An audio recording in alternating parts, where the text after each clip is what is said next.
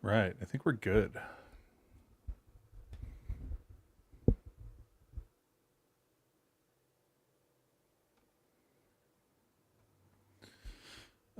I guess the first thing I should do is maybe publish a new version of this. Make things a little bit bigger here. I cut down the amount of desktops I had open before stream started, thankfully. Been running this game in a corner for, I don't know how long that one was running for. How long was that running for, actually? 2 days and 10 hours, yeah. Didn't close the Bevy game for 2 days and 10 hours. This is the new doc site for Skein, which I'm relatively happy with. I have been meaning to, or actually, I've been spending a lot of time this week documenting the project. So a lot of these are filled out. The use cases is not. Use cases is something I have to do.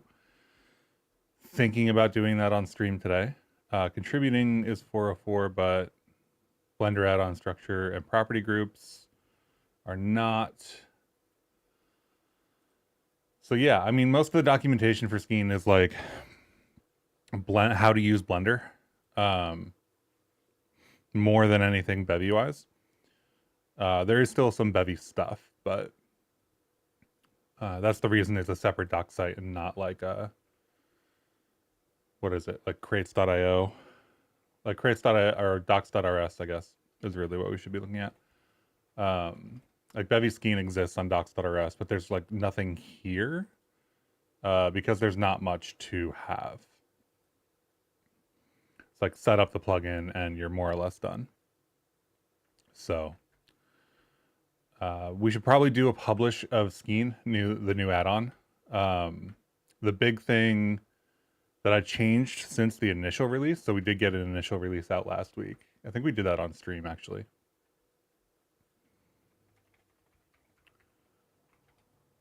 Big thing from last week, 5 days ago, I guess, is that we got the add-on published for people to use if they wanted to. That looks like a wrong format. Oh well. Did a bunch of screenshots and stuff like that. The big change since this time, which we don't have a change log currently, so we should probably create one at some point, is this library overrideable. And this is super interesting. See if I can open Blender somewhere here. Do I have Blender open? No, I don't. So this is super interesting because if you go to, well, if we make the user interface maybe a little bit bigger so people can actually see what's going on. Let's see, open recent. So we've got library test and library user. Library test defines a collection that is marked as an asset. So that's this cube and the stuff associated with this cube. In this case, this cube actually has drivers. So if you theoretically were going to change the size of this cube, it would change the size of the avian cuboid collider associated with that cube. As you can kind of see on the right hand side here, that's changing. So this is like the library.blend file. And if we go into the user of that library, I'm not going to save the changes that I just made. We've got the asset browser down here and whatnot. And on the right-hand side, you can see that if we are on, do we have it selected? Yeah, cube 1 has these like extra little link icons here. And those are basically links into that asset. So if you do something like library override make selected and content or whatever you want to do here, then you can come down to the collider constructor or let's say the respawn behavior and like actually change these things. Interesting thing. Well, I guess I'll get into what instances and stuff mean inside of Blender in a bit, but you can see that this was driven by those drivers, right? So you can see that they're different than they were in the asset. So X length, Y length, Z length are all 3.56. I think in the library they're 2.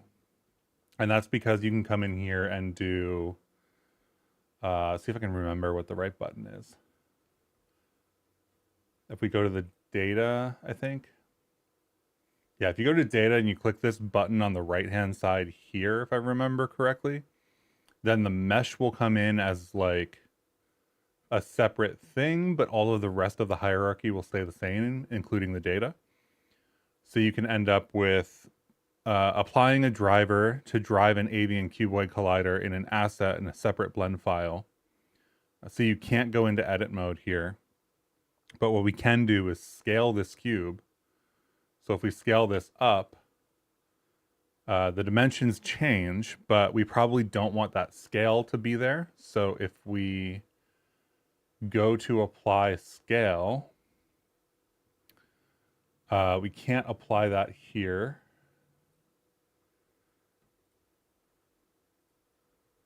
Maybe because I didn't click the link button. Library override a link data block.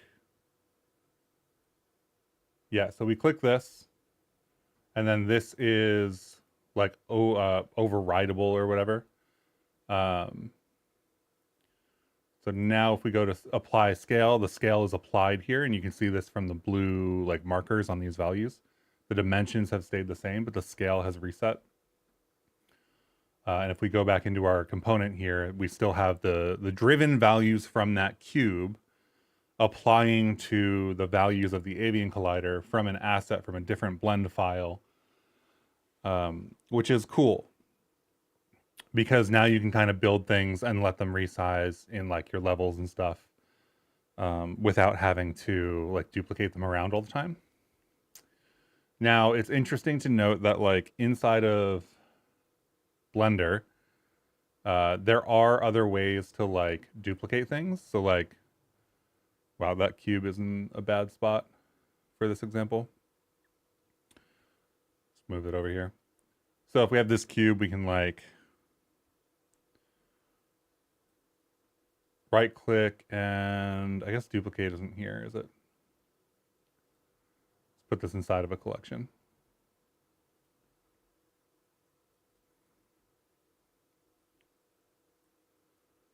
Move cube inside a collection, and then you can like duplicate link or duplicate collection. You can also do a collection instance, so that's collection 2. This is now a collection instance of collection 2.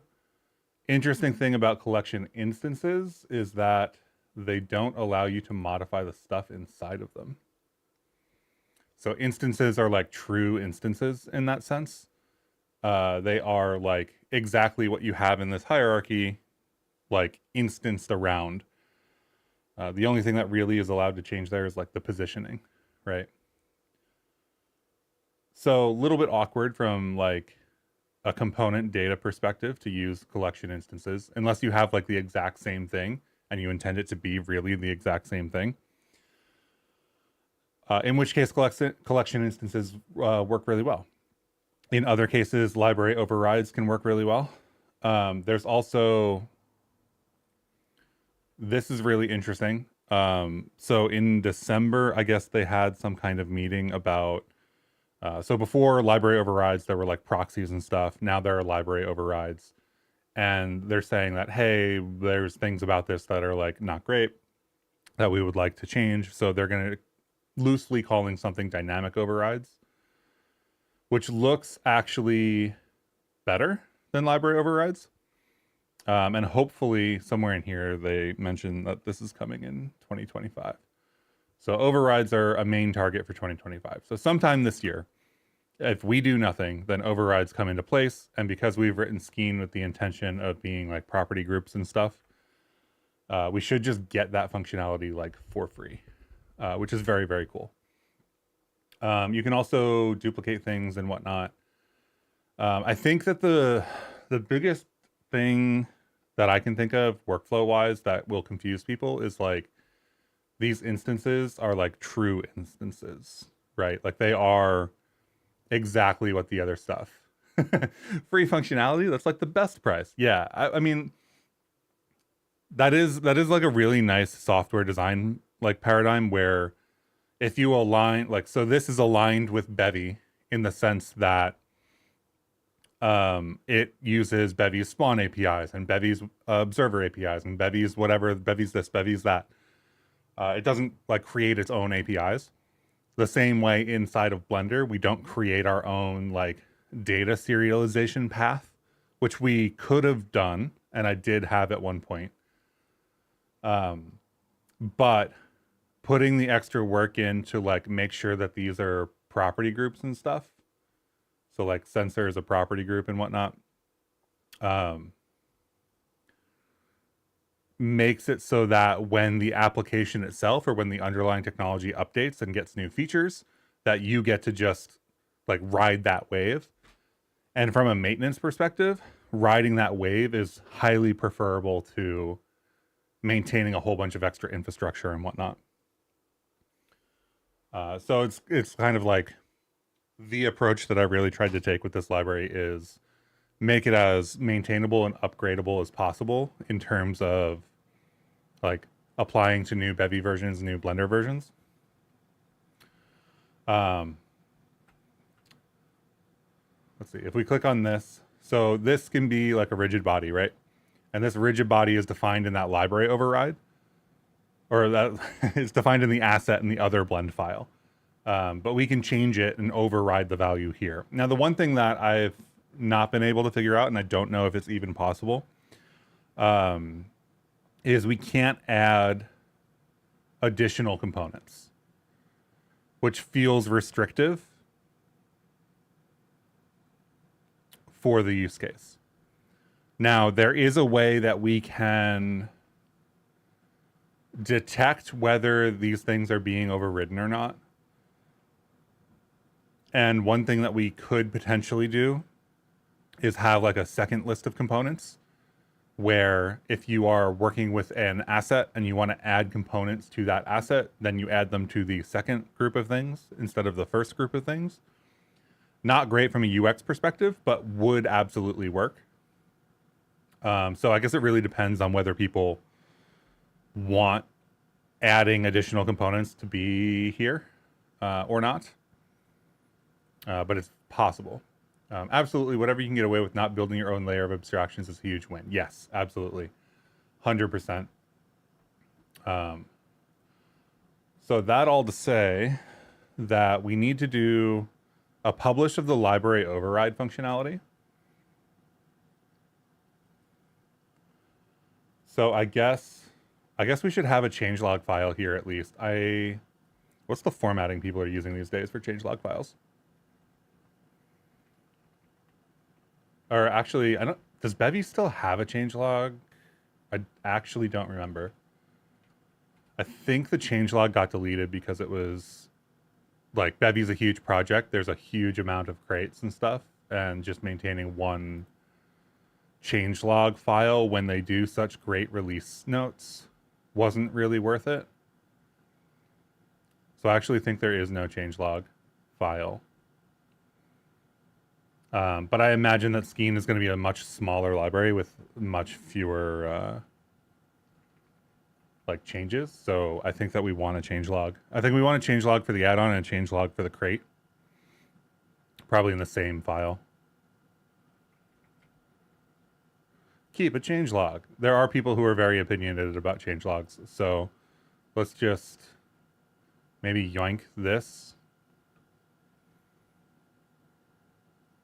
I imagine that this repo is going to be slow traffic enough to not need to automate this out of commits or something. You will not catch me saying that.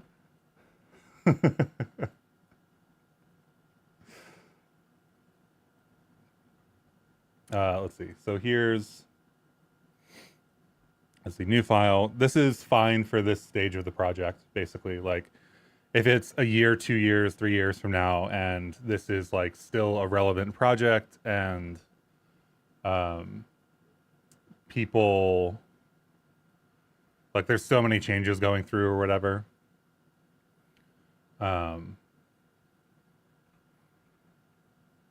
I guess I don't know that we're going to keep that format, so I'm going to delete that note.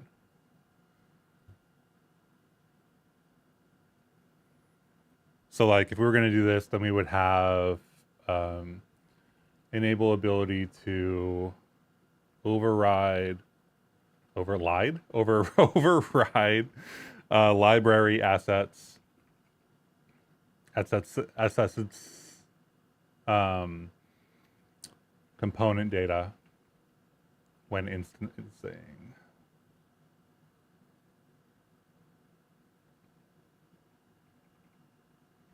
I guess we label these, or maybe I do extra sections. So this is like Blender add-on, and I guess we don't have any crate changes. Interesting thing about this is like it expects one thing because there's like one version here, right? So I guess maybe we have two changelogs. Feels weird to have two changelogs, but also is the way that this changelog is set up. Let's do Blender add-on changelog. Changed, removed, didn't remove anything. So our last one would have been 0.1. Yeah, 0.1 was our last release. And that happened on 5 days ago.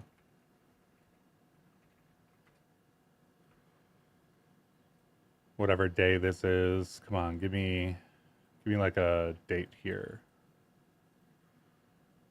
Let's go to the HTML, which will give us an actual date.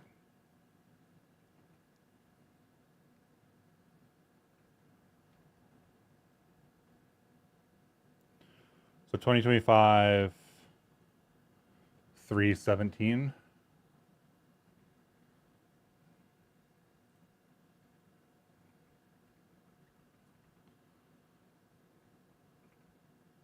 Just get rid of this other stuff, I guess, because we didn't, there's like no changes, right? So this is the initial release.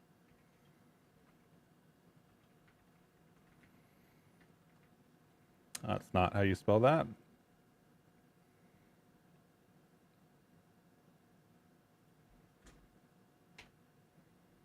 And then there's a git tag for this as well.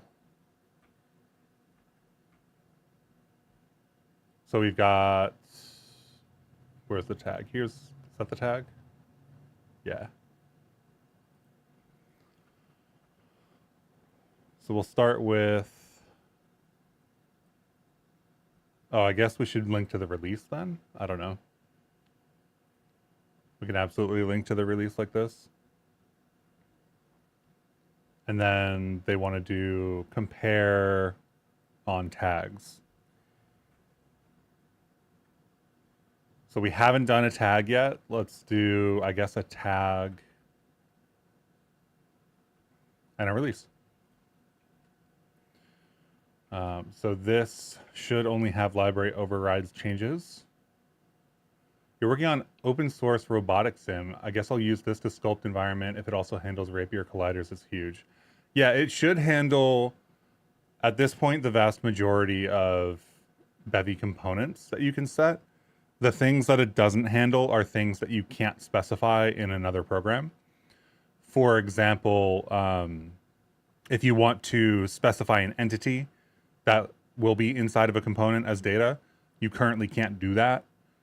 I'm hoping to support something like that in the future, but I haven't decided what the best way to do that is. So like relationship components, that means aren't applicable or pliable, insertable.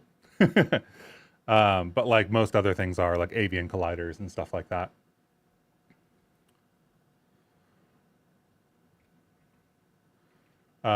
Fantastic learning resource. Yeah, that's part of the reason that I'm doing it all on stream, because worst case scenario, or I guess not worst case scenario, but like even if this like crate and add-on isn't something that people end up using for whatever reason, then this series of streams and videos and whatever that I make out of this will bring a lot more people up to speed from zero to like understands what's going on. because I feel like that's a huge blocker in the Bevy ecosystem right now. Like, there's not a lot of people that really understand what glTF is doing. There's not really a lot of people that understand like what Blender can do and how that translates into glTF and things like that. And reflection too, right? There's not a ton of people that really understand how to deal with reflection well. So hopefully this helps. This project has been in your peripheral vision for a hot second. Feel free to let you know if there's a document already, but how does this relate to BlendV? Yeah, a bunch of people are asking how it relates to BlendV. Depending on where you're coming from, I have some different answers, but TLDR is this project was started at the beginning of the 0.15 cycle when BlendV didn't have a release.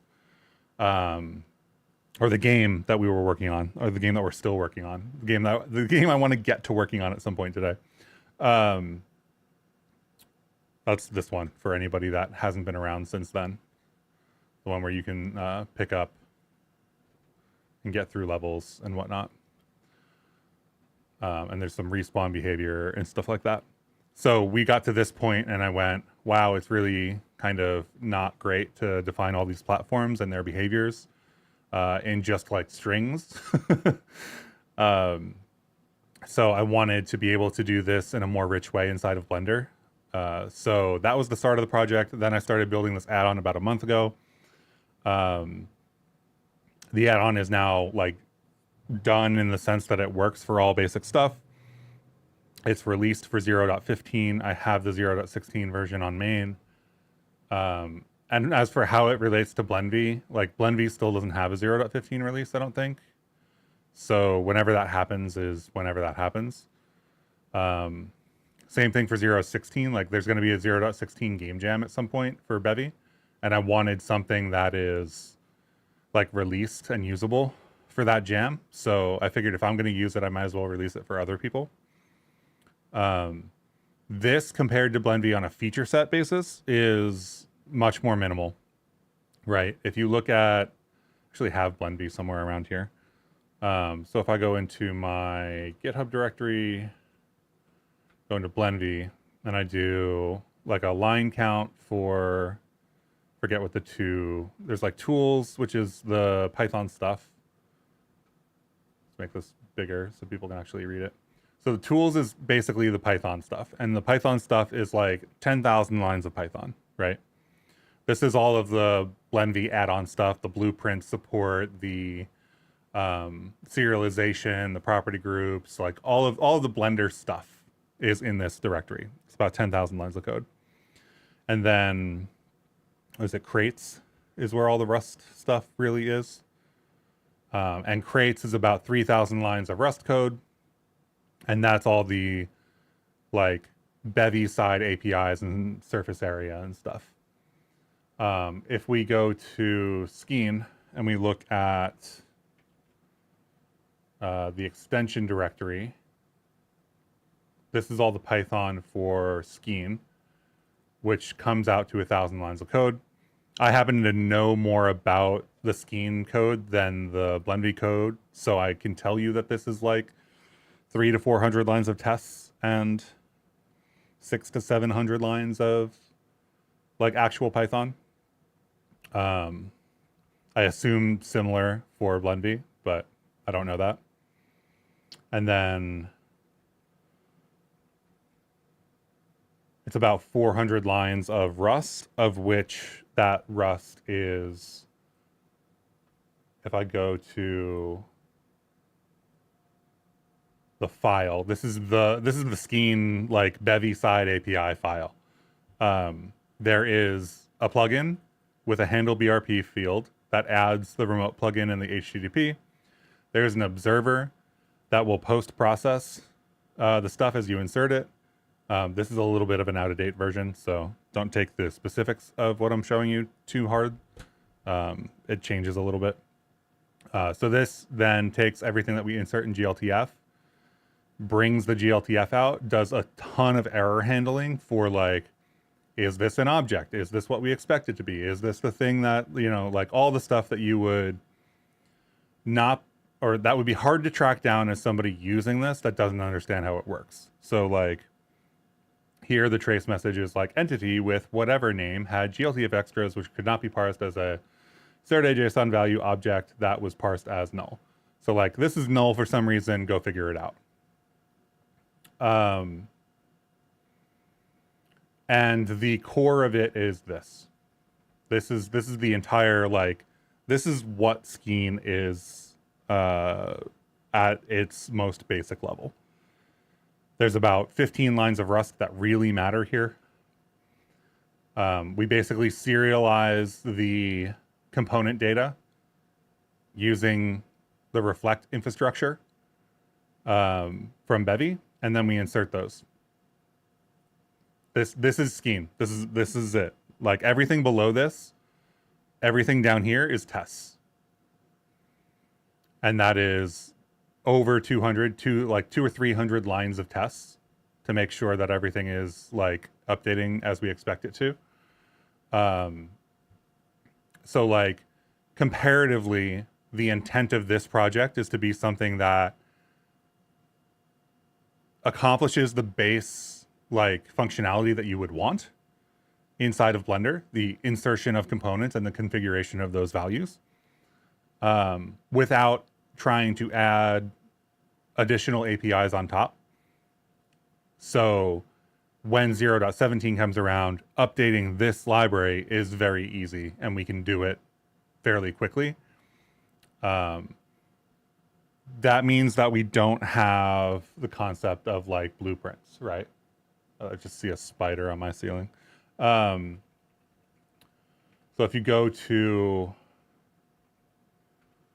the BlendV stuff, this is the most recent release of BlendV, if I think. Yeah. So if you go into the docs and you start looking at all this stuff, BlendV has a bunch of concepts around components. How do I frame this? Blueprints and stuff, right? So there's a bunch of things here that are just like forms for components, which makes sense, right? Where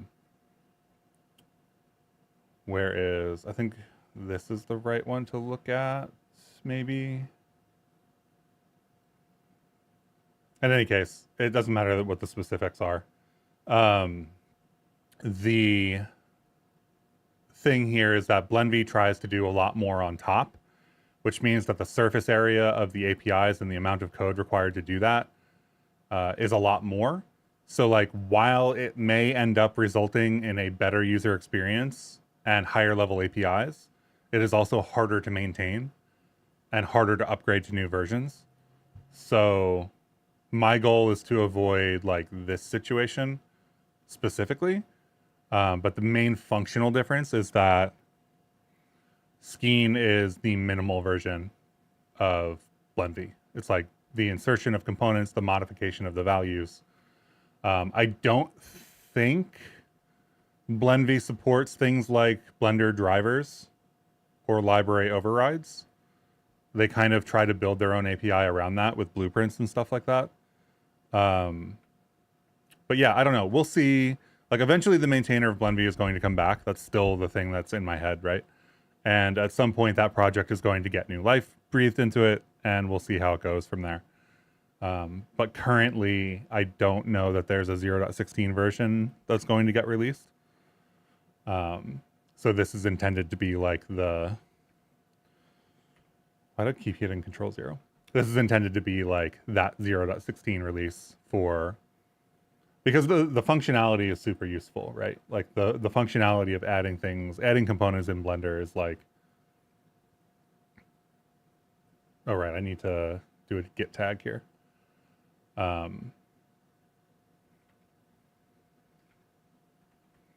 I don't think there's anything else I need to add. Commit.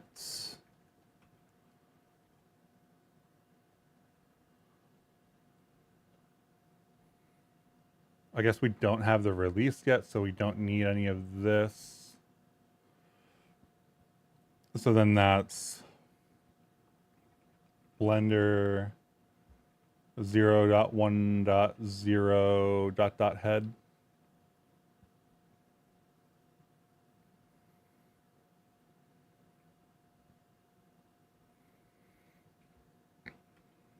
So let's include the changelog and let's do git commit. Enable library overrides. I need to get that BlendV comparison down to a much smaller comparison. But really the intent of the project was not to like compete with BlendV.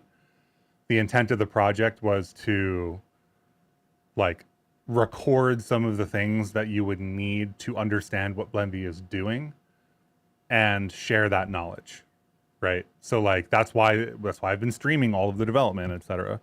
That's why I spent so much time writing documentation. You know, in a year, if BlendV comes back and has a strong maintainership and develops additional features and people like it better, then wonderful. I don't view them as like competing projects. Even though I think that's how most people think of them. Because you have to make a like kind of a choice for your project, which is like partially true. I think you can actually use both of them at the same time, but I haven't tried.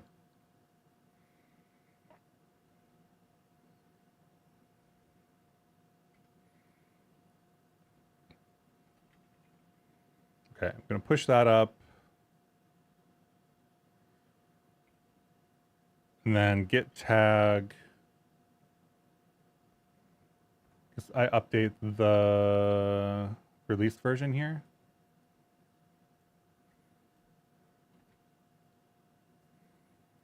So now this will be 0.1.1. And this will compare to Blender v0.1.1. Git tags list. I always type that wrong. That is definitely not how you type that. Oh, git tag list.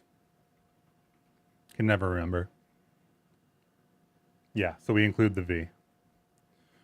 So git tag Blender v0.1.1.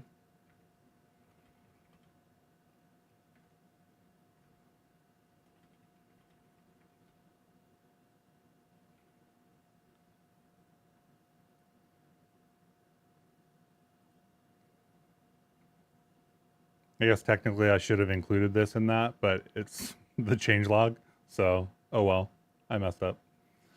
2025, what's today? The 22nd? 322.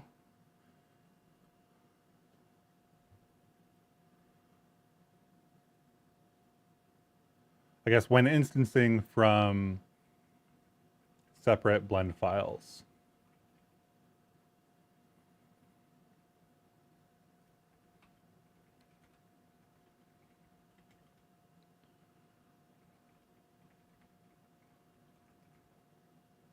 So update changelog version, push this, just build. We need, you know what I need to do? Actually, I need to move that tag. I forgot to do a step already. So the Blender manifest is where we define these versions, and I need to update that.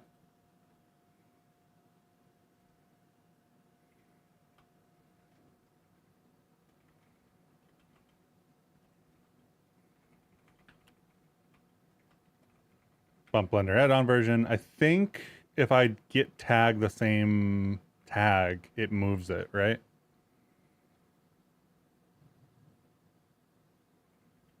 Or maybe we have guards against that these days.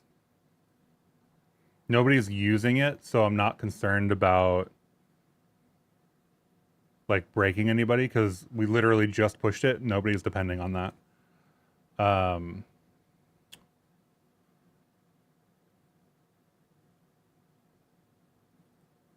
Show tag list points at.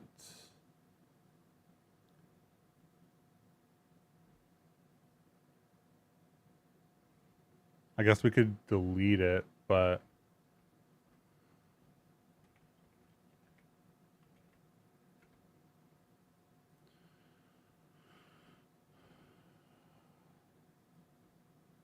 Ah, okay.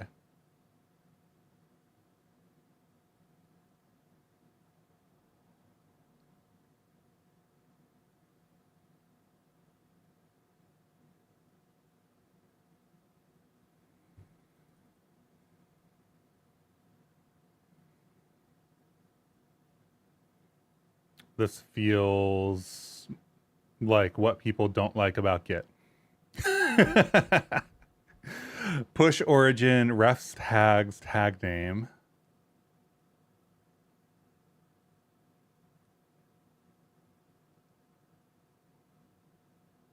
Replace the tag, push the tag.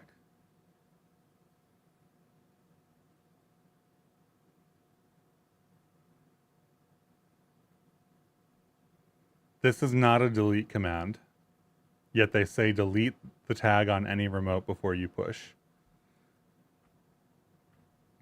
All right.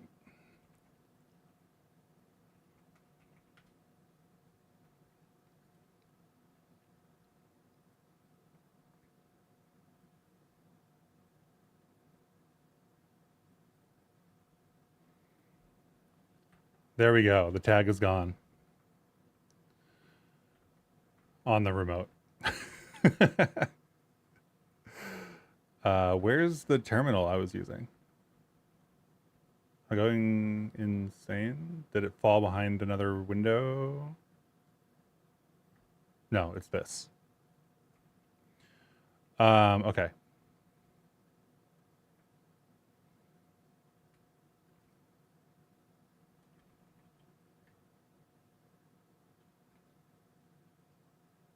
So we should be able to push this. We should do a just build because that will build the zip file. Then we have zip file right here, 0.1.1.zip.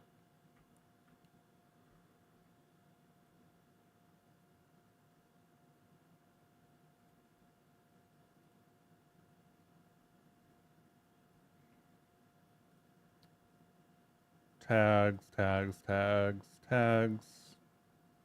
Create release. What did I name the other release?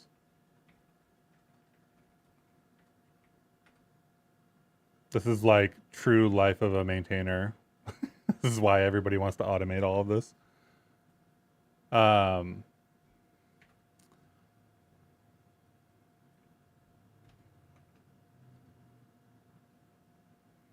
Let's just say Blender add-on 001.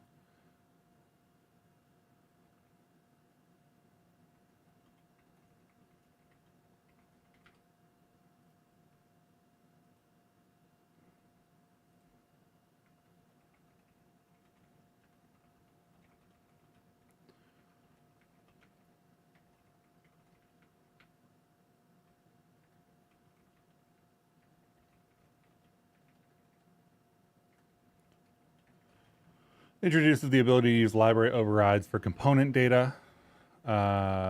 This is GitHub, Rust, Skein docs.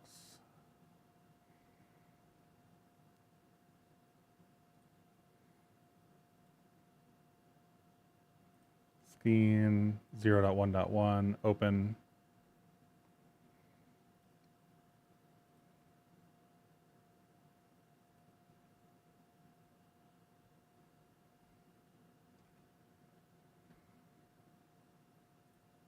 Publish. Okay, so that's up now. I already have that code installed, so if we open Blender, everything should work out. Blender wants to open on my other monitor.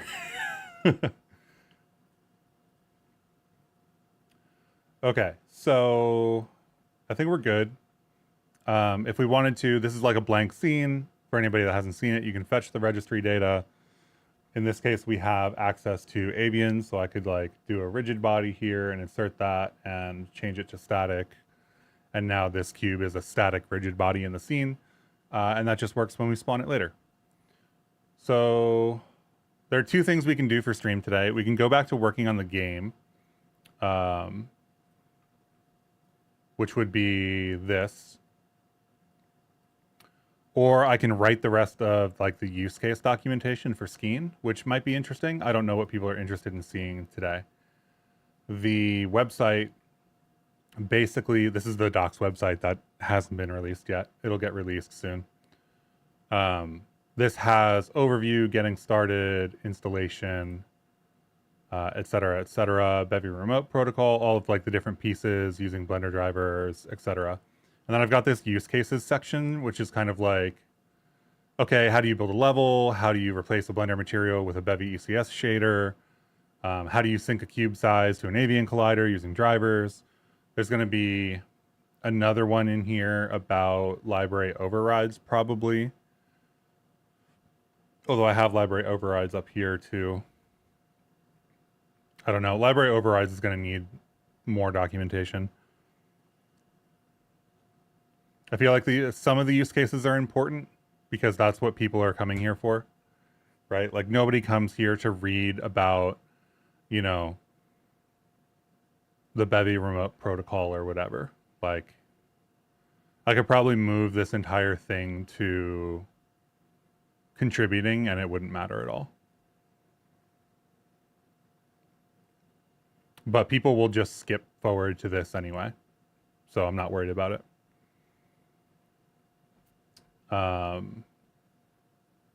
Yeah.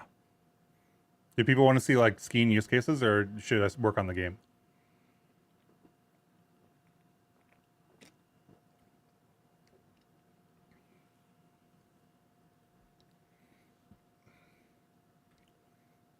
I guess I'll pull the game up already, right? Work on the game. Yeah, I mean the workflow feel is already fine for me. The thing, so let's do the game. There's another couple of components or like serialization things here that I want to remove. So we've got this B collider file here. We've got B rigid body, B color reveal. I think color reveal and some of these other ones are already gone. So let's take a look at the spawning logic for the levels.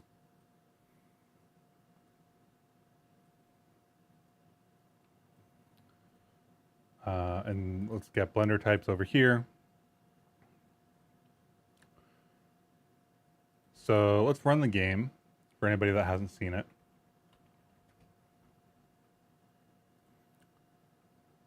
Game here is simple character, Bevy Tenua character controller. It's controlled kind of like mouse and keyboard style. It technically should work on controller, but haven't been putting too much effort into controller. You have to get the box to the end goal at the moment. And then one of the things that we have to do next is these platforms don't really impact the player all that much, and they need some like rotational velocity and things like that to actually impact the player. So like the moving platform here doesn't actually move. But these are all coming from Blender.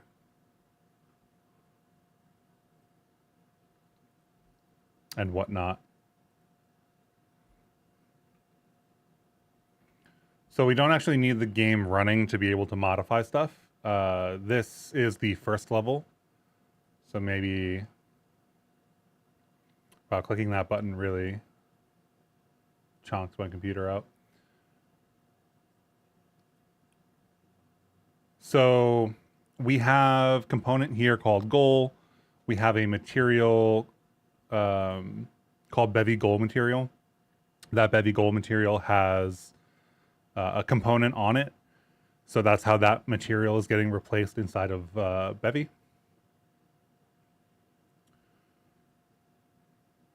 Thanks for driving this forward. I've been following your streams and think the add-on will be super helpful. Yeah, I'm pretty excited about the add-on. I think that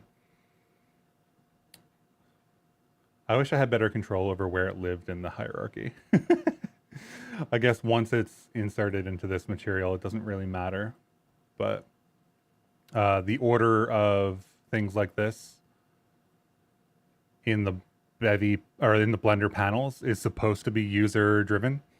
So if you want it higher, you just have to drag it. And then it saves with the blend file at least. Yeah, I'm pretty happy with where it is. I think that the basics of the problem are solved in Skein. Like we have objects. The most common thing people need to do on these objects is to add colliders and the ability to introspect whatever physics library you're using and throw the components into a list that you can then apply inside of Blender is super powerful. I really, really like that. I think that that's going to be super important. Everything else, all the higher level flows are kind of like nice to haves, in my opinion. But the ability to, because like one of the things that people really have trouble with when they, especially when they get started with Bevy, is like, okay, I spawned a scene, so how do I get a component on that thing that's deep in the scene? And this solves that if you're using Blender.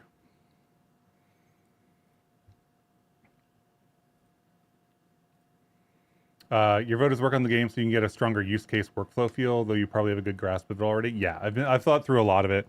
I think that the, how do I frame this? The interesting part is like when building levels, there's a strong feeling that you should be abstracting things, right? And I don't know whether that comes from just like years and years of programming or not. But to me, I feel like this platform specifically should be an instanced collection of some kind. And that's just not the way that instanced collections work in Blender. Like they are true instances in the sense of they are carbon copy, like they're not even copies. They're just pointers back to the original data. So like if I wanted to have another one of these and that was an instance, then they would both change at the same time. But because I've duplicated it, it's its own thing now. So now I can like size this to whatever I want and everything is fine. This is really what people want. They want like Shift D. They don't want collection instances, but collection instances sound like the right thing. Let's just get rid of this. We don't need that here. So that's level 2, I guess. The spider's having a great time on my ceiling. So let's see what else we have here that we need to get rid of. Tri-mesh from mesh, I think, was one of the things that I didn't have working last time we worked on the game specifically.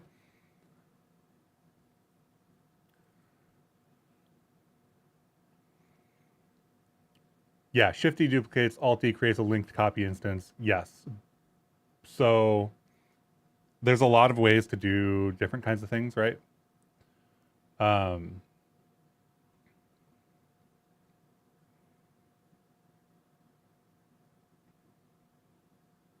like linked does that. And that is usually not what people want to happen, right? Usually people don't want linked. So if you change the data on linked copies, if I change this to dynamic and I go back, I actually thought that was going to modify. Huh. Maybe linked copies are only linked copies of the meshes?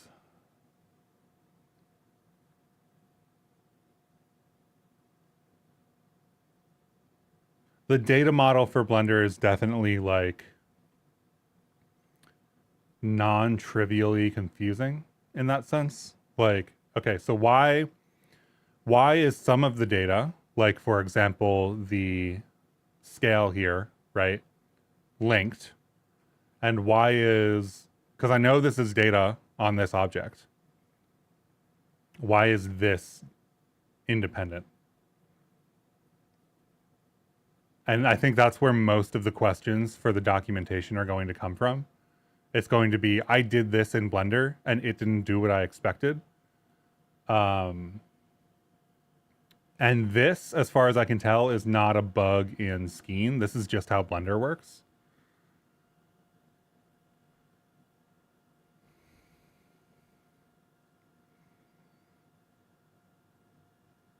Like, as a person who's developing stuff in Blender, you don't think about all of these as data blocks, but everything is really data blocks.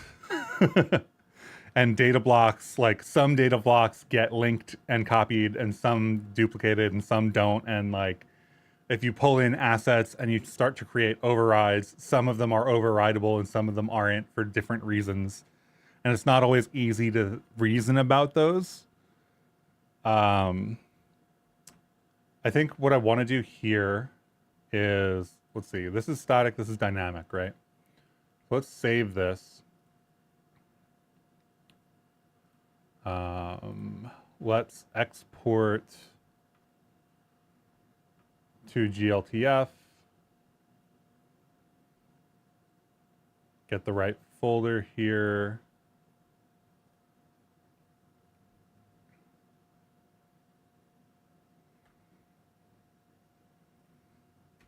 Also, the length of time Blender spends exporting makes a lot more sense to me now.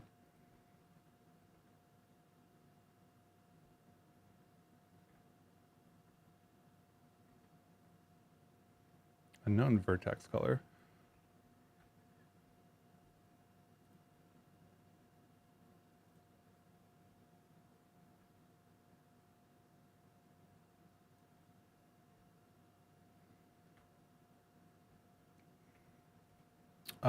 This happened last week. What was the issue last week?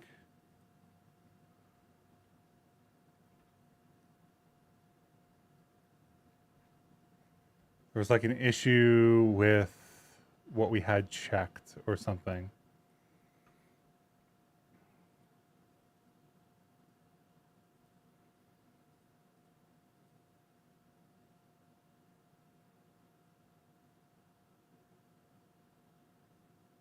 Mesh material.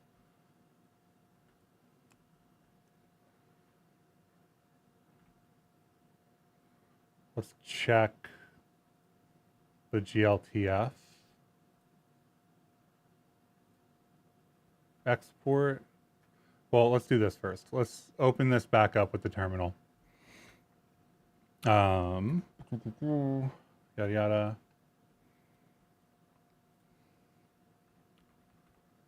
We're gonna open Blender.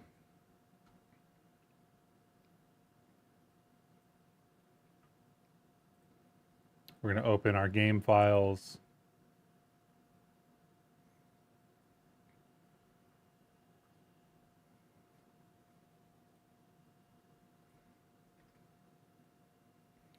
Takes notes.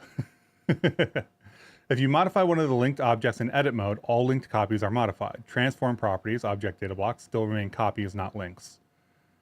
Yes, and I think that's true for most of the ways in which you can do that. So if you instance collections, for example, from like an asset library from a .blend file, the transform is something that is not like mirrored between them, because obviously that would be incredibly weird, right? If you have like an asset that is 0, 0 in its own scene and you instanced that into a new scene, you want that to be moved into a different spot, right? So that makes total sense in my mind.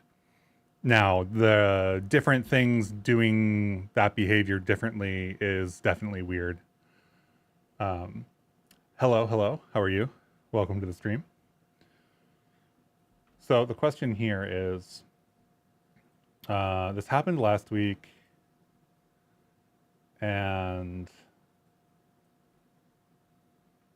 I forget what the issue was. I feel like there was something I changed in the code.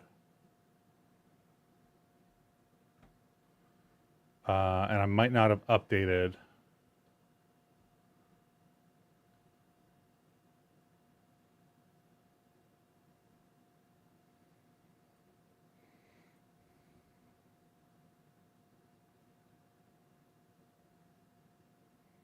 Because this active vertex color thing is weird.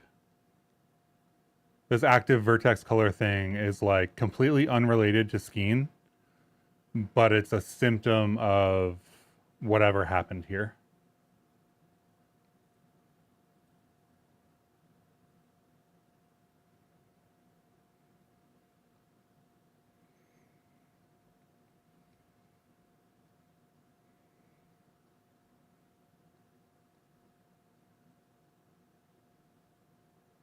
Most of these logs are not Skein logs.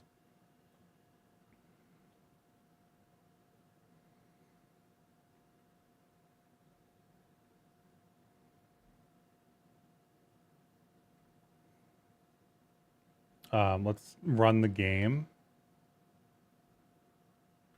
and fetch the registry for kicks. It should have already worked.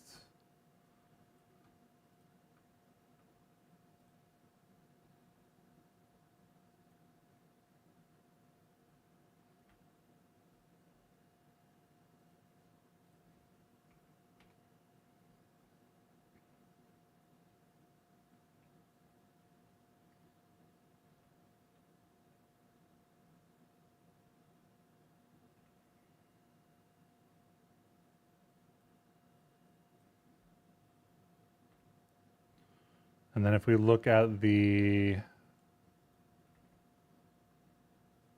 what am I doing here? Finder, no, not Finder, VS Code. VS Code, MISC, we're gonna go to the GLB. I'm going to import from GLB, assets, MISC, MISC, import. We're gonna create a new folder here called expanded. And I'm going to look directly at some of this. So like hold point is here on a bunch of stuff. Rigid body should also be here. Rigid body is here. So the data's here.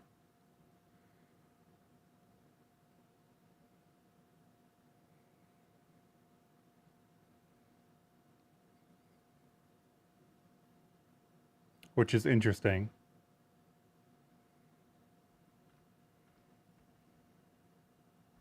What is this called? This is cube 8, and this is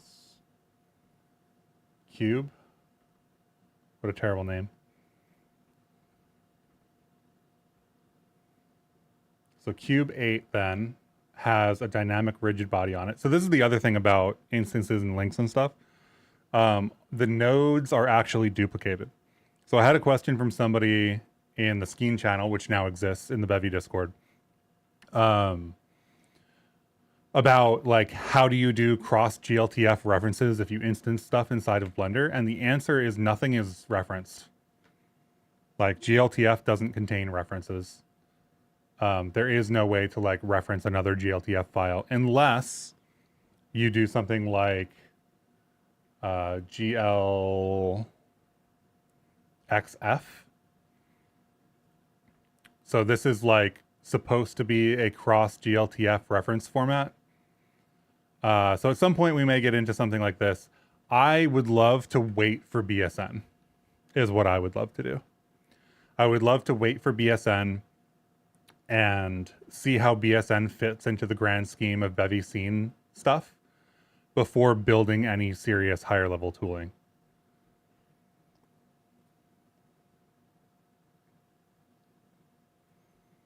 Okay, so that doesn't answer the question here. We do have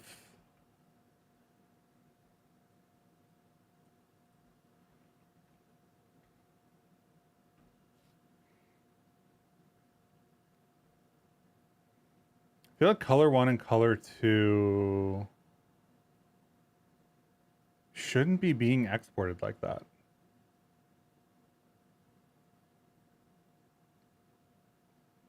So if we look at Bevy Inspector eGUI,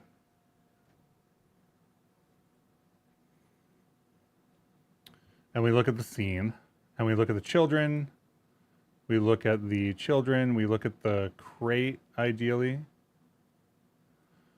So the other thing is that like the Blender stuff is working on some level because this is, yeah, this is weird because like,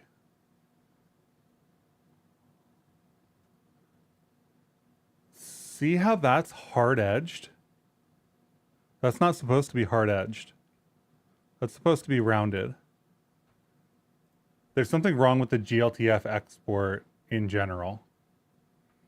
Because like, if we look at these, they have rounded corners. So seeing a, do I not have like that option enabled? Renderable objects, active collection, data, scene graph, flatten, mesh, apply modifiers. Apply modifiers needs to be enabled for sure, 100%.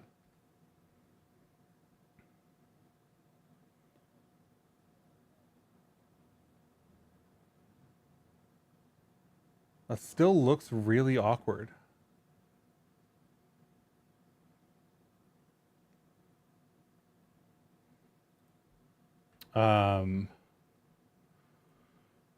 Export glTF. What other options are there? Data, shape keys. There's nothing else that we're really using, right?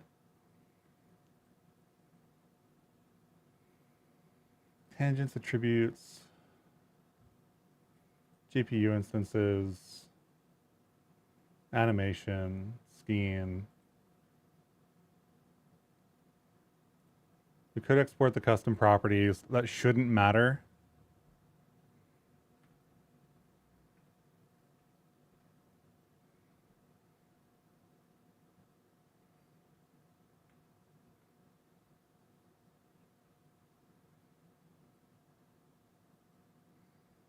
It's not a race condition, is it? That would be awful.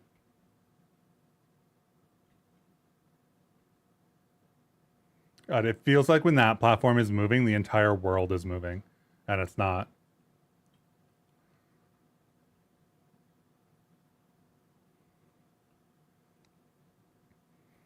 Okay, so the question there is that works if we respawn it.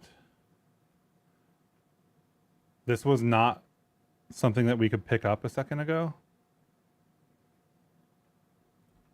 And I just want to make sure that this isn't like some weird race condition going on.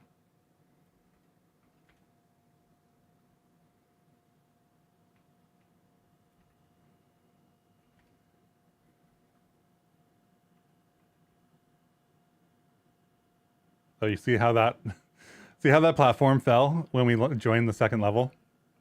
That's what we were looking for, actually. So if I come through here, I pick this up, I go to the next level. That's a duplicate. I think that was a linked duplicate. I don't remember offhand though.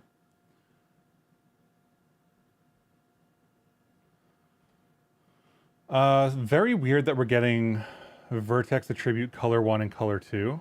That is not something that we should really be getting on this project.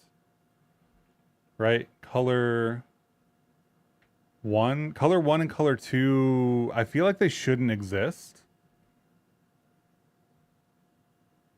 We do have some custom handling for things like this, which makes me feel like the...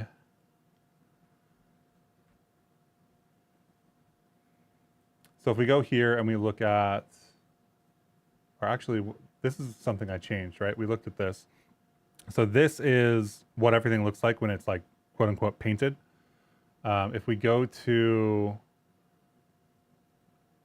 vertex paint, and we look at these, then these are all painted individually. Oh, this is edit mode. But if we go to vertex paint, we've got this section called section color. And this is basically exported as one of those color values. So the fact that that is not getting processed is weird. It's unrelated to the plugin, as far as I know. But you see how there's no dark outlines on a bunch of stuff here? Like there's no like cell shaded outlines is kind of what I would maybe describe them as. The cell shaded outlines are completely broken. So the way that that works is using those vertex attributes, specially named vertex attributes painted in Blender. But I'm not sure why this.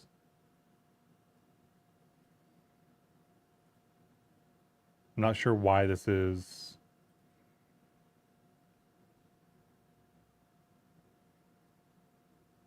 like that.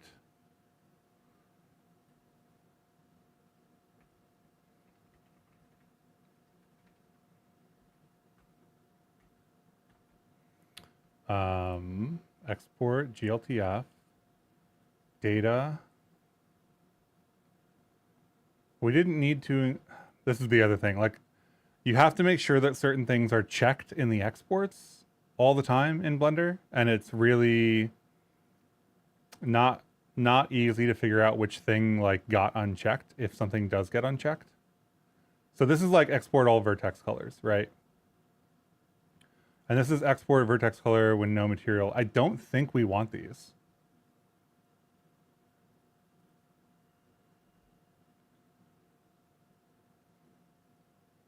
Because they're not vertex colors anymore, and we really don't want the vertex colors.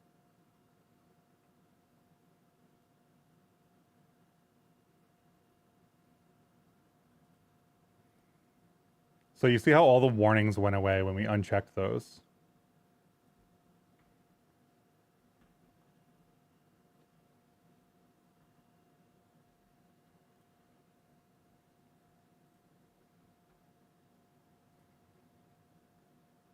Mesh, our vertex colors.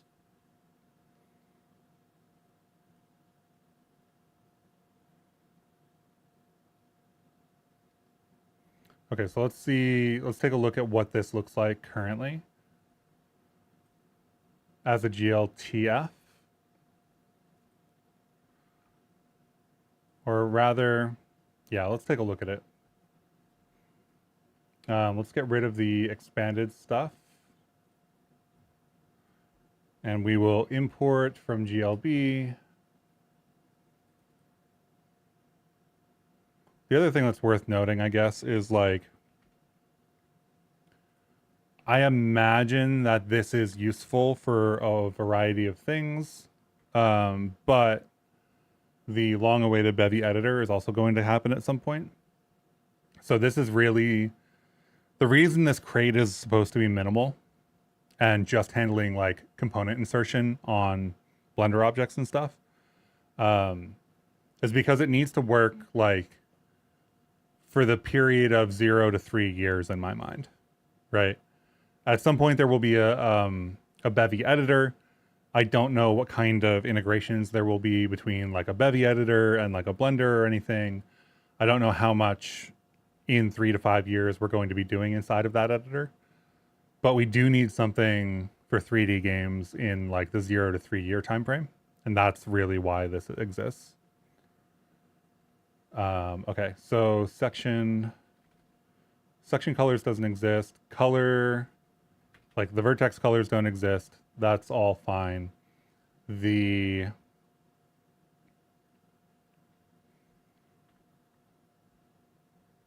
thing that I wasn't paying attention to, actually, you know, everything's good.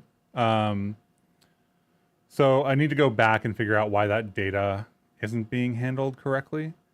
I feel like those corners should be smooth too.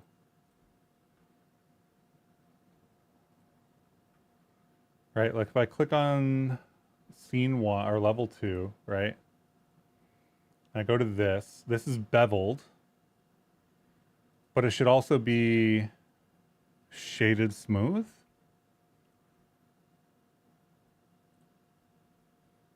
And it didn't look like it was when we ran it.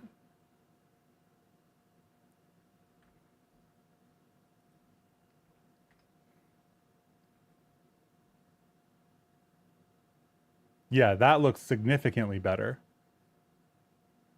And the outlines are back. That felt like That felt really weird. Right?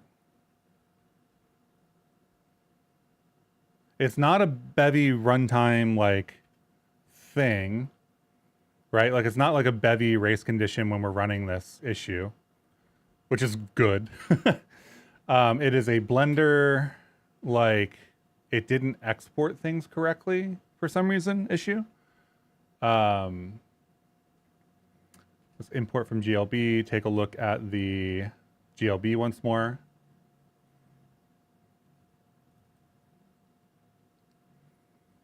Let's do expanded 2. Save. We can look at expanded 2 glTF. Like this doesn't have color. Now it has section color. I do not know. I have no idea why this doesn't exist in one and it does exist in another. This is what's supposed to be there. In this file, oh, that's not what I wanted to do. I want to do the glTF. This doesn't have the section color. This glTF does not have the section color, but the one that we just exported has the section color. So that feels like flakiness on Blender's side, because the only difference was when I right-clicked on this and I hit Shade Smooth.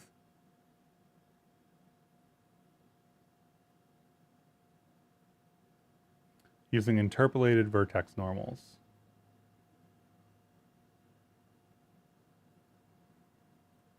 So if I shade flat and I export, does that break it?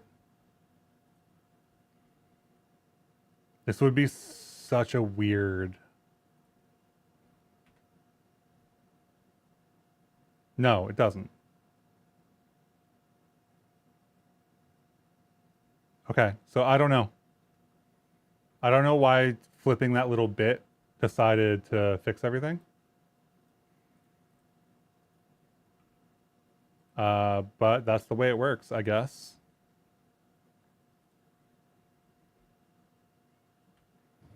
Sometimes it really do just be like that, unfortunately.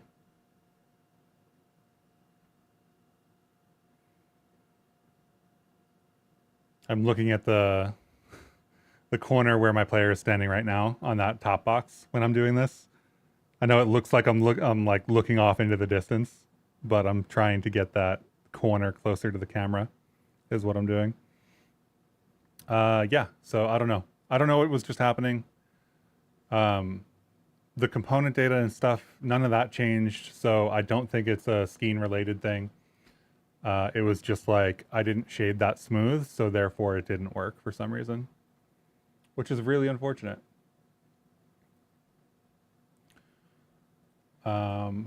So let's see this. This is, I think that's a full duplicate, right?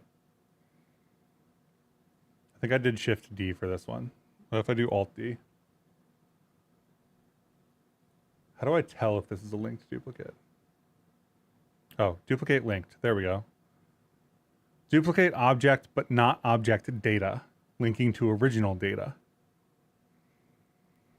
Okay. So this should have components that are the same as the original, right? If I change this to dynamic, it sticks.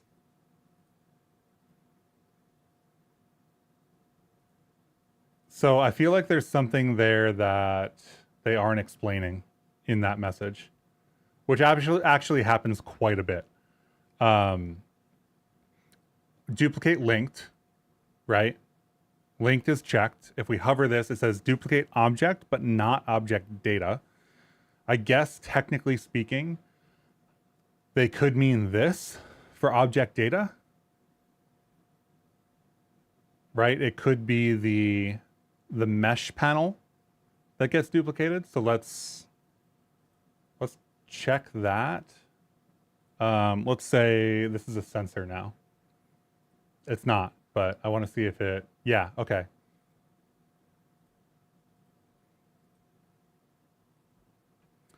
That's really interesting. So when they say data, they don't mean all data. They mean mesh data specifically. right? Like this is the data panel. Terrible name for it.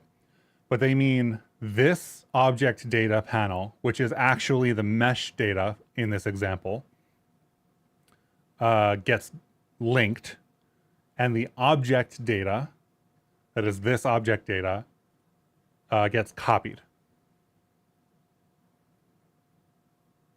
And there's nothing in the UI to tell you which happened.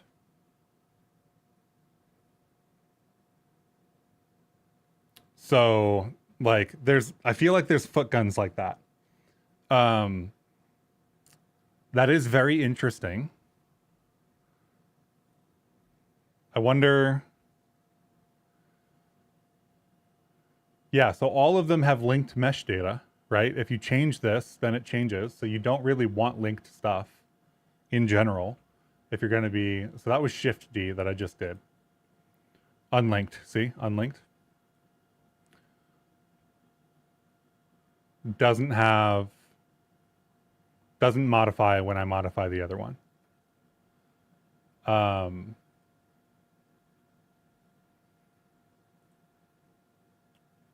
So this then, if I remove this component, should still be here, is not here. So there's shift, or I guess linked and unlinked is only for mesh data, which is wild. It's interesting to say that because each Blender object type, mesh, light, curve, camera, etc. is composed from two parts, object and object data, sometimes abbreviated to ob data. I've literally never seen ob data, personally, which is really surprising because I've been deep in Python Blender add-on land for like a month. I've never seen ob data.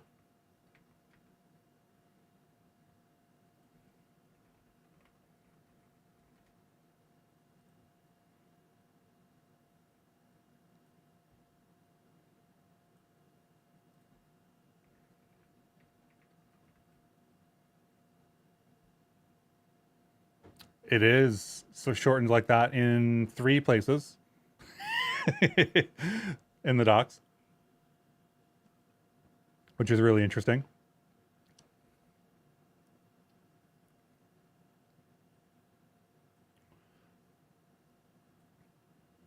Technically, oh, absolutely, yeah. I mean, I wasn't saying that you were wrong.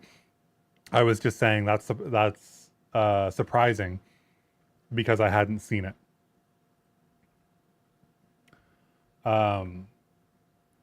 The relevant piece here is if we look at the panel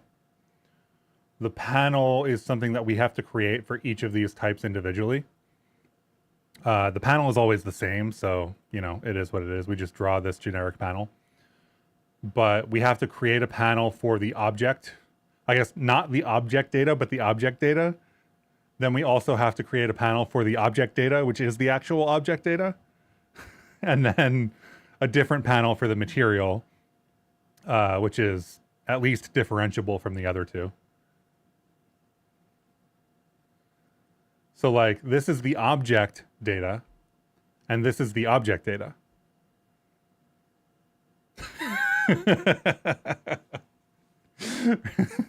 It's like, that's really unfortunate. But yeah, anyway, this one is the one that, so we filter this to only show up for meshes. Technically, it could show up in other contexts. But we're polling to make sure that it only shows up on the mesh. Objection. Objection. That's an Eminem song, isn't it? So yeah, that's really interesting in the sense of like, I feel like the way people who are going to use the plugin are going to use Blender is not knowing any of this, right? Not knowing what a linked duplicate actually links to, not knowing how library overrides work, not knowing that collection instances are exact like pointers back to the original data. So like, I think actually, let's write this down. So collection instance linked everything,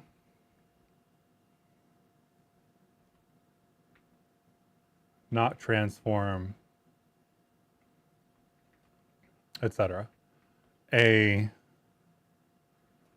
duplicate, what do we call this? A duplicate what? I need to use the same vocabulary. A duplicate object, duplicated object, linked,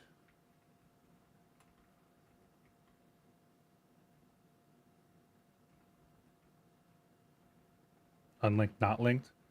So duplicated object linked. Linked data is mesh data, not object.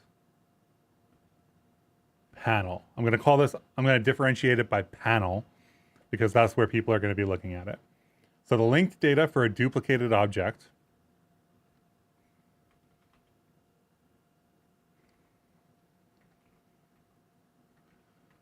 is the linked data is the mesh data, not the object panel.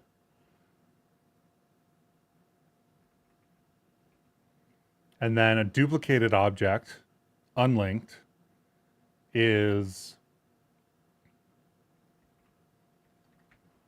all data is copied.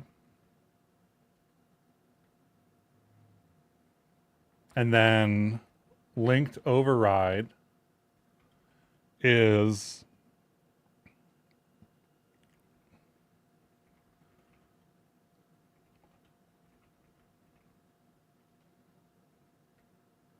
a collection instance, I guess, from other blend file has special support for overriding data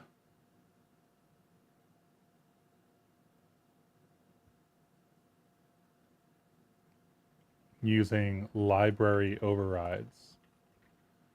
Is that all of the ways? I guess you can link things in other ways too, but like, is this all of the ways that I think people are going to use it when they first, like linked overrides is something nobody knows about. The Blender manual sections and objects has a usable summary. Perfect. I love links.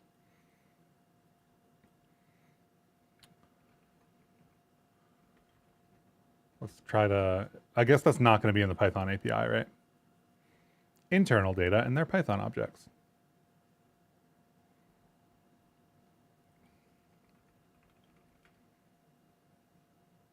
Blender 4.4 manual. Scenes and objects. Objects. Introduction. Yeah, see, this is super confusing, right? Like, why is this object and object data?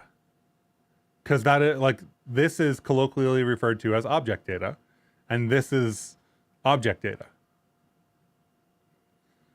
Like, what would you call data in this? You would call it object data. This is terribly named. I assume that it's because they did, like, made the decision in Blender 1 dot whatever, you know, but I know how software works. It just has resulted in a really unfortunate naming conflict here.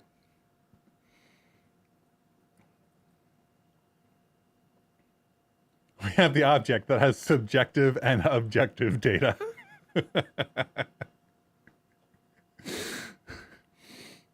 Or so we've got the id, the ego, and the superego of our object.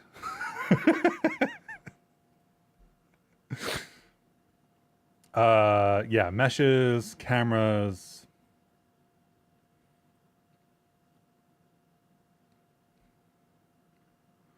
I guess this is a thing that is like really worth calling out. So like caution or warning. I forget which one to use. Warning. Object data and object data are not the same thing.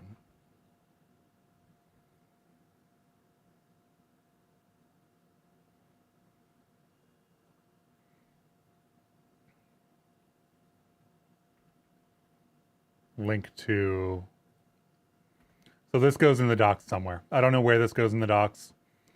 I think that, actually, I do know where this goes in the docs. Let me put it in the docs right now.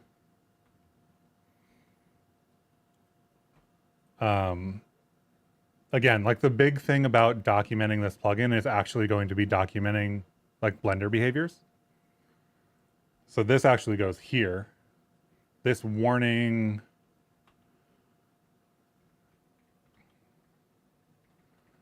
I guess I'll duplicated objects, linked,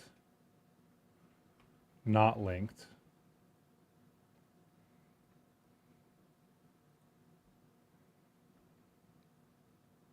Put this right at the top.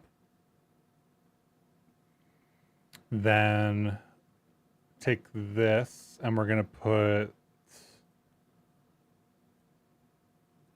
something about linked stuff here.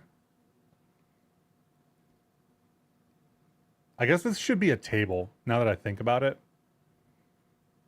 Right? Like if we had a table here that was like, when you create a X, then it is copying this data or that data.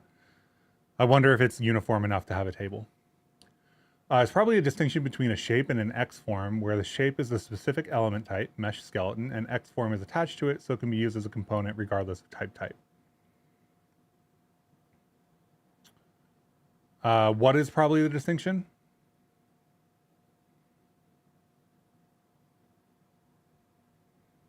I think the word that I'm unfamiliar with is X form. Is that a C# term?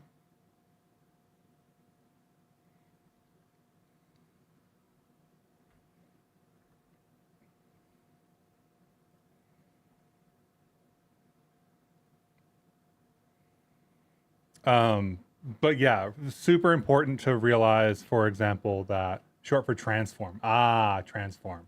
Okay. Thank you. That makes sense.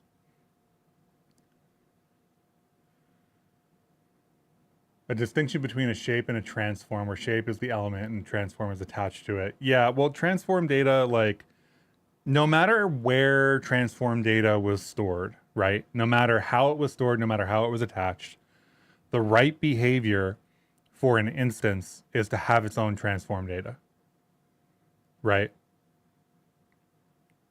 I can't imagine in anything else happening, because what use would instances be if you couldn't place them in different positions?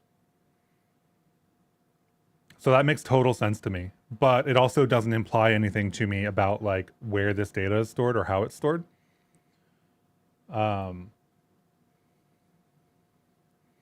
I guess the implication could be that like, because transform is object information, I need to find a different word to use there.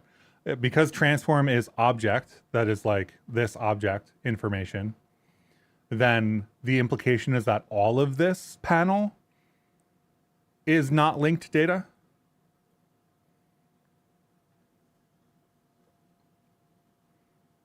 I still have custom properties on this.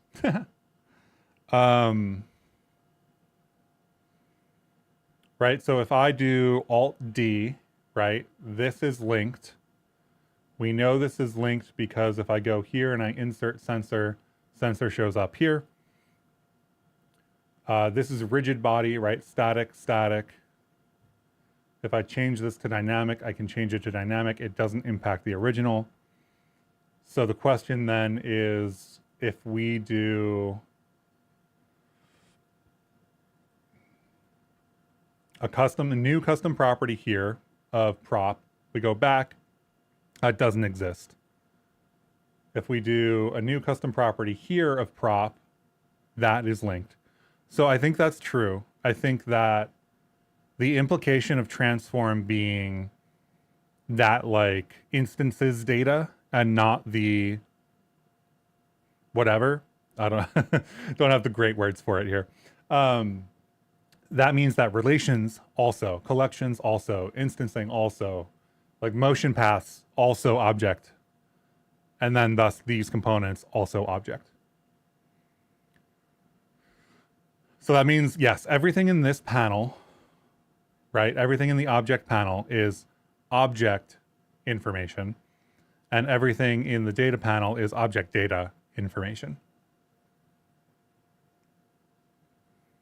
And that's what the difference is for all of those properties. So if you put something on,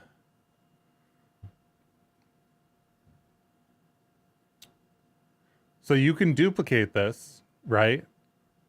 But if you want to change the mesh data, I don't think you can without changing everything else. But you can change the components that are on it. So use cases, right? If you had a chest and that chest needed specific components based on what kind of stuff it was going to give you,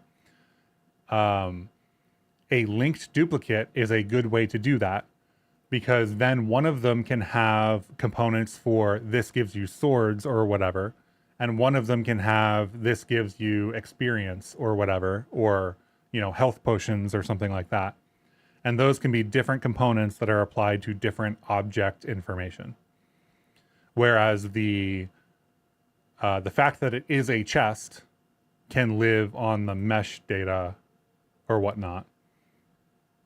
Now, that's a little bit weird because when you go into Bevy, you start to care about the hierarchy, right? If we run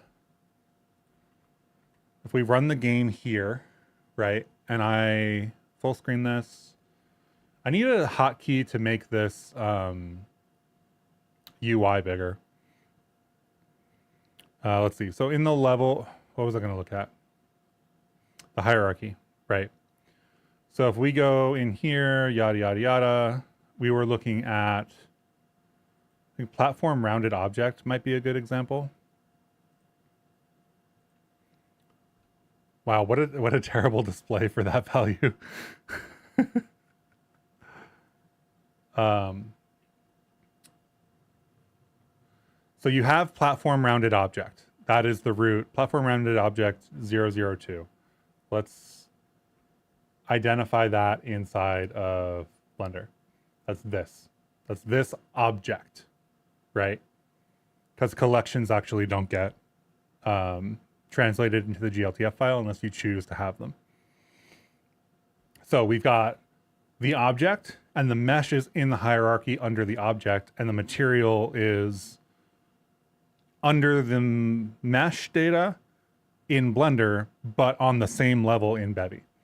So we should see all of that hierarchy reflected here. So we've got the object here. The children of the object is the mesh, right? So this has mesh material 3D. It also has, can I find, oh, that is mesh material 3D. I always forget the names. So it's got the mesh 3D, which is the handle to the actual mesh data. And it's got mesh material 3D, which is a handle to the, in this case, replaced material that we've inserted.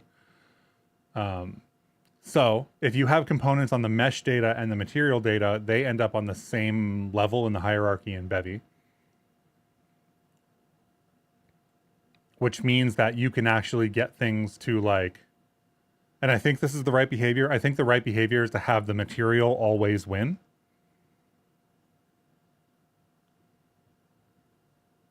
But I don't know that for sure. I'm like 80% sure that the material should always win here because it feels more specific than the mesh, but TBD. So we've got a 2-level hierarchy here, the object on top, and the mesh and the material on the bottom. What that means is that the data that you are linking, right, is the data on this entity, this lower entity. The data that you're not linking is the data on the parent entity.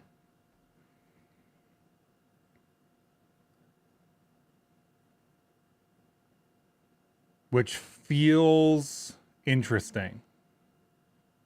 Like that's just the way it has to work, right? That's just it. And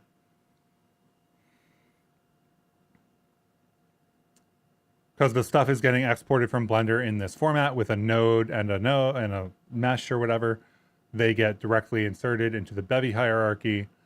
That means when you insert components, you can't use this as like a I'll override it from one location kind of deal.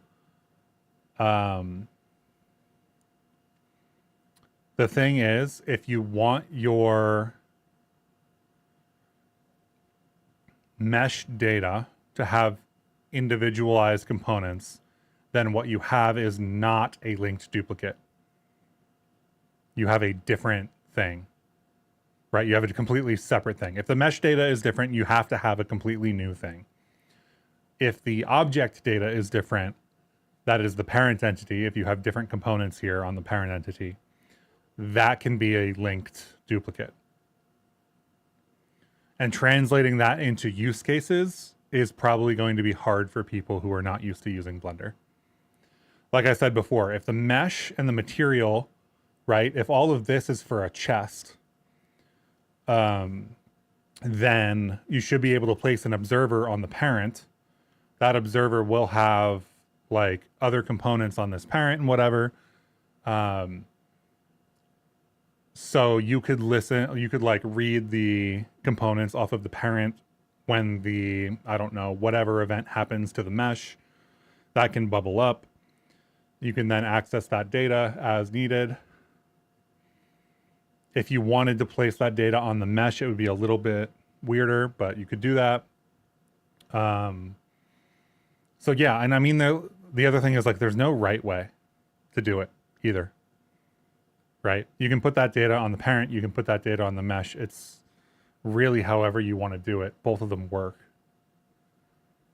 which makes it doubly difficult, I feel like, to explain, because there isn't one way to do things. I can kind of have opinions on workflow for the documentation, but when it comes down to it, right, I guess this is a page that I didn't write yet, right, because it's a use case. I have that in the examples. That's my, that's the right thing. Also, interesting thing for people who are interested in like Bevy and Leptos. This is using a static site generator that uses Bevy ECS as the data layer for a Leptos application static site. That's what the documentation site is. This site is a Bevy ECS and Leptos site, which is very cool. And is going to get like no airtime because it's not what the project is about. What was I looking for? I was looking for the examples, right? This is the docs. The examples aren't in the docs. Examples are in the core repo. Yeah, so here's replace material, right? And in this case, it's a component hook. And we just insert the material on it because it's a standard material replacement.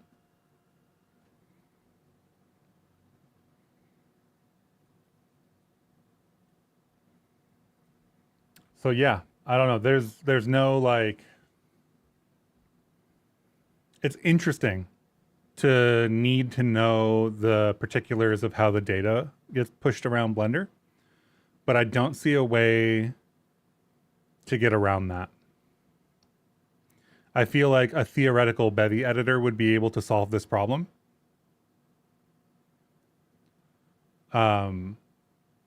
Like a theoretical, like Bevy editor, right, could have different conceptions of what a node is and what it means to have like linked or whatever object data. The other thing is I'm vaguely aware of being able to link data around like that, right? So, because all of these things are data blocks, right? Let's do the Python API. It's possible that we could link preconceived component data blocks around. I haven't looked into this too deeply. I don't know if it's actually going to work out or not. But you can link between nodes. You can obviously link data, and everything's data blocks, so it should be possible. But yeah, that's for future research.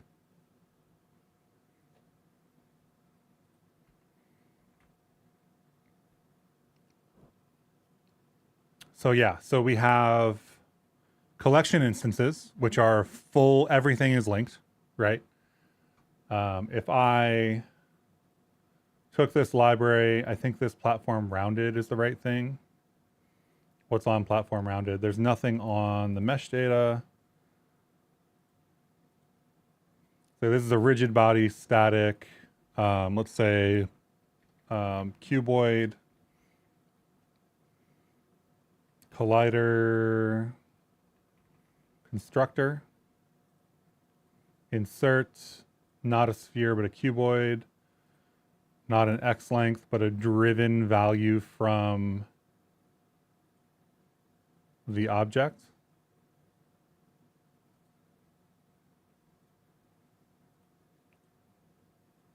And this will be dimensions 0. This is also going to be one of the weird things. If you start using drivers, these are fields on objects, right?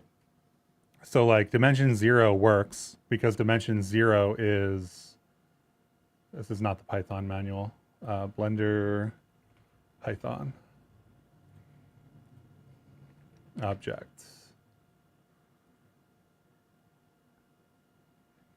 You know what? This is in the docs.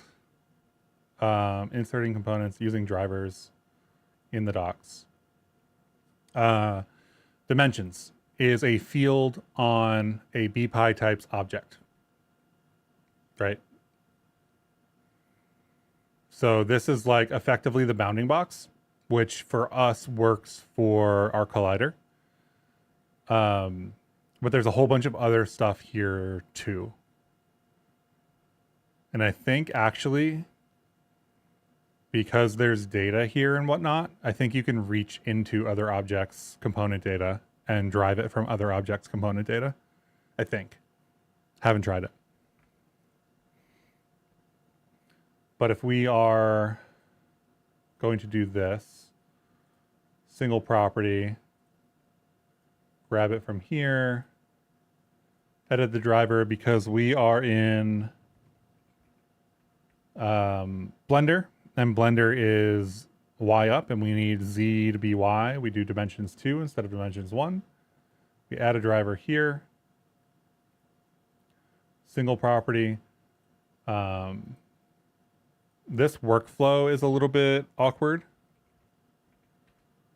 in the sense of like how many times I need to click and do things. But now this will drive those values. And it's got a rigid body and a collider constructor.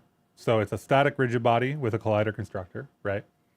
And if we go back into level 3 and we get rid of our other experiment, then I should be able to insert a collection instance.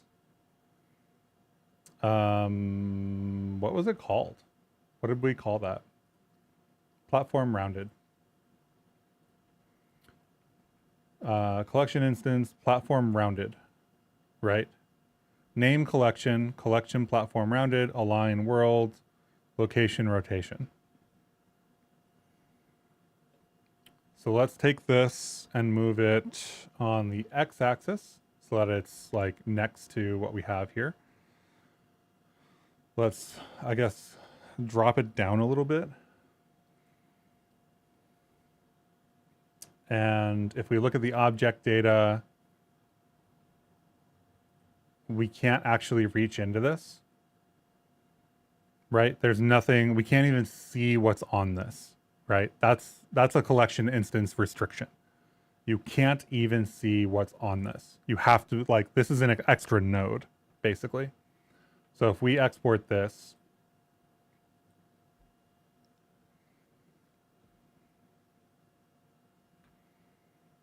and I run here, and we make it through the exceedingly difficult first level, then this is here, and it's got a rigid body on it and whatnot, right? Like it's a platform. It's got everything it needs. But if we look at the level, if we look at the children, if we look at the entities, children, this should be platform rounded 1, I believe is the right thing. Let's check Blender. Yep, platform rounded 1. So platform rounded 1 is the root. And then we've got platform rounded object inside of it. And then we've got the mesh child. So remember before when we had the linked duplicates, we ended up with one object and one mesh inside of it. If you use collection instances, you don't end up with what I think most people think you end up with, which is the object with the mesh inside of it. You end up with a container with an object with a mesh inside of it. So any components that you apply to this container go one level up in the hierarchy compared to where I think people would expect them, which is on the object.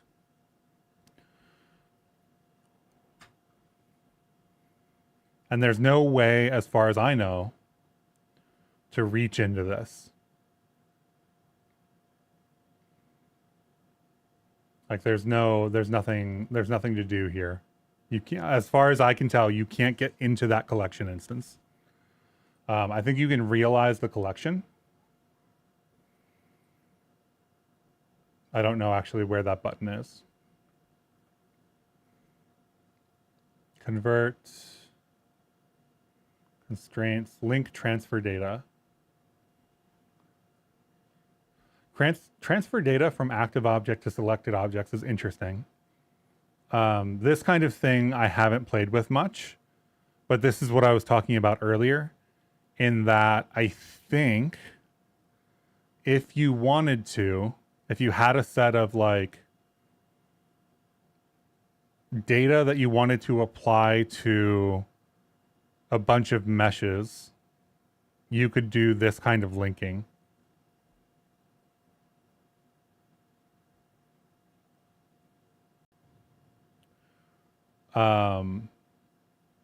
But yeah, like library override doesn't apply here.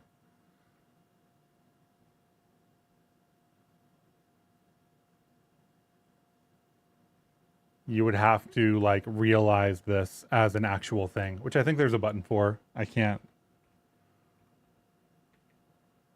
Make instances real. That's what it is.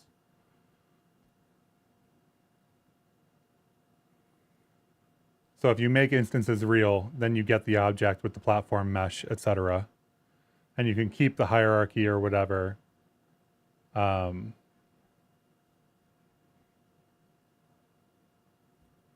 you can keep that parent instance, right? If you want to keep the same hierarchy. But this is like not linked in any way, as far as I'm aware.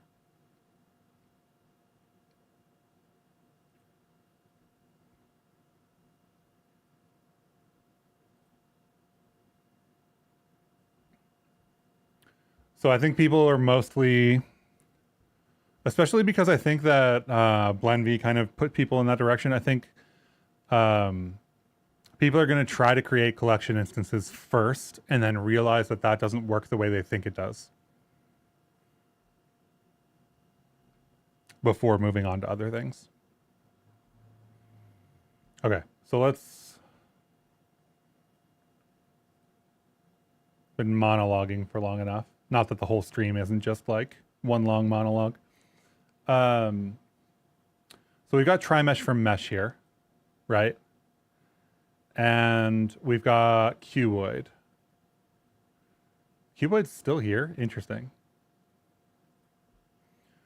So we need to get rid of cuboid on everything. So this has rigid body and cuboid, right? So let's get rid of this, get rid of this, get rid of this. Save and export, and we should fall through this platform in level 2.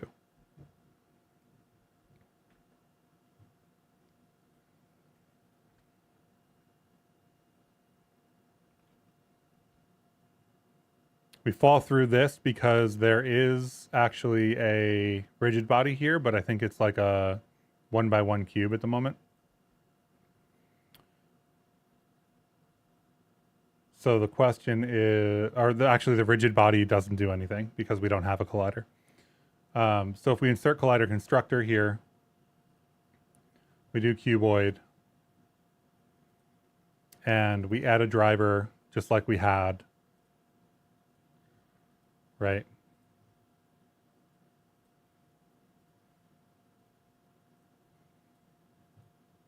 This is the thing that I feel like people are going to look at this and go, I don't want to do that. So it would be really nice to have, I think we can provide custom things here. I don't know that for sure. I know that you can write arbitrary Python.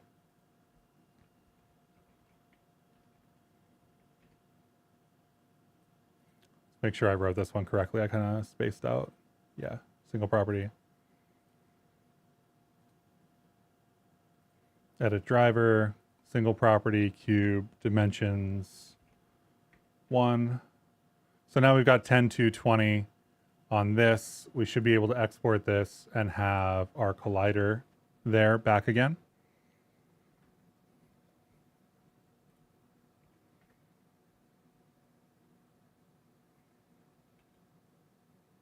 And we do.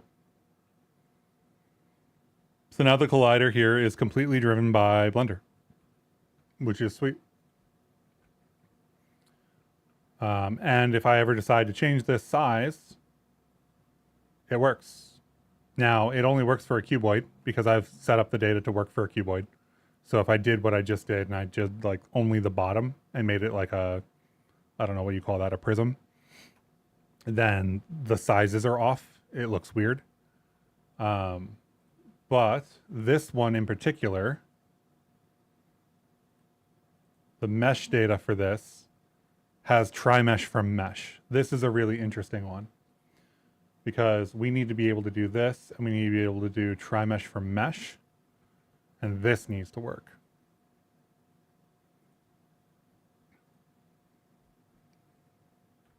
So that's the other thing you can do.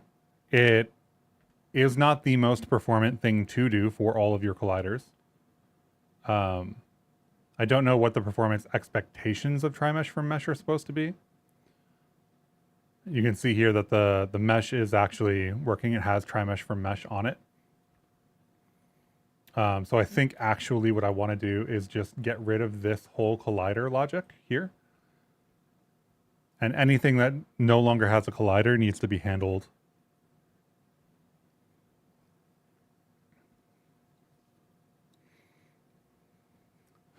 The apparent parent has disparate parameters. Yeah. Yeah, like the way the... Oh, does the cube not have colliders on it anymore? That would be hilarious, honestly. Library, create collection, create root, create cube. Create cube doesn't have any data there. Create cube doesn't have any data here. Does it have it on the mesh? Was I inserting this manually? I didn't leave this to being manual still, did I? Source. I know at one point we were using the names, but I think we got rid of all of that at one point. I hope we got rid of all of that. That was not the dream.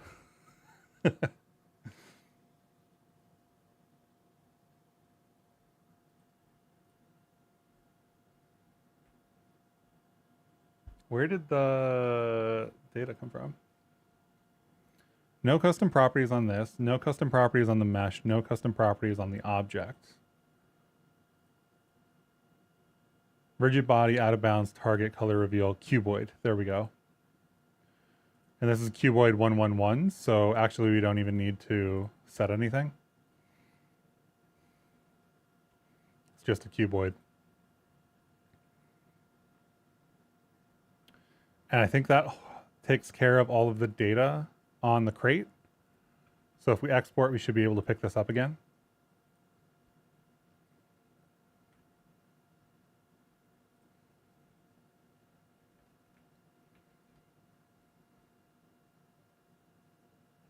And we can, which is perfect. Now we also have other issues. I think the sensor on the goal isn't working. The mob table, those aren't things that we need to care about. Let's go for level 2 to start with. This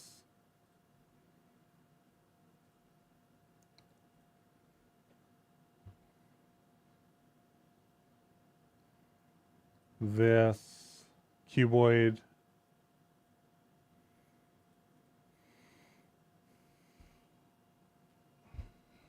It would be cool to have something in here that's like tracked cuboid that automatically set up drivers for you for the element or the object that it was on. I feel like that would be very cool. I don't know that I want to get into supplying like specialty stuff.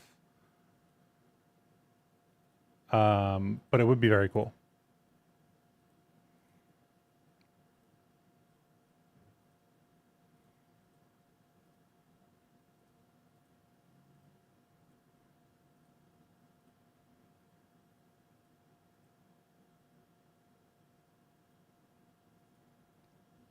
I guess the other thing is like I can copy this driver over here. So let's delete this driver and paste driver. And that looks for, I think, this one. Yeah.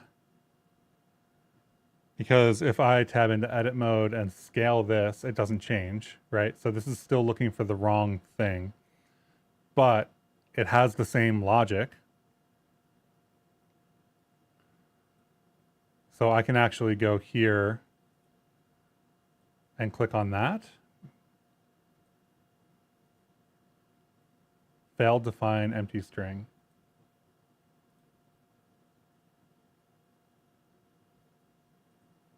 This is platform rounded object 2, and this is barrier. Edit driver.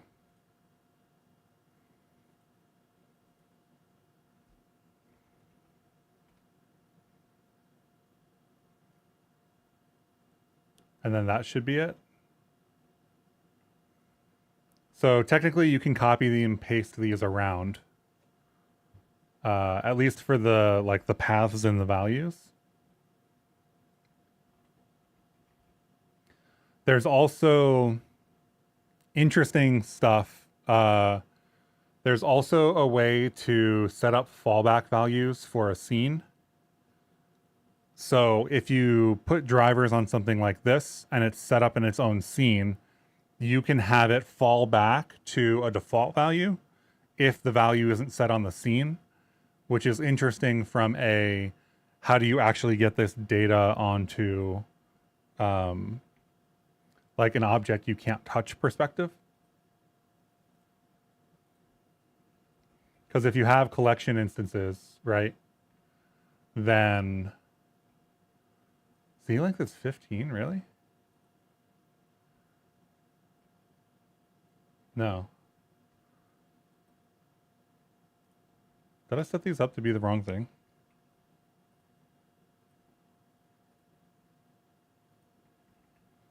I think I wasn't thinking while I was doing that. So scale this, that all works. This also needs a cuboid.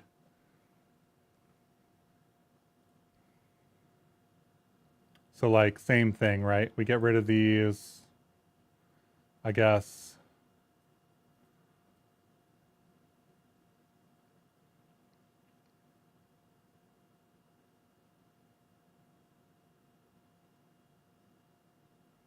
What is copy as new driver? Create a new driver with this property as input and copy it to the internal clipboard. Use paste driver to add it to the target. or paste driver variables to extend an existing driver. Oh, that's cool. So you can copy and paste like just the variables around. Create a new driver with this property as input.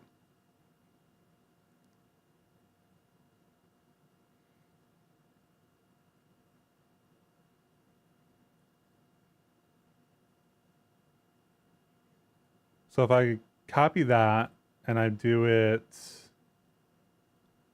here, and I go into edit.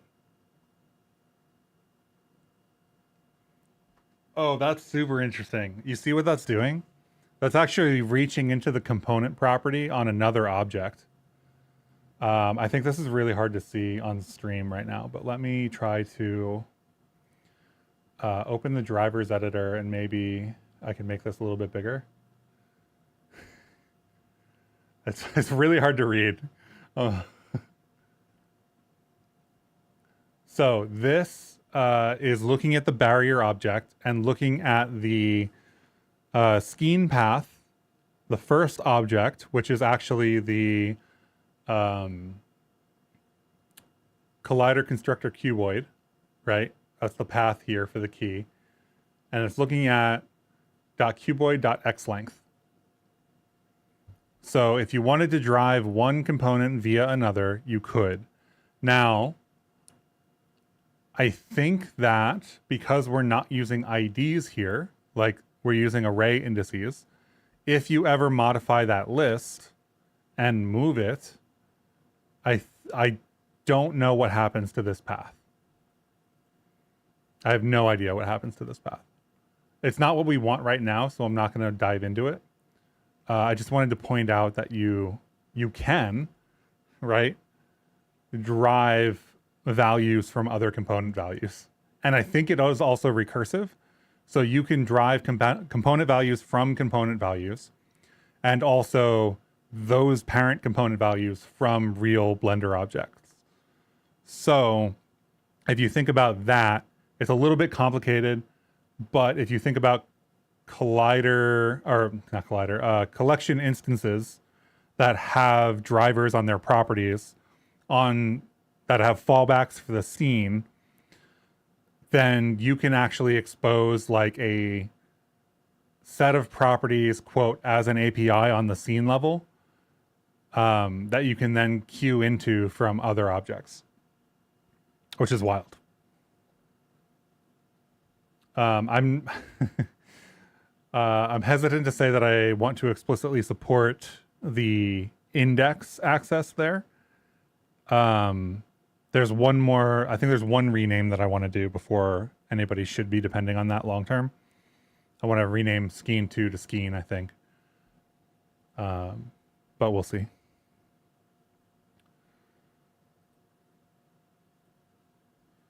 So this then doesn't want to be barrier. This wants to be goal. And this wants to be dimensions 0. Good morning, Anas. How's it going?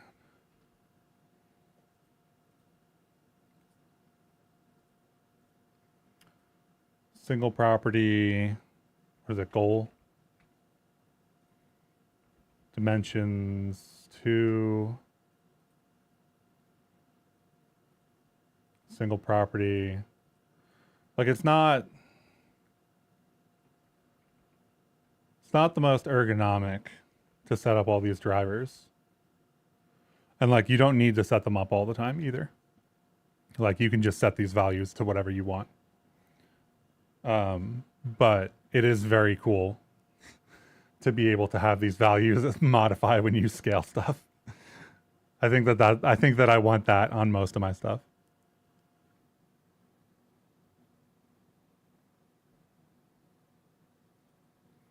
Okay, so this should fix the whole first level, I think.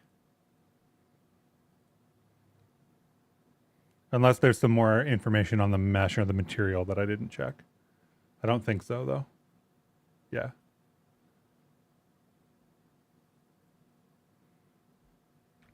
So first level should work. Game's going good. We spent a month building a Blender add-on. That's really all I have to say. We spent a month building a Blender add-on, and the Blender add-on is like fully working now, which is sweet. So we're just replacing a bunch of the stuff that used to exist here. This is not supposed to be a sensor.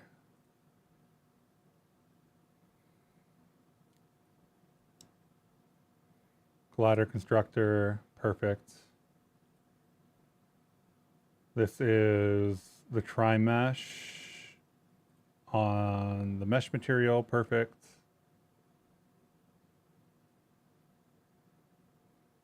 What is the use of the add-on? Do you mean like what does it do, or do you mean like why does it exist? Or what does it like? Yeah. Anyway, the add-on you can see right here on the right-hand side. It's the Skein Bevy panel. So it'll fetch all the reflection information from your Bevy app and build UI forms out of it. So if I wanted to add a rigid body from Avian, I can do rigid body. I can insert a rigid body onto the mesh of this. I'm not going to do that right now because that's not what I want to do.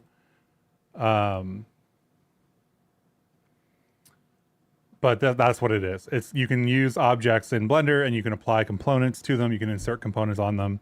And then the other thing that we've been using quite a bit this morning is you can add drivers to these values. So one of the things that I'm doing a lot with these platforms is like resizing them, right? So if I want to resize this and I want the collider in Avian to reflect that bounding box information, now it does. I'm turning Blender into an editor. Yeah, I mean, like you can think of it like that. I'm not doing like, I don't really plan to do like full custom UI code or anything in here. This is really just for inserting components and modifying their values. If you consider that to be an editor, then yes. Which is totally valid. That can be what people think of as editors. How do I move this to camera?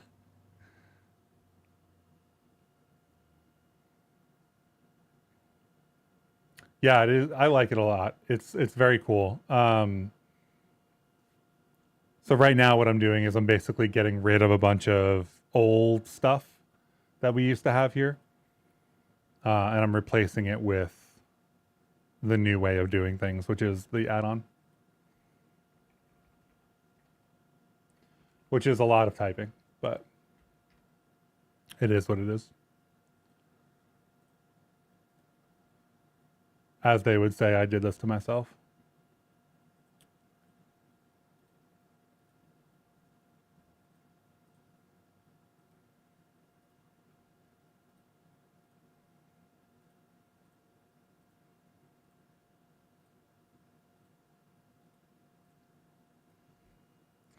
Dimensions 0.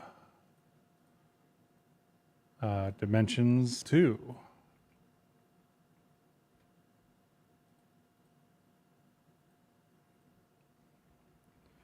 Dimensions 1. Test the scaling, it works. Cool. There's also another thing here called Rotate 90X. I don't know what we're going to do with that yet. How's the Blender docs for plugins? Like for building Blender add-ons? I would not say the Blender Python docs are my favorite docs. If you're asking about the docs for the add-on that I built, not the Python docs for Blender, the docs are coming along. I have quite a few of these pages built out and written. The one thing that I want to do before I launch it is like do some more of these use cases, but honestly, I may just launch the site without that. I don't know. TBD. But the Blender docs for like actually writing plugins, I feel like I was running around the docs trying to find little tidbits that hung me up for a long time. And they feel like they're hidden on like a variety of pages. So not my favorite experience, but also like, you know, it is what it is. I appreciate that it exists.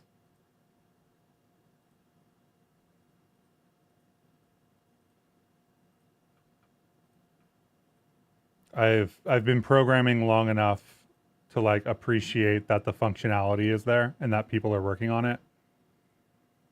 I don't need it to be perfect.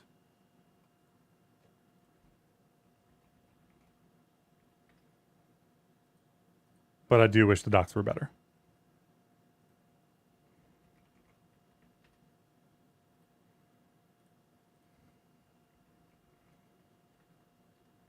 So what we're doing right now is basically just setting up these colliders to be driven by the size of the cubes. Which like isn't critical, but I do really like. So I'm taking the time to do it for all of them.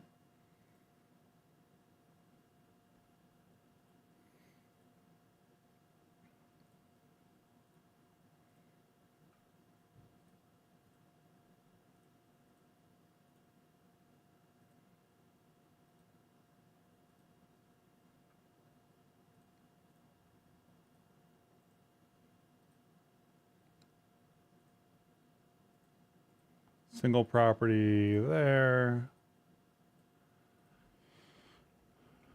Dimension 0. I do want to find a way at some point to maybe like copy paste this a little bit better, but I don't think that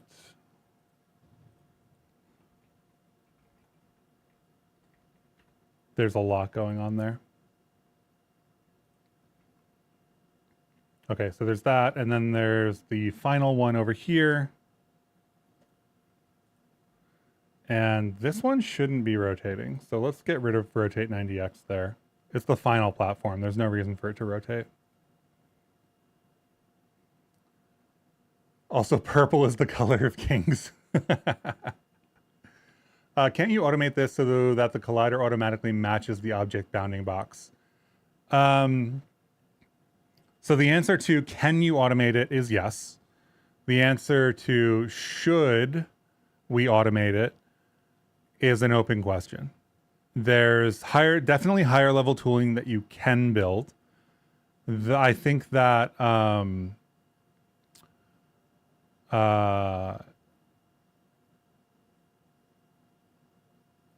of the things that we could theoretically do is I believe you can script to add operators in here, and adding operators in here might be really useful.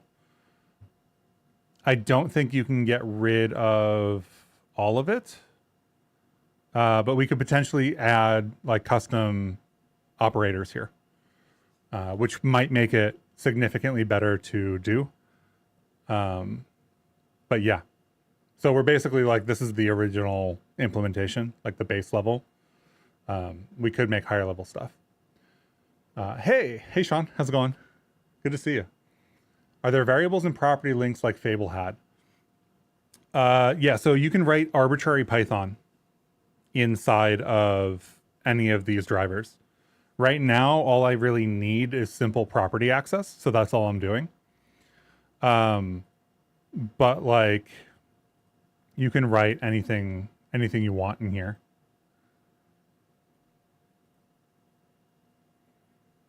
Right.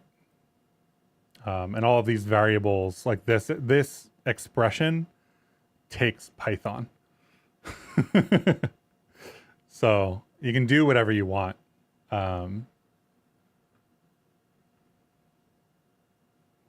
See, am I at the right thing? This.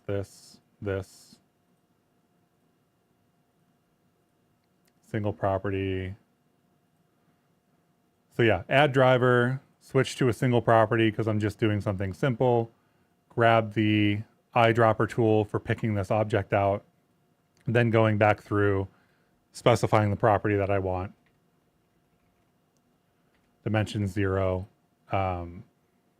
The Blender coordinate system is Y up, So actually dimensions 2 is what we need for our Y, and dimensions 1 is Blender Y up, Bevy Z up.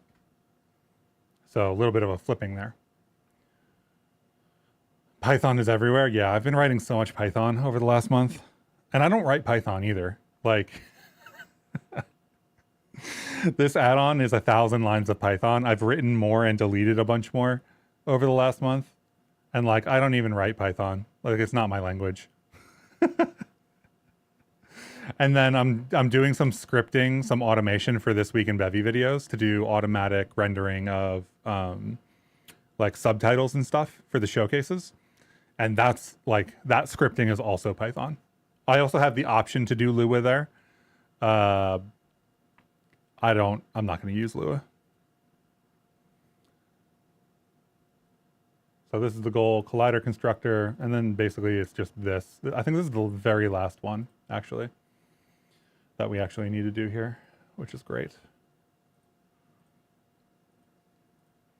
And then we get into, because we have all of this support now, we can actually change up how we do some of the other stuff, which is cool. I don't like one-based indexing. Well, so one of the things that was interesting when I was looking into the DaVinci stuff is that, like, the people who do video editing seem to like Lua more than Python. As somebody who programs, as somebody who knows the value of like a package manager and stuff, did I do this on the wrong? I think I did.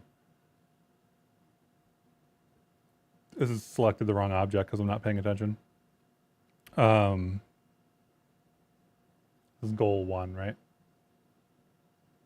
Goal 1, yeah. What was I saying? Oh yeah, people who do video editing and don't do programming seem to like Lua quite a bit. So it's really interesting to see that like differentiation there. Whereas the things that I care about are like having access to the Python UUID package, right? Having access to pip and, you know, Python packages in general. Having access to do like Rust crates exposed through Python APIs in the Blender add-on. That's really interesting to me. But like, if you're just a video editor trying to automate like this one thing that you can't quite get through the UI, all of those people seem to really like Lua. So I'm glad I'm glad they're using things that they like. But it wasn't my choice. I prefer Python for that. Okay, so all of this should work. Level 2 should work at this point. Let's see if it does. There is stuff that we don't have coming in at the moment.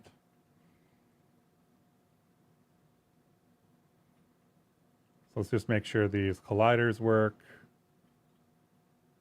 Colliders work. Moving platforms never worked, so we're not really like, I failed my own game. Moving platforms didn't work yet. We didn't actually end up getting to that before we started the Blender add-on. But basically this game and these platforms are the reason that we started writing the Blender add-on.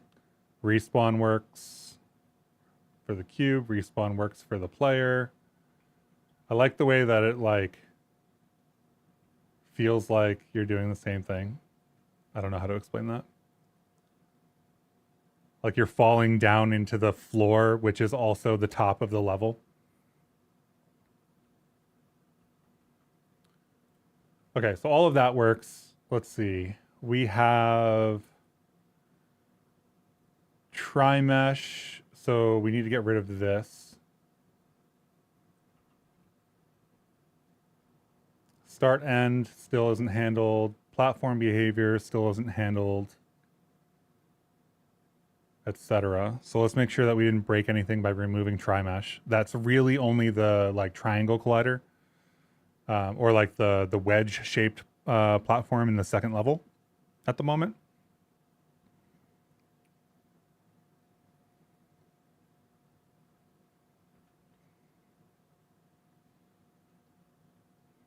So as long as we can stand on this, we're good. Cool. And then there's platform behavior. Platform behavior is one of the things that really, I think, pushed me towards doing the Blender stuff because, let's see, let's get rid of this collider. This collider doesn't need to exist there anymore. Cube size doesn't need to exist anymore. I think material doesn't need to exist anymore. Start end does, platform behavior does, animation offset does. So these rigid body color reveal things are gone. Platform behavior is like, how should these platforms work? And we didn't come up with a good abstraction for that, especially with the way that we were doing serialization. When the platform moves, you have to keep following it manually. Yes. That is not a good thing. It's not an intentional, like, hey, let's do this. I think Tenua has support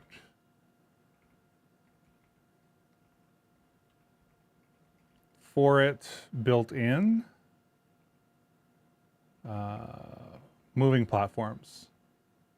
They don't have a link to the docs, unfortunately.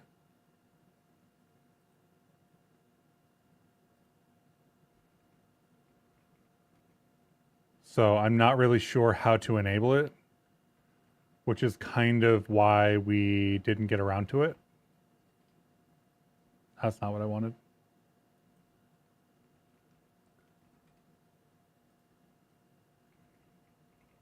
Right, there's ghost platforms for being able to fall through or jump platforms. That's not moving. So there's no like platform moving stuff in here.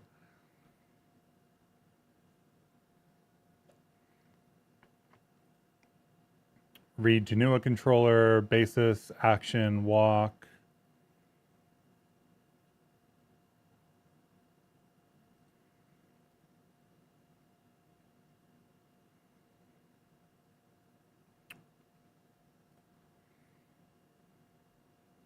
Jump, dash, crouch, knock back. Like, I don't know where the platform, like moving platform support lives.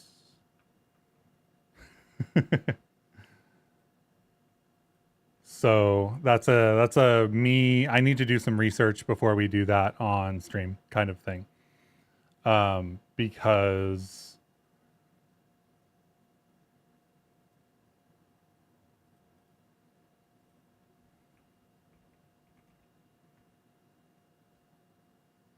like, as far as I can tell, there's no components for it.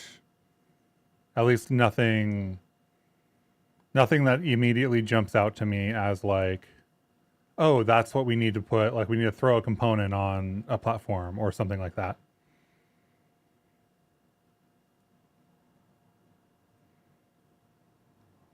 Is this only some friction value for the character controller? I don't think so.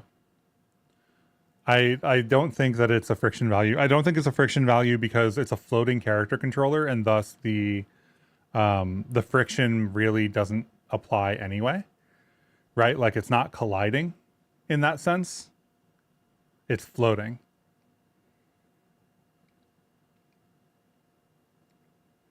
Control system hacks. That's always great to have that folder in your project. Platformer 3D. Let's see. Platform.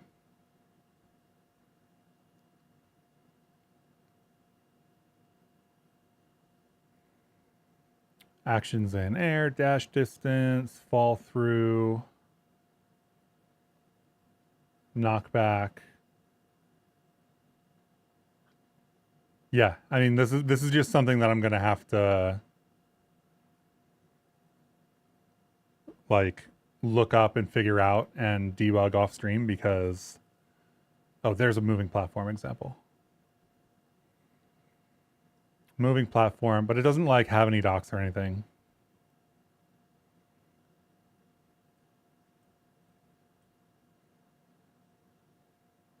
So this is querying for moving platforms. This is actually moving the platform, as far as I can tell.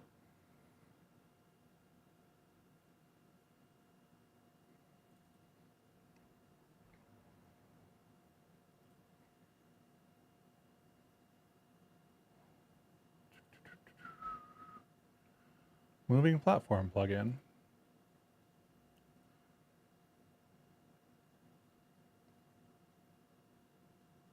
Make system is such a weird function.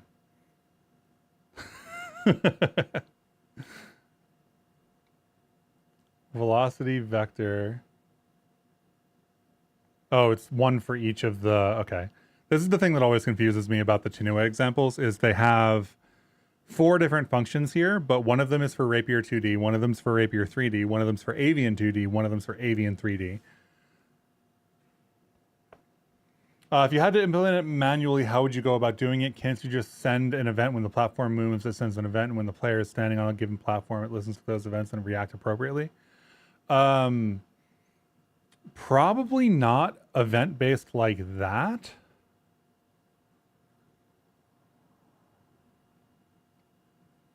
You can tell when something is in contact with that platform, and then I would probably use that platform's velocity to add it to the player, but I don't think we need events or anything like that. Right? Because you can tell whether you're in contact with something. There is a sensor on the player that should be able to tell us that. We should be able to tell whether we're grounded or not. And if we're grounded, whether we're on the platform or not.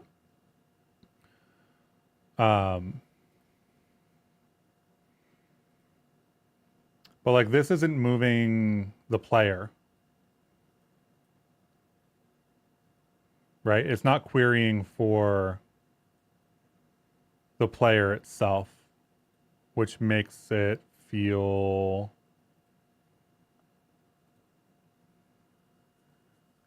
maybe they're using knockback. I would have assumed knockback was a effect of the canon. Character motion for platformer demo. Push effect. I think this is the canon effect. It's hard to tell with no documentation.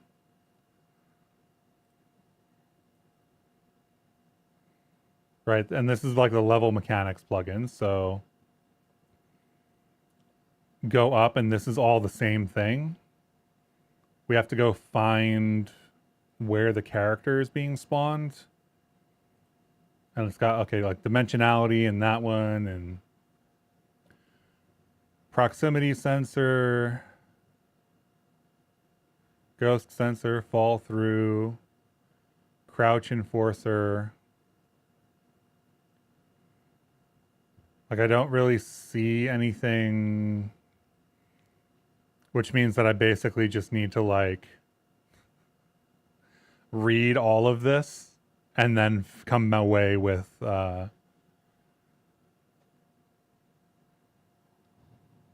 what should be done here.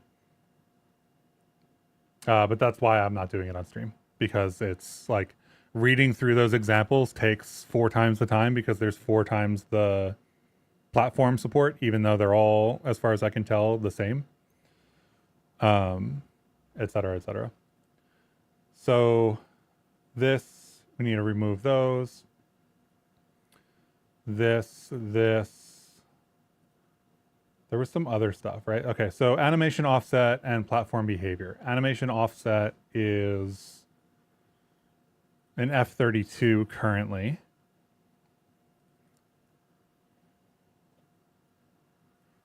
And I think we still handle that here. Yeah. So we use that F32 to drive a timer. We don't actually support timers in the plugin, right? You can't instantiate a timer.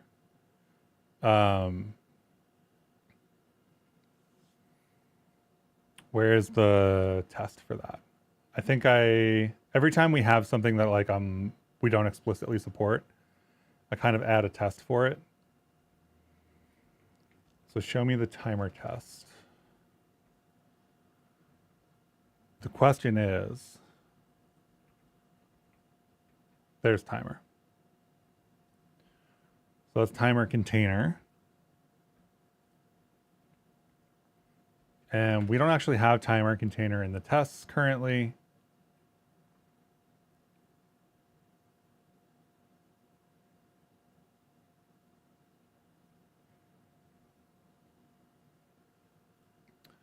So we could try to take a look at what that would be. It would be cool to be able to directly specify. If we specify a value and that ever changes in the future, then obviously that would break.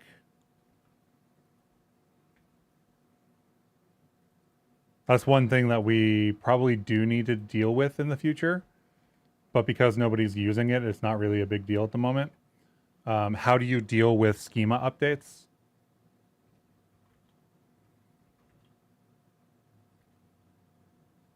Let's say this is like a 2-second timer with a timer mode of once repeating. I don't know. Did I use the wrong?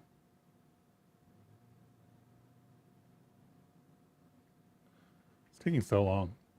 I know there was an issue recently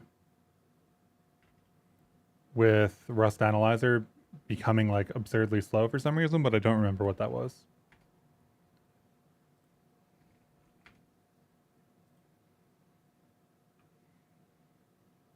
Yeah, it is timer mode once.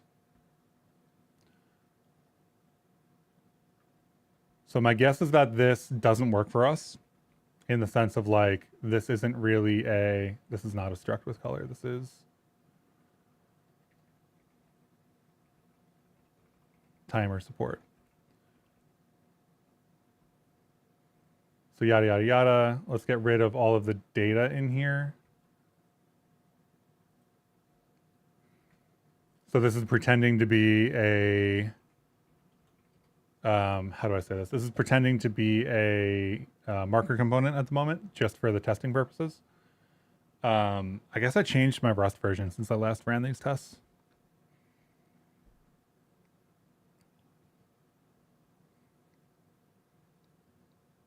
I was messing around with versions and Leptos stuff. And I think I left it on, or I think I updated nightly and stuff like that.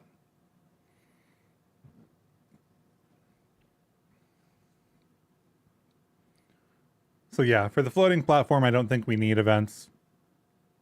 We could listen to like Avian's collider event contacts and whatever. I don't think we really need to. We could add a new sensor and be like, if this sensor is colliding with a moving platform, then we are being pushed by the moving platform, something like that.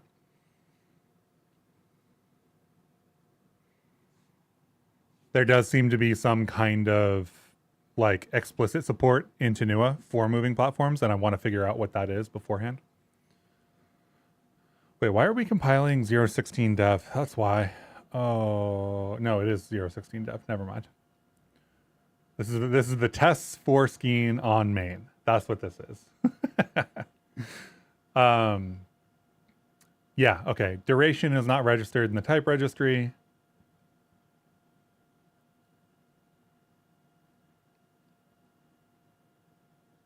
On 531, which I don't think that duration ever will be, but we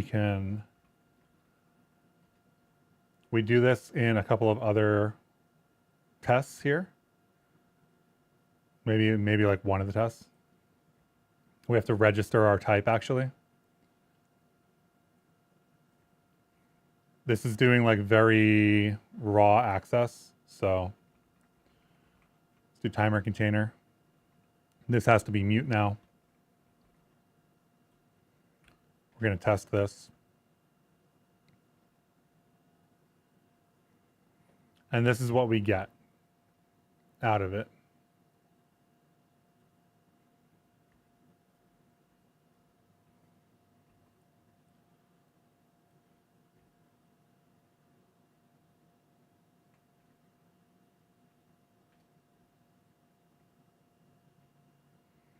Okay, so I'm going to drop this in as the test so that we don't need to like go through that whole process again, just in case. Right, so this test should pass now. This is like a, not a fixture test, but like a, hey, did something change in this version of Bevy check? So that when we update to like 0.17 or something, if any of these tests fail, then we know that our serialization for those is going to change. And thus we can alert people to the fact that, hey, some of this schema changed or whatever. I have better ideas for how to check that kind of thing. But this is good for now. Yeah, snapshots basically. You know what? Now that you say that, I probably should just use snapshots. I should probably install Insta and just do this as snapshots. That makes so much more sense. Anyway. Thanks for the suggestion. Let's format this. So this is a timer. Timer container is a tuple of a single element. And this is all of the stuff that we would need to set to correctly serialize a timer. And all of this is private. So we're basically guessing at what this is.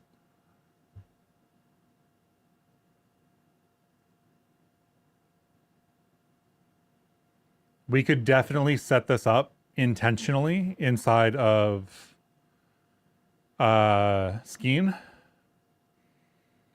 It does make me a little bit nervous to rely on internals that are intentionally opaque.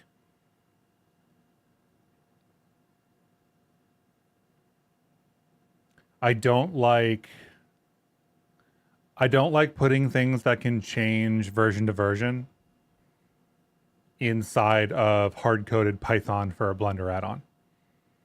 I would like this information to be available from the registry. I don't think it is. Do we have a registry here? Yeah, there's got to be a timer in here, right? TV timer. So we end up at duration, right? I guess duration is really the only thing that was an issue. Because duration is a value. Duration is a primitive value. I think timer mode would be an enum, so we'd be fine there. Oop, that's a different thing. So we end up with duration finished mode stopwatch. Duration finished mode stopwatch times finish this tick. So U32 is fine. We know this implements default. So I don't know actually how much of this we actually have to fill out. It's kind of interesting because there's this required field for what fields you need to fill out, more or less. And then also, hey, this implements default. So from our perspective, none of these are actually required. We could implement support for default instead, which I think I do want to do at some point. But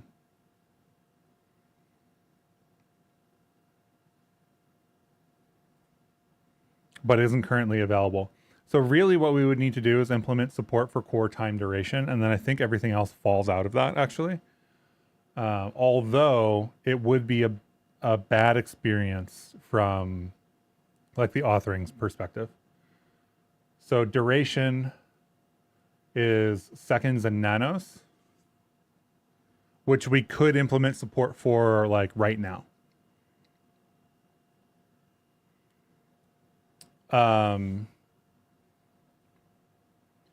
I think that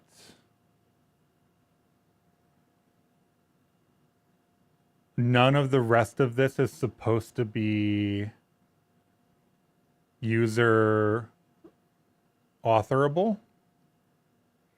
I think duration and mode are really the only things that you're supposed to actually touch here.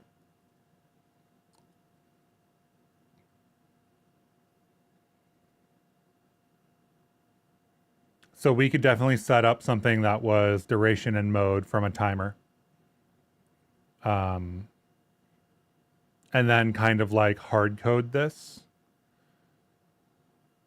My only reservation is that if we start doing things like this, we are tying ourselves to specific Bevy versions. And the add-on being tied to specific Bevy versions doesn't feel great.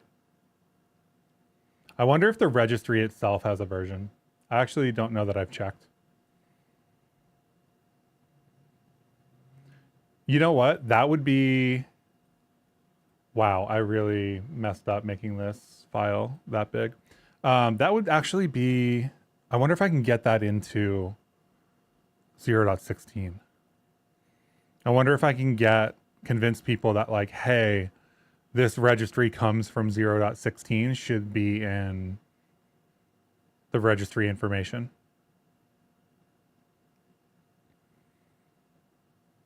Yes, I am just scrolling up. I don't know of a better way to do this in VS Code, actually. There's probably a command for it. So this is all the registry data, right? And I have a new script that fetches it.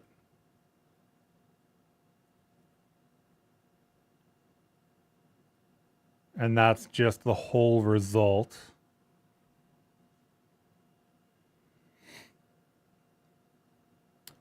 Let's cut that off. And we have to run the application to do this. I don't think we get any of this information. I also don't love the idea of needing to like switch based on the Bevy version. Like if Bevy 0.16, then this. But I do think that's the lowest cost way to do this, actually. Because you roughly know, if you're dealing with stuff that is coming from Bevy, like a Bevy core crate, you roughly know what those types are going to be.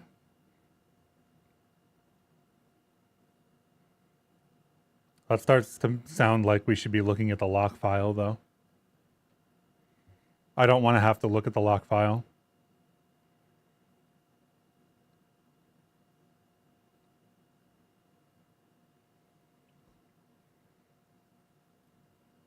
New. That dumps everything. I guess let's not get result and let's just dump it into that registry file. This is just random debugging files that I use. So the result that we get is JSON RPC, ID, result, and that's about it. We get no information about like what version of Bevy this is or anything like that. I guess duration is...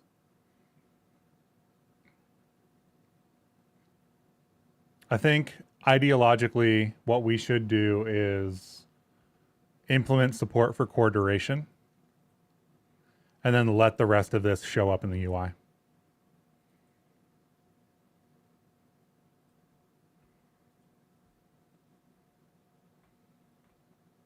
I wonder if Rust is ever going to change the format of core duration.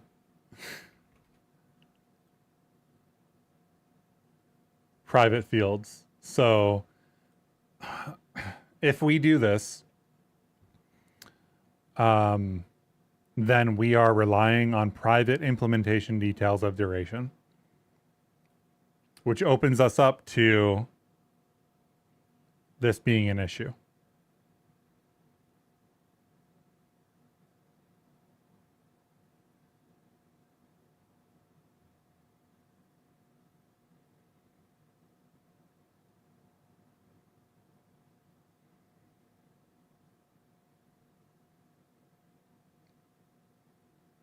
One thing that would be really interesting is we could compile like Bevy ECS versions into the plugin and expose Python APIs.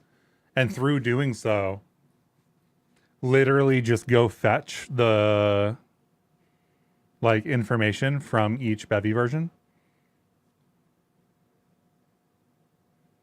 which would be really interesting. So yeah, I don't know. We have to decide whether we're going to do this for duration or not. I think doing it for duration probably makes sense. It feels like a weird thing to do for sure. But U64 and nanoseconds. It feels weird to actually do this. I don't like it, but I think it's the only thing that we get to do.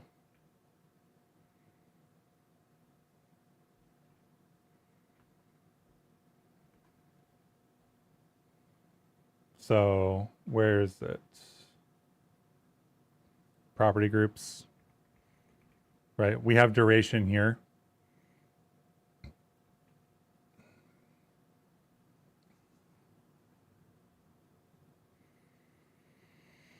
And then core time duration is going to be those two fields.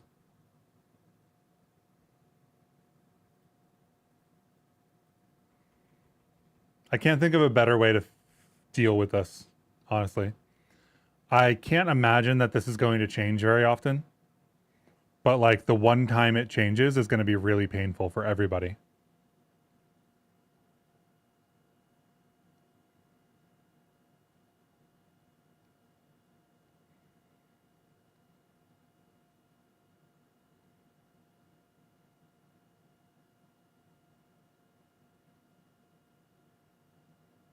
It seems the only reason this is private is to respect the invariant where nanosections should not be greater than 10 to the 9th. Yes, but it is private, so they can change it whenever they want to. Right? Like the fields are private and you can't get .sex on duration. So technically everything inside of this doesn't actually need to be represented in seconds and nanoseconds. If they decide that there's like a better representation for this in the future, they can change that. I don't think it's going to get changed. But I feel like there are other situations in which we're going to have the same problem. And that problem is also going to be more likely to change. Like this is core library, right? Core standard duration is probably not going to change. But avian trimesh flags could, you know, or whatever it is.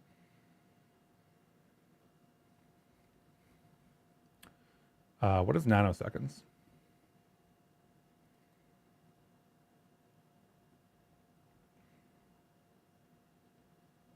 Nanoseconds is a wrapper for something, right?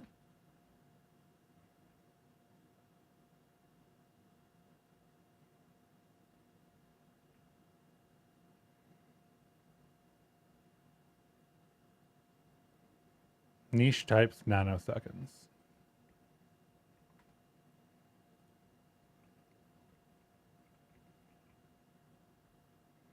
Zero unsafe, zero, which is U32.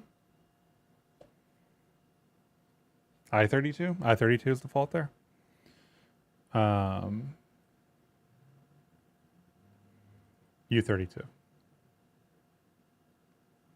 Struct nanoseconds, U32 as U32 in this range. So we can limit the range. Is 999,999,999 the correct range to limit it to?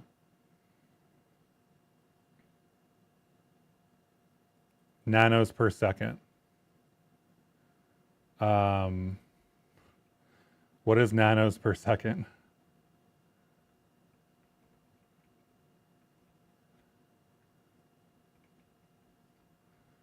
Nanos per second. Okay, so it is. Cool. Perfect. So as long as we force this value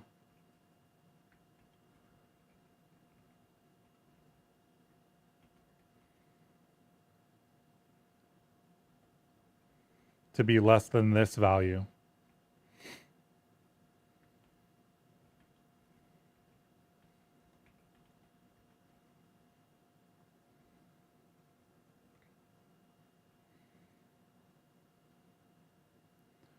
then we should be okay.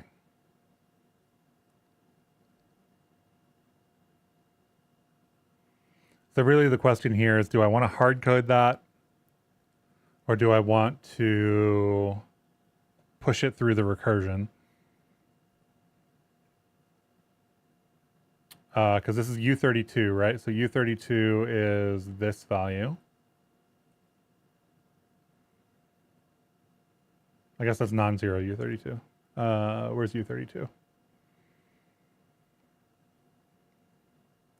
U32 is this value.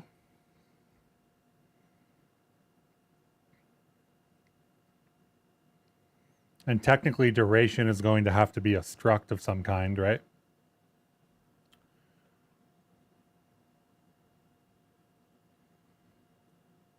So really we don't need this, but we do need a specific handling for nanoseconds. So I think we do want to try to do this here. Where's our struct handling? Our struct handling is higher in this. Pull this off so we have all our vertical space. Basically, our struct handling is like this.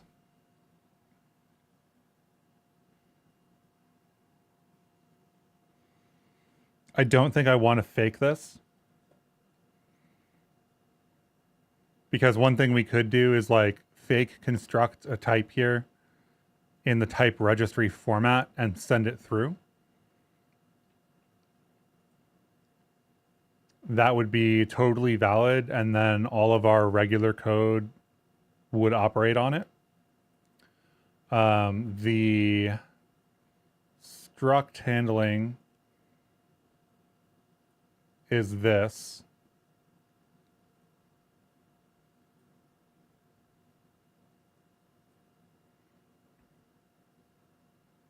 So if we just copy that and bring it down to these are all the types we had to add like explicit support for. Non-zero U8, non-zero U64, small string, cow string, trimesh flags is currently here too, which I don't like it being here. Core time duration, same issue. So let's get this here, dump this code in. I feel like copying the code is better at the moment than faking the registry data.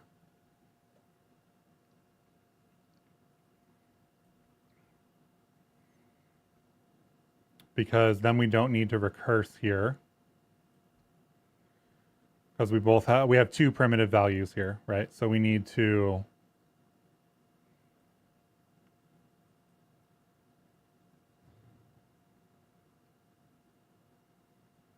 set them like this.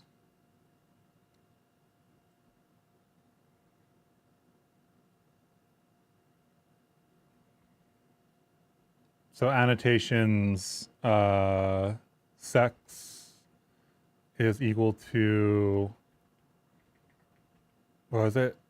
I forget what this was. I'm going to call it 932 for a second. I don't think it is. I think it's a U32. Annotations nanos is going to be the thing that I just deleted that I need to go copy again.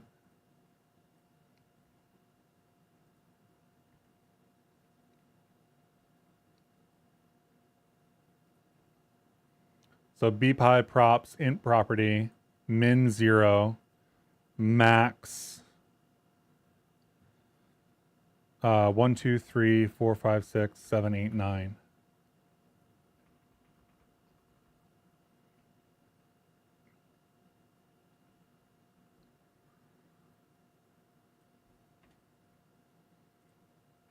So I guess this comment goes here.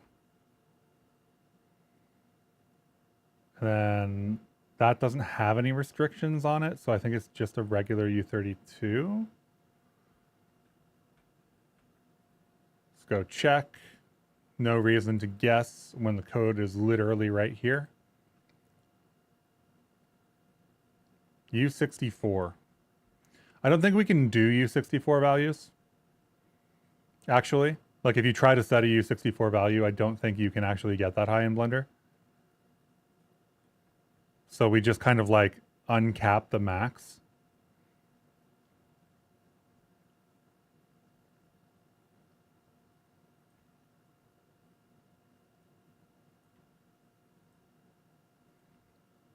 So this is like name equals this. And this is, I guess, name equals nanos. So this should, we capitalize the type path here, but really what we need here is duration, which is this.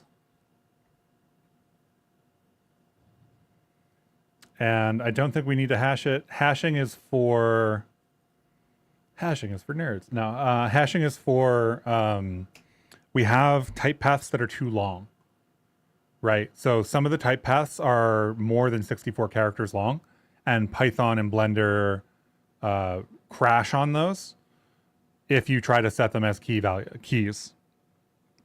Not key values, but as the key value, as it were.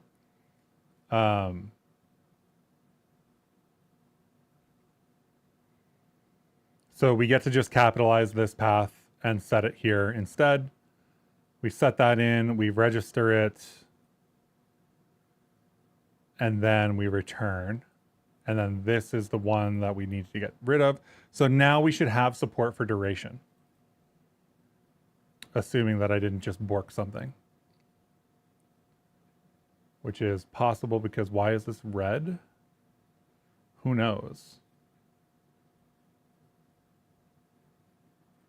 Case duration, right?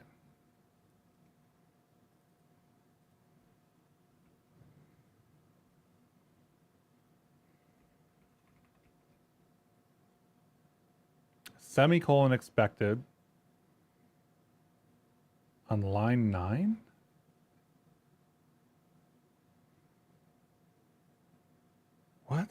What language do you think we're writing? TypeScript? Why do you think we're writing TypeScript? No, that's an untitled. Okay, never mind. Untitled. Open was not closed. Yes, it was. No, there's a comma that needs to be here. That's so awkward. Like the error is this brace isn't, or this parenthesis isn't closed, but really the issue is that there wasn't a comma here. Oh well. Let's do a copy. Do we have any types in the Bevy standard type collection that have timers in them? What about just like a timer?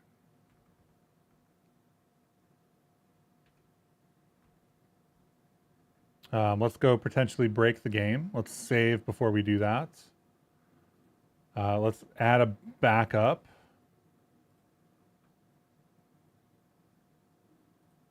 Get rid of expanded here.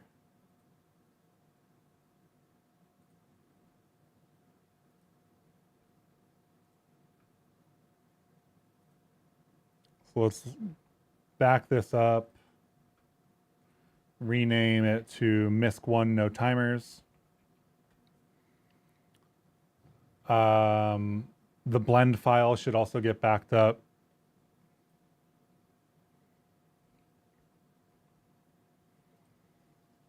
MISC1 copy, MISC1 no timers.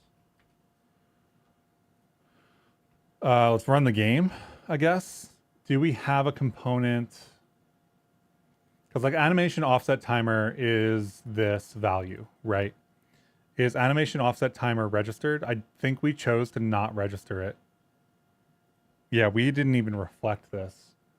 So let's reflect this in anticipation of the idea that at some point in the future, this will work. And let's register it in the type registry. So we've got these register types here, right? Register type.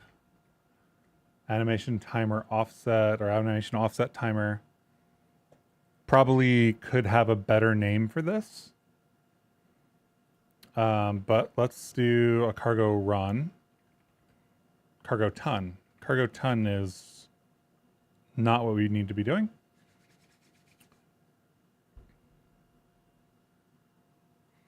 I like having built the plugin based on an actual game that we were building rather than having built it in isolation, because this is the kind of thing that like gets discovered by doing that. Okay, so here, let's hope that I didn't break it. And let's say rotate 90, animation offset 1 here. Let's do animation offset timer, insert. We have an issue with the rendering. I think issue with the rendering is good, maybe?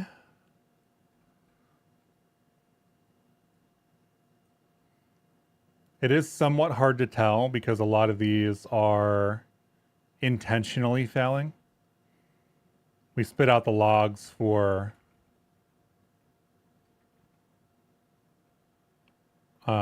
animation offset timer is a timer.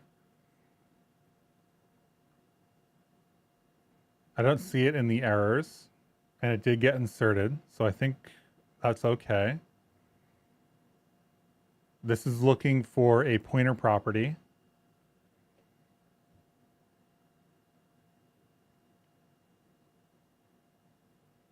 So 192 in render props is in our Python.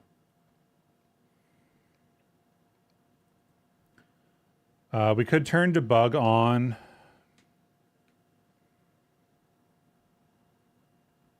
Make sure it got registered.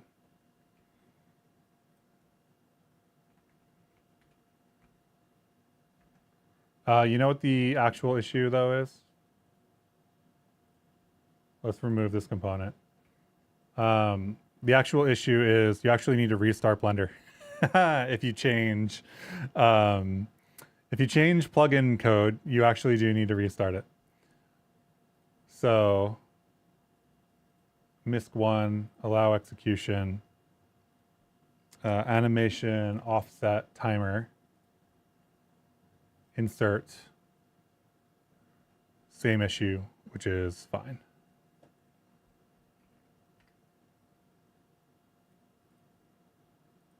Right, and there's no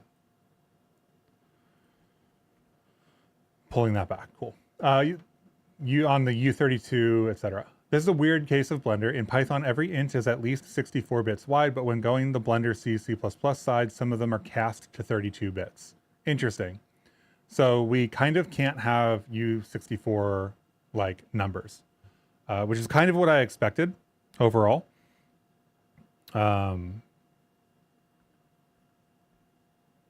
From this stuff being there. So shrug. Let's see. Skein panel 192, right? 192 is actually rendering. So let's do, what is it? Print component fields.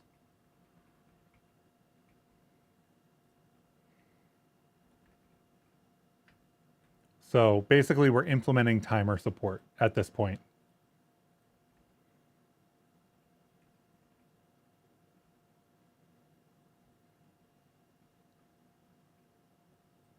So we don't need the actual game to do that because we just fetched the type information. So duration here is none.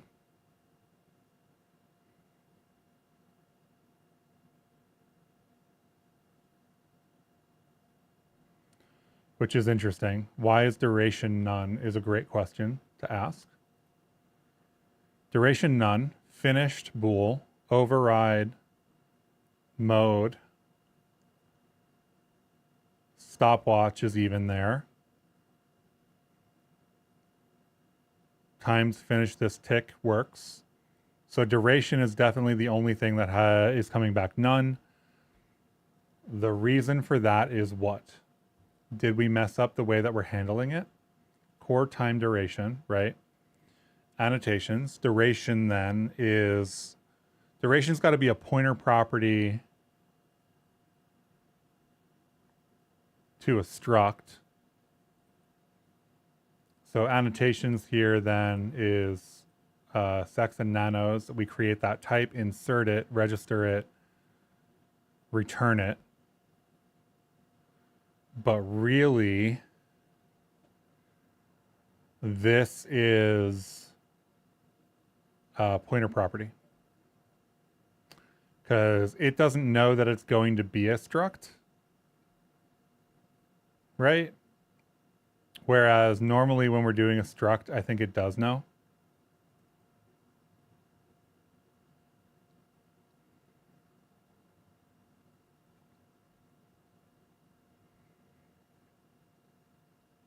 Where's our pointer property stuff? So pointer property, right? Pointer property here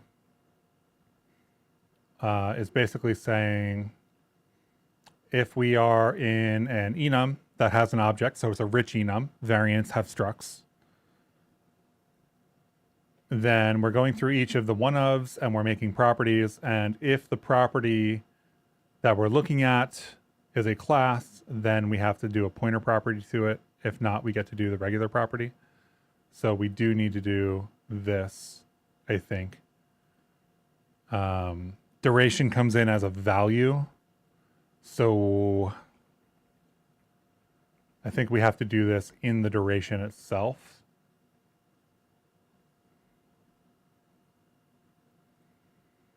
So the type here is going to be like that.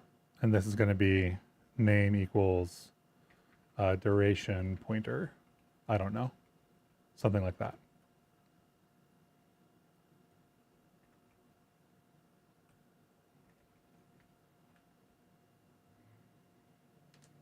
This would be the case, for example, for Python binding to C++ values like index of a vertex material, but you don't know about custom property. Those are probably 64 bits all the way. Yeah, I think the way the property system is implemented is via C. So it would make sense if it had the same restrictions. Like that reasoning makes sense in my head from having dealt with this stuff for the last month.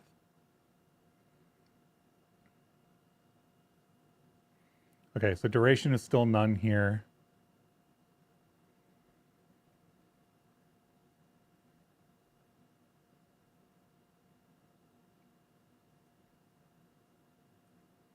Unhandled value of type Bevy utils duration.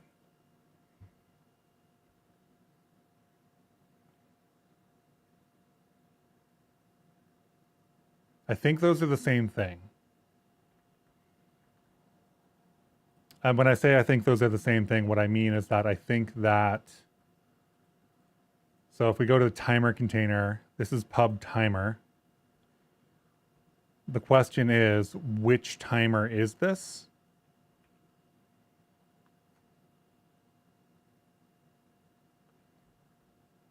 Because we pull in the Bevy prelude.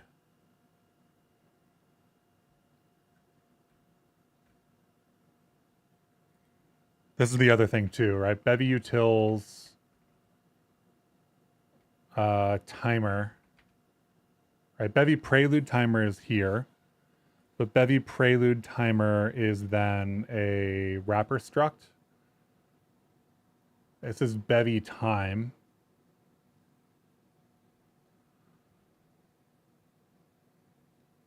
And this is Bevy utils duration. But Bevy utils duration is a re-export then of duration. Utils. Bevy utils source duration time. Where's time? Mod time. Pub use time star. So we need to at least look at the time module.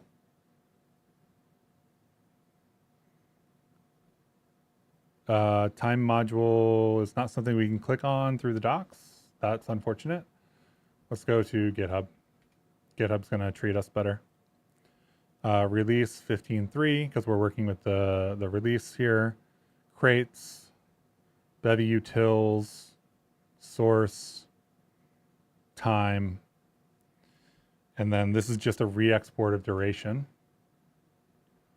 but only on only on certain platforms. So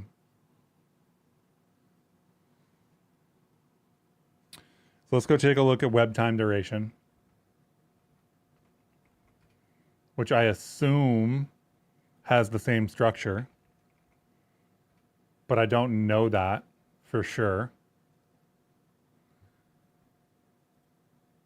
because this is going to start to get awkward if we have multiple representations. Web time duration looks like the same thing.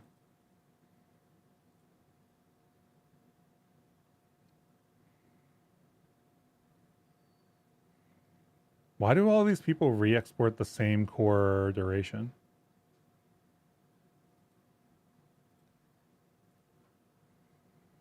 Right? Web time duration. Source points you to core time duration. Maybe it had a duration time in the past.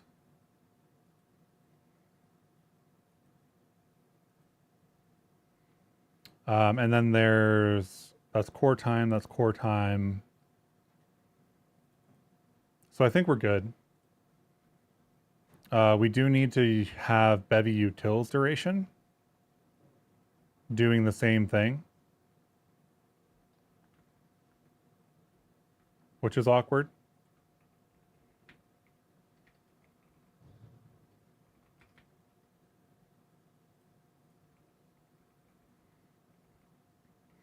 Right, so this is there a way to do multiple cases for Python?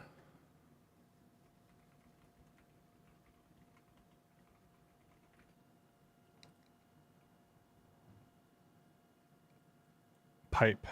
Love pipes.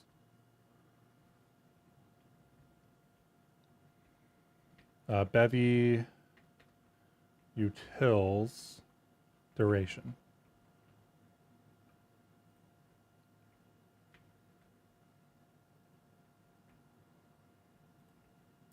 So let's get rid of Blender again.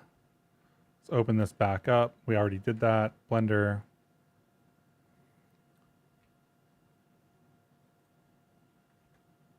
Fetch type registry. You can see some of the other values that we aren't handling, like dual axis like from Leafwing. We also don't have handling for UUIDs or path buffs at the moment. I can't see a use case for path buffs at the moment. But it is what it is.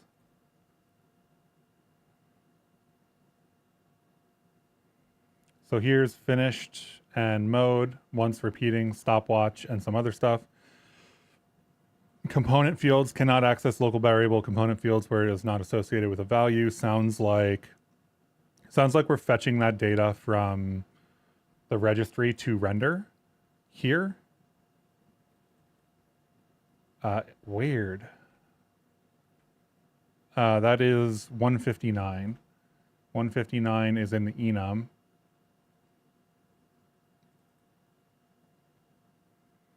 So if it's a pointer property and this is looking for component fields, that is actually completely inaccurate. That's a bug. Skein enum not in fields should be this, I think. Key value in fields. I think that's what that's supposed to be. Fields is getAttr for the annotations.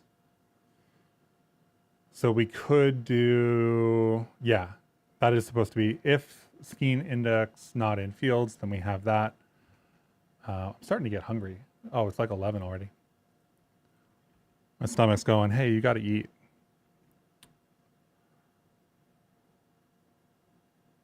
Okay, let's fetch. Let's animation offset timer, insert. We get the timer. Now we have secs nanos for duration, finished, mode, stopwatch, elapsed, secs nanos, is paused, times finished. And basically none of those should be editable. I think we can prevent them from showing up in the UI. And I think that's enough. I can't think of a reason to show them. Right?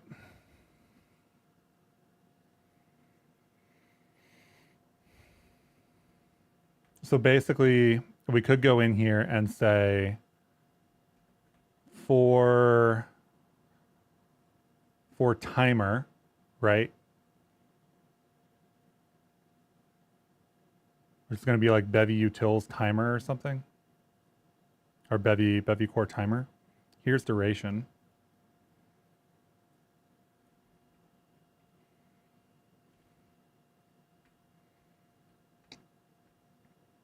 For Bevy timer.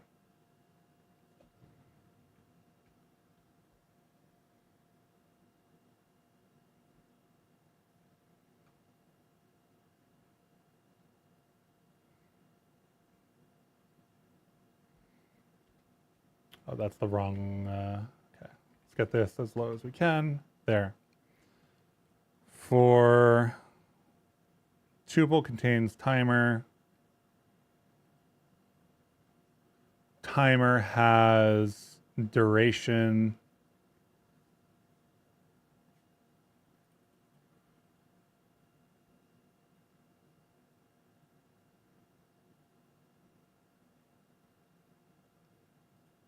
That's the insert. This is the render. So I think here we could know that we're rendering a timer.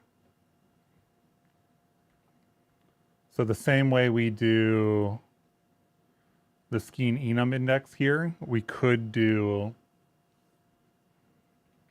let's do print context key. No. Context key? Component data. Context key is the key that we're looking into. Component data.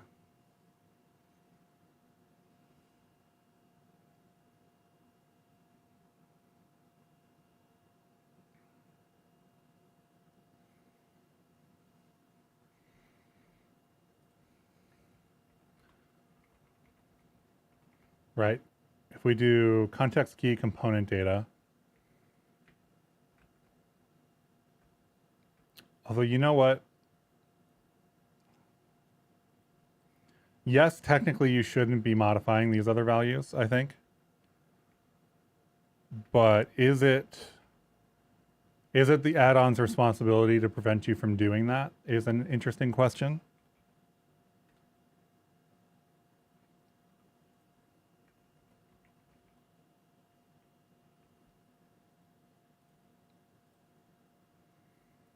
So here we've got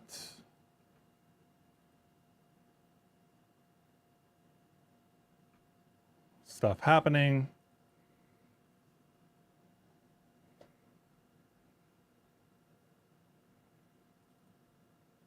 So here's our context key, right? And here's the class.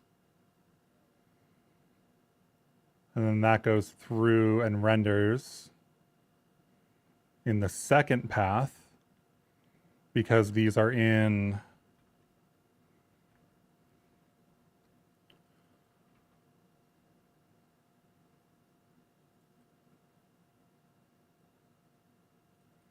so that's when we print component fields there, which is all of this. So I don't think we have the information to tell us that this is a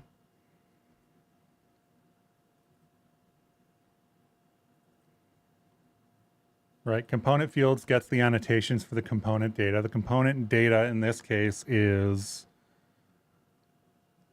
the animation offset timer, not the timer. Because the timer is the struct.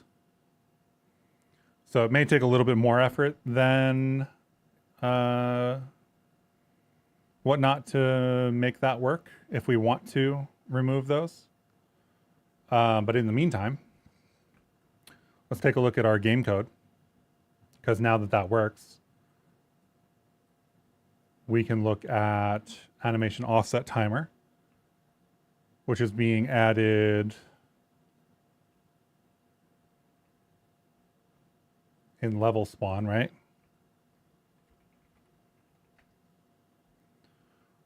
So that is platform offset timer behavior. So as long as we can set that here, we need platform, we need offset timer with some offset once. Behavior is platform behavior, which I think we have, and then kinematic. So if we open MISC1 and we look for, here's an animation offset, right? And here is a platform behavior. So let's start with platform behavior, which is not registered, it seems. Platform behavior. Where's platform behavior from?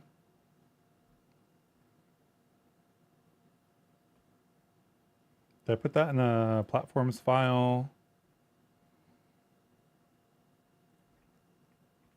Platform behavior. Where is this defined? This is defined here. This is defined in the BMesh extras. Interesting. So we're probably not using that at all, actually, now that I think about it. I think we're just rotating them all.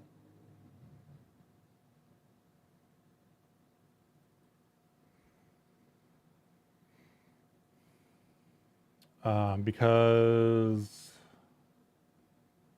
platforms queries for it. Yeah, okay, platforms queries for it.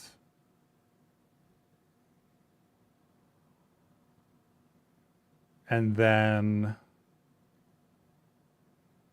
marks it as processed because we need to do animation graph setup and we can't do animation graph setup inside of Blender.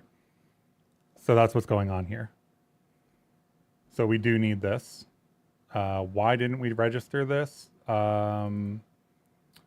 Because it's here and it's weird to have it here. So let's just get rid of it and do platforms here, right? This is all platform related stuff. We'll do platform behavior. Platform behavior will get registered.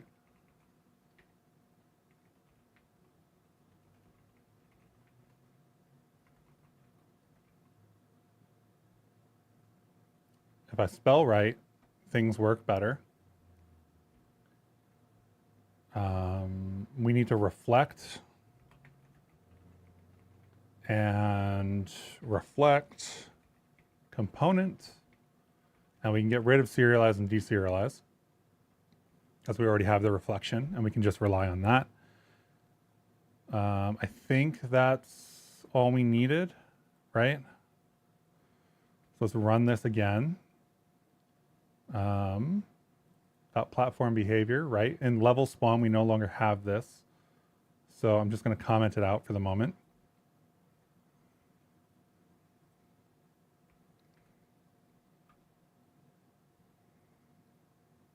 No platform behavior in Blender types. That's fine. That should be coming from platforms now, which it is.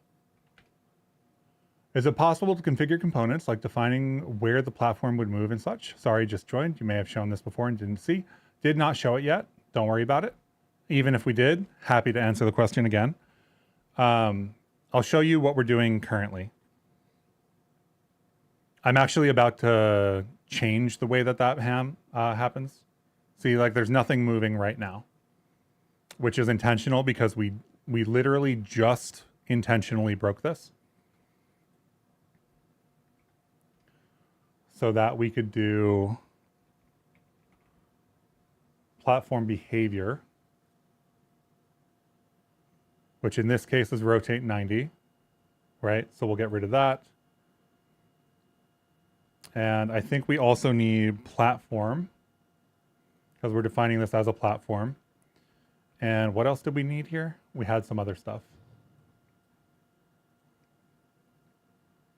Animation offset timer. I guess we don't have one here, so we don't really need one. And then we have a kinematic rigid body.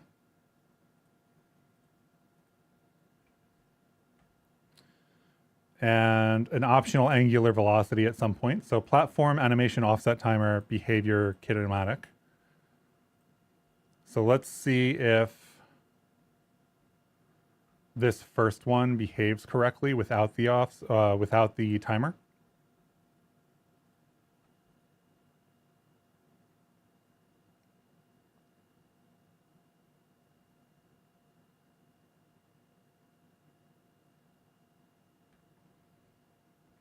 Let's run the game.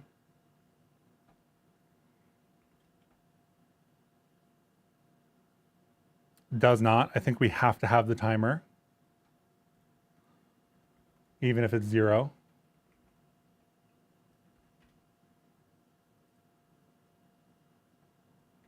So we'll save that as 0 and try the export again. Just trying to isolate things that are changing.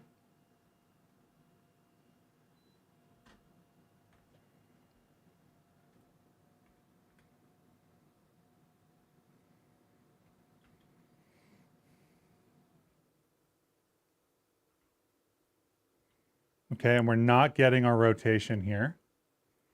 So the question is why?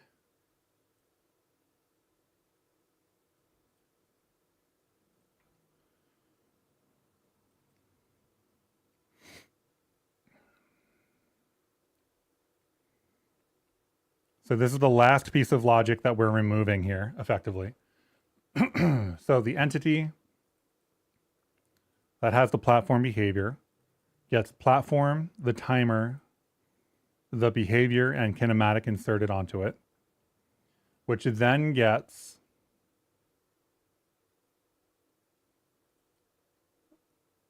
set up in a system that queries for platform behavior with platform without processed. So this should be finding them, assuming we did this correctly. Let's do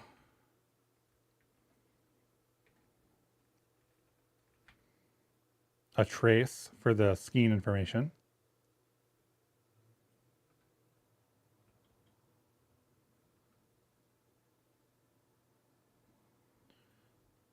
And we should look for platform.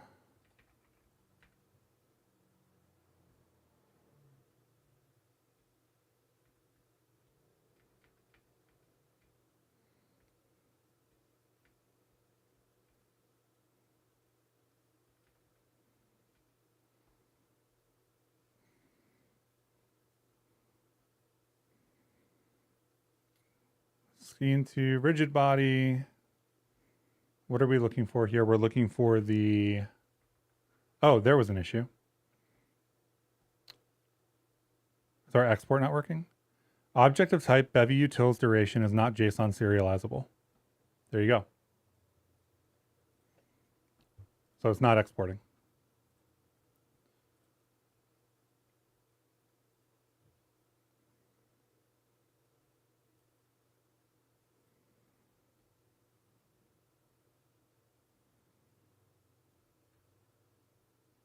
This.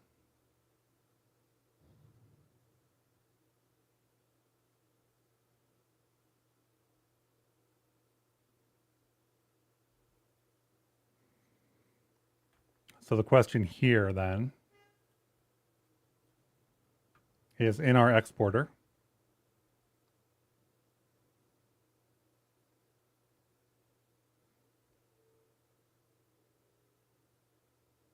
export extension,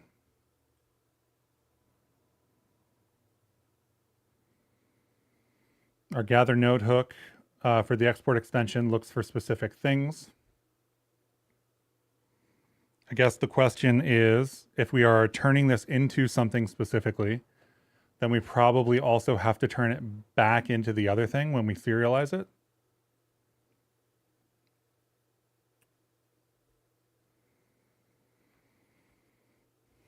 We can do export glTF,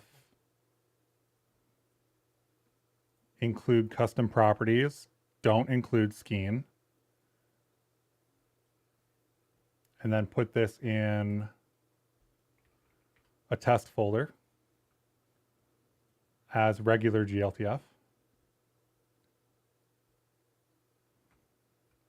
And if we look at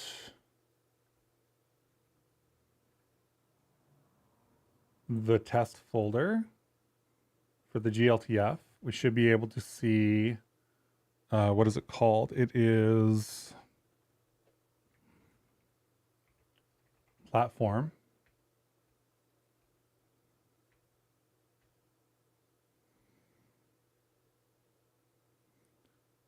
So here's what we're seeing for the animation offset timer when we serialize it. Duration, stopwatch, elapsed.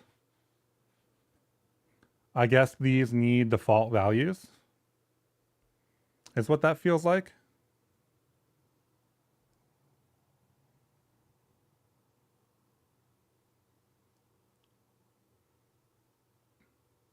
Anyway, before I get into that, to answer your question, the current way that we're doing that is we have two empties,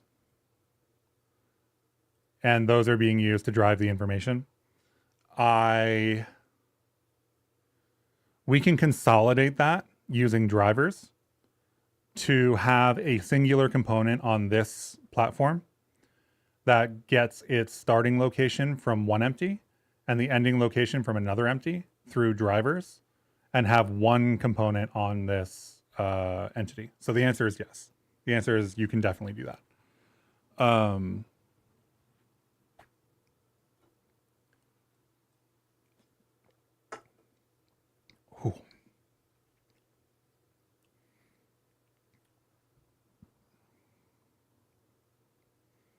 And the data comes in something like this. This is not the actual data, but this is like what it roughly looks like. I think that this isn't the actual data that we're looking at. You can see, like for sphere here, it's an empty whatever. So I think we have more.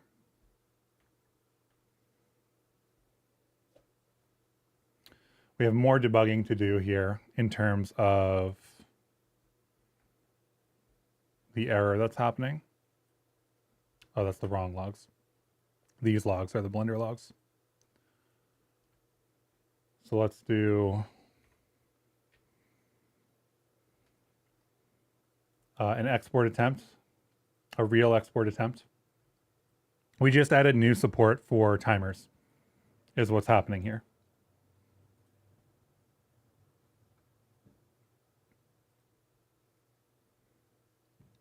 So the timers, when they serialize to JSON at the very end, because we set them up, or because they're primitive values that don't have public fields, we need to encode special support for them. And thus we need to handle them on the way in and on the way out. And currently we're not handling them on the way out. That's the TLDR of what's happening here. So as soon as we handle them on the way out, then we should be good.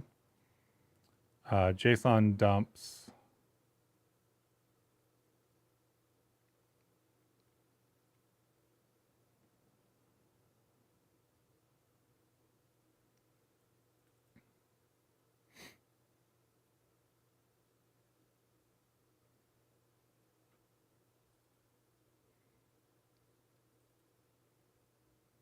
Why isn't this JSON serializable?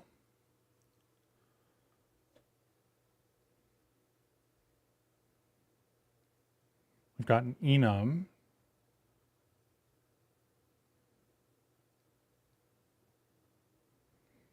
This is not the, this is unrelated.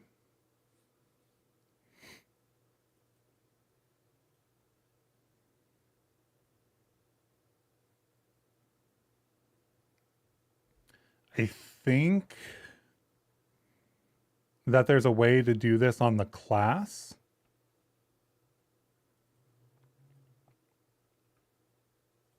Let's do print context key component data. I think there's a way to define this on the getters and setters on the class, but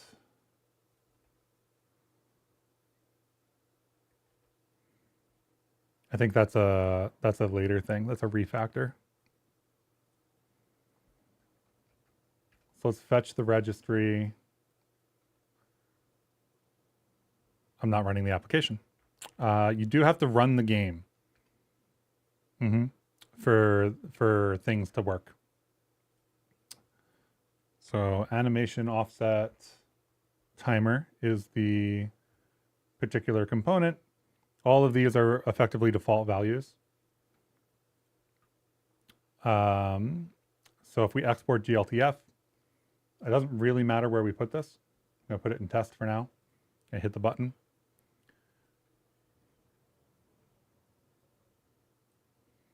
And we end up with the context is a component container. The context key is the offset timer. And the class is the hashed version of a type path. Context, the hashed version of the type path, which has a duration.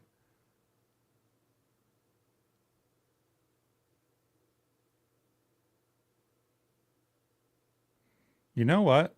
This might be pointer. I might have messed up. Actually.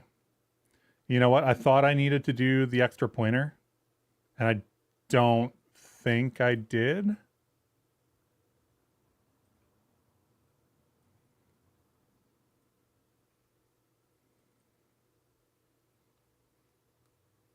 Let's see, the duration is going to hit here.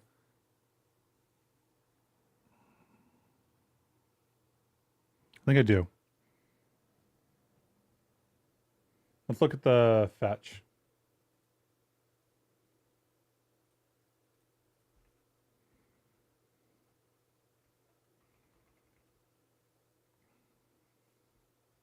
So make property. We try to do here.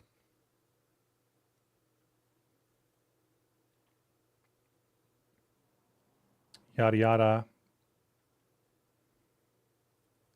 We get the make property. We try to get annotations here.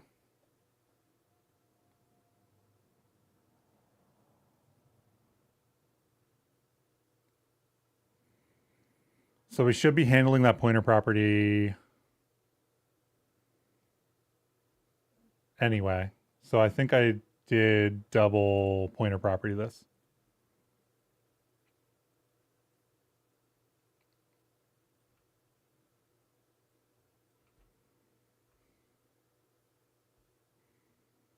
I guess the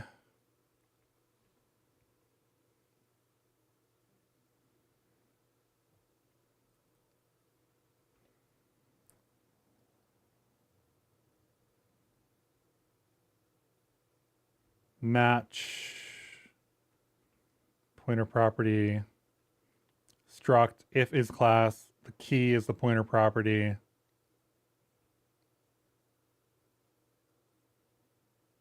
I think that's the difference. The difference is that we went into a thing that we thought was a value and is actually a struct, which means it just is a struct, right?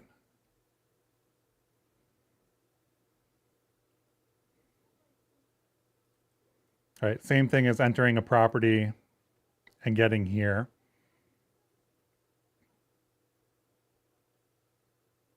So we should just return the path without the property, pointer property. The duration pointer isn't the thing that's causing an issue, but the underlying is. So I think this is actually what we need. This was returning none before, so this might be another thing that I just have to dig into a little bit. I copied this already, right? Yeah. Blender. Fetch the registry. Insert the animation offset timer.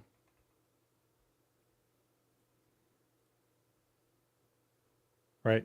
Seconds, finished, once, etc. All there. Export glTF.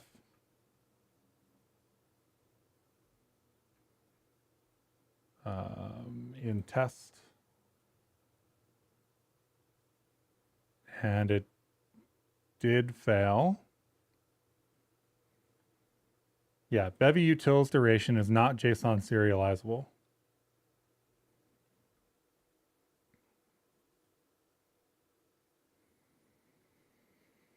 Why is Bevy utils duration not JSON serializable?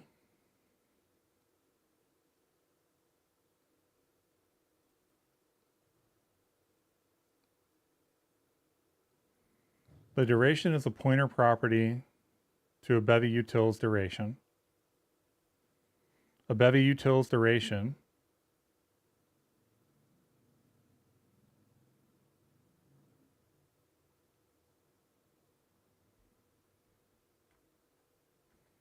should get recursed into form to object.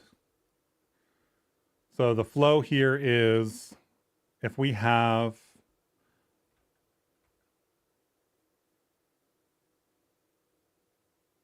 Bevy utils duration,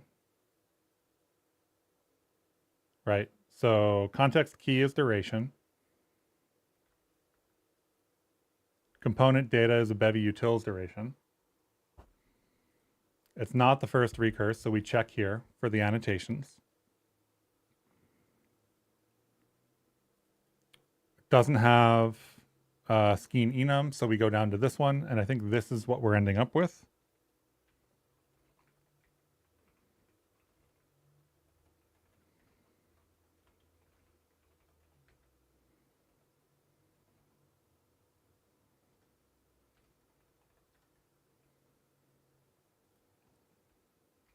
This is kind of like the Python development cycle for these Blender add-ons.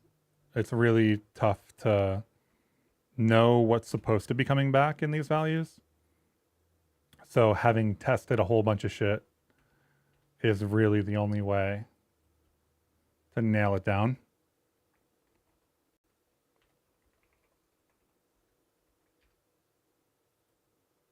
And you basically end up building up this like, this is how that's supposed to work in this location at that time knowledge, which is not great for a maintainable library in general. But that's just how all the Python stuff is working. So I have a bunch of tests and stuff. And after stream, I'll probably write another test for this exact use case so that we don't break it in the future. But it definitely feels a lot like setting up more Python mud and then like setting in the scaffolding to make sure it doesn't break. Because even the tests don't have things that the Blender environment does and don't behave in the same way the Blender environment behaves, which is wild. So here's that, and that means we should have nanos, right? Yeah. So seconds and nanos. And then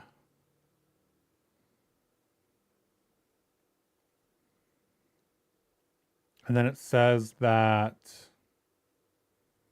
the duration is not JSON serializable.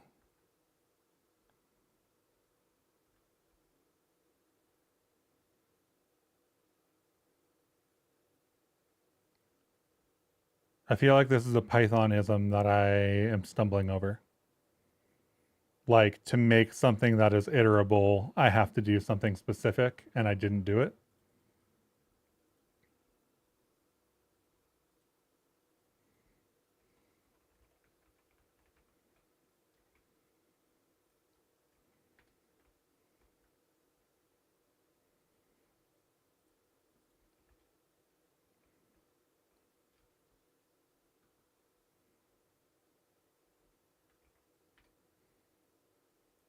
Fetch the registry, animation, offsets, timer, insert, attempt and export,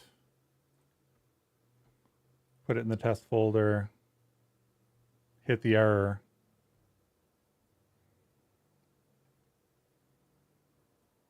See, okay, maybe I'm misunderstanding where this is happening.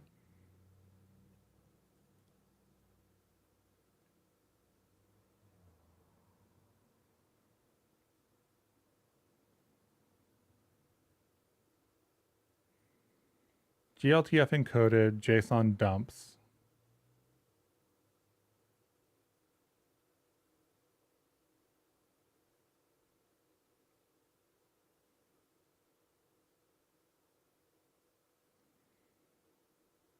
Object of Bevy utils duration is not JSON serializable. But for what and where?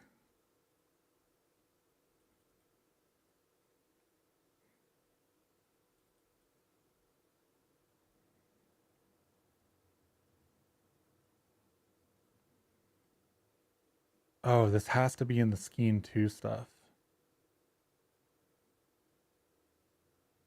Okay.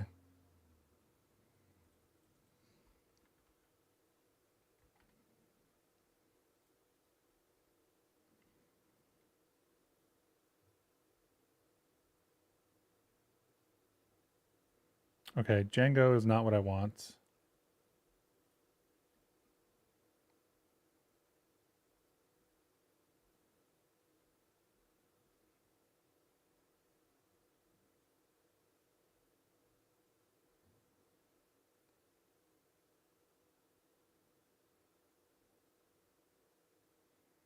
Is property deferred as a common error when we add the property to the instance, not the type? Maybe the case here. Did I mess something up? I don't think so. I don't have a property deferred error though, right?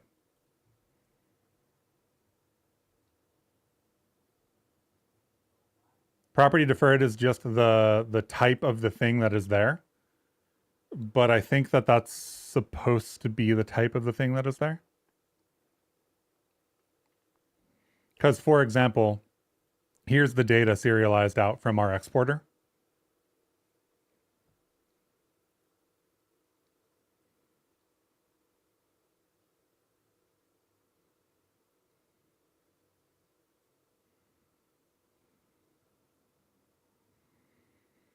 So, like, we get all the way down to having all of the data. And then something else errors, which I think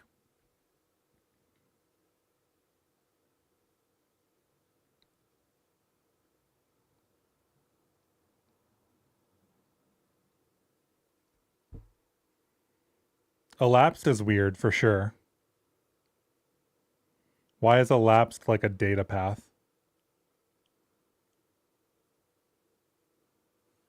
Yeah, no worries. I appreciate that though. The property deferred stuff was definitely confusing when it was happening. I don't think that our formed object is the issue. Right? I actually don't think our export extension is the issue at all.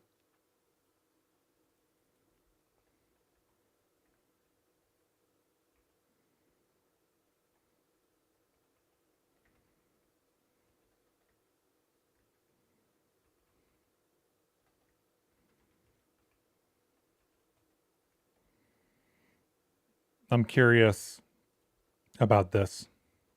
I'm curious to know if we delete the original data, assuming that we're getting copies of it, hopefully, If we're not getting copies of it, that's wild. But could just be direct references to, not copies.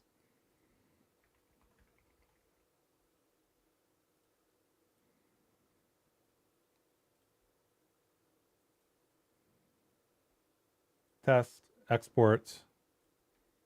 Okay, has the error still. Key error on sync. That's fine.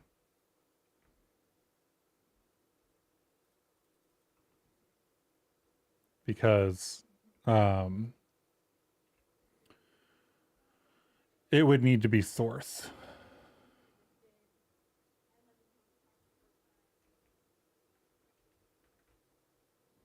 Because the sync is where we're putting it, the source is where we're getting it from. I have a hunch that when it's trying to serialize the source property group, for some reason is having an issue. I don't know why it's having an issue.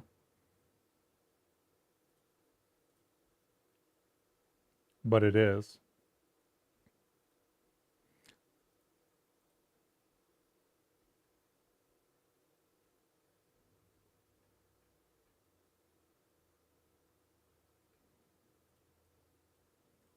Object has no attribute extras. Cool, that's fine. So let's get rid of that then.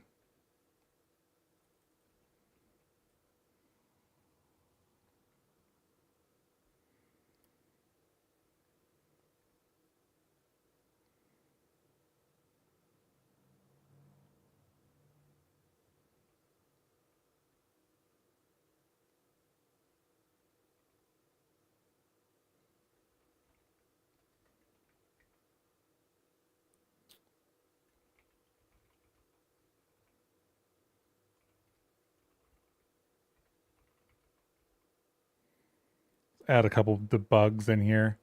I'm not really sure what the serialization issue actually is. I know roughly where it's happening, or what it's happening on anyway. Why it's happening on that, I don't know. Animation offset timer.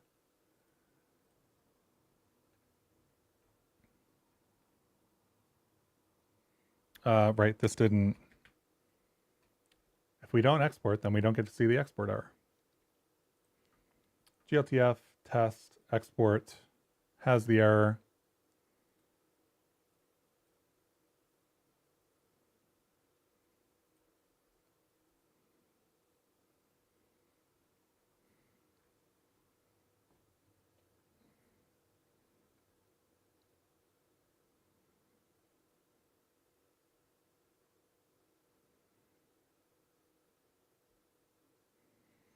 It's not something as silly as like setting the values fixes it, right?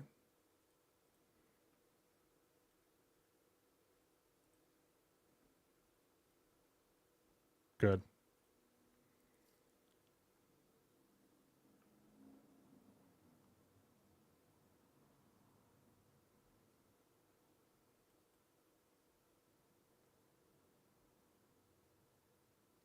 See, elapsed is a Bevy utils duration.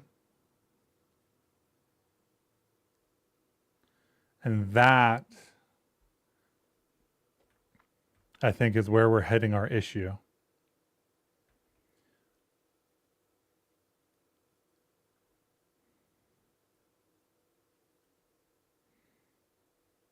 So we ended up with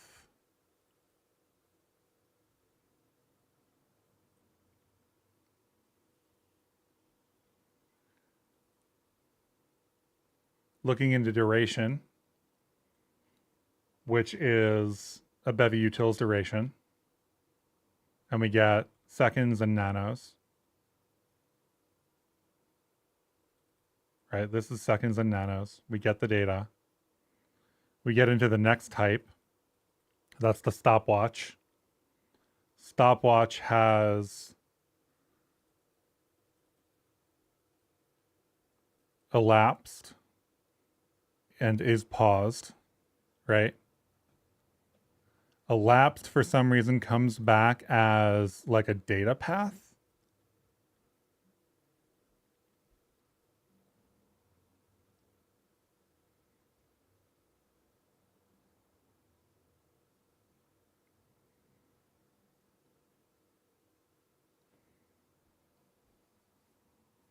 Stopwatch elapsed. Let's take a look.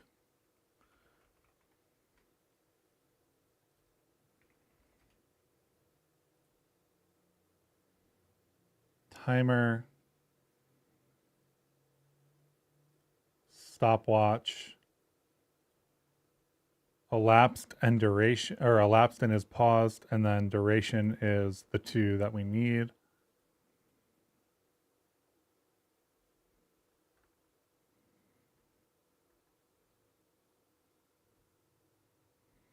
So this is the cube, data, first component,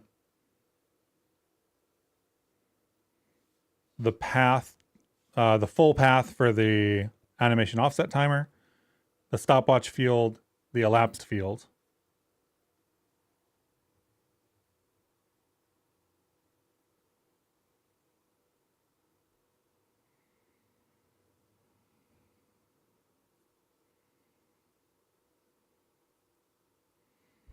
I think that that's an issue. I think elapsed is our issue.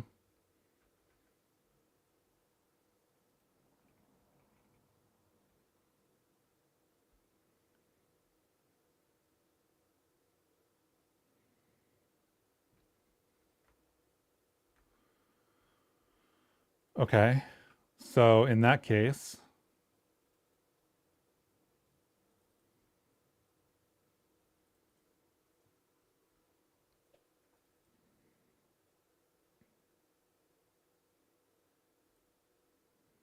we get data from active editor, but the value that we're getting for elapsed is an issue. And elapsed is a field on stopwatch.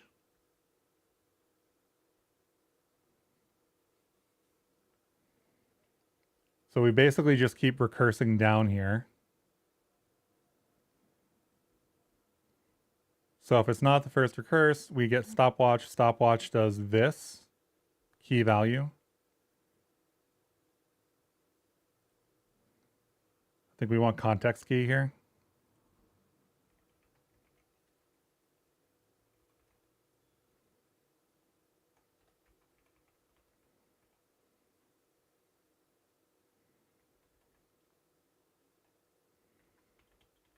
Let's get an indent here.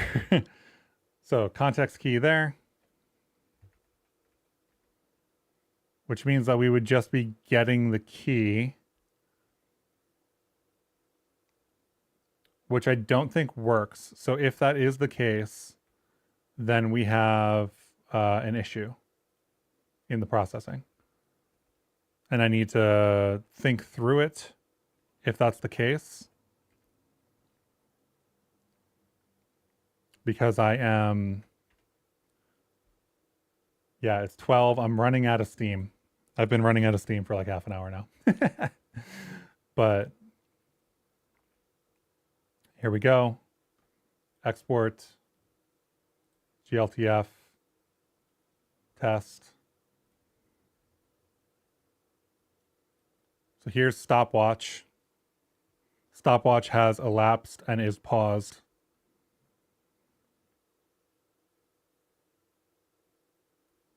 So I think that that is what's happening.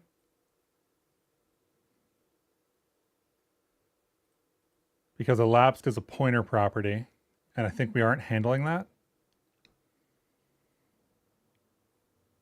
I think we actually need to do this.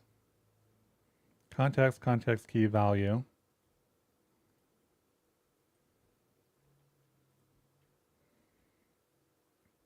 And can we just do that on the value?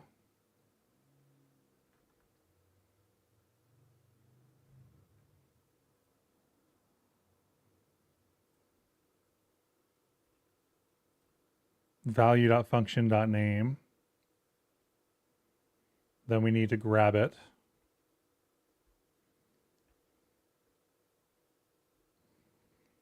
Else we need to do this.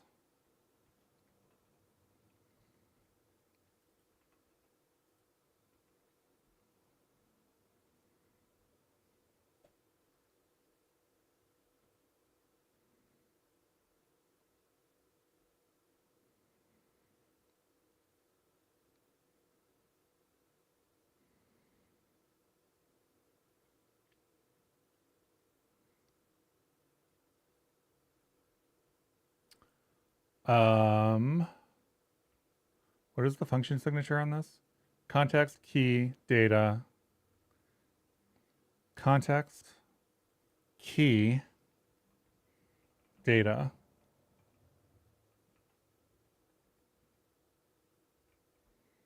I think this is the fix. And I think that was a legitimate bug in our handling.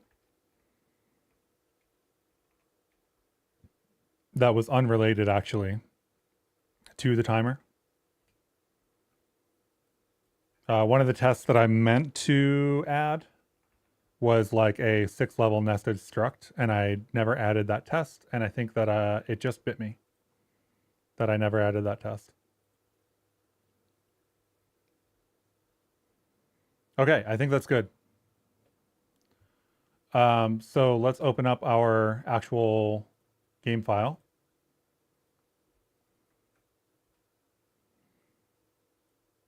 This is getting rendered and whatnot. Great. Let's export.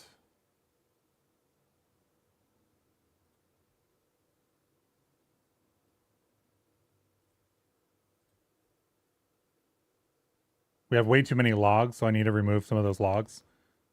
But I think that that was our answer. Cargo run. We have the other error again.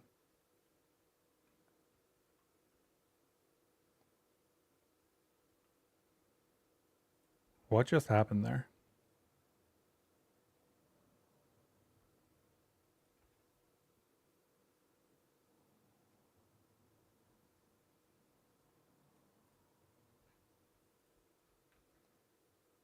Did our export settings flip again?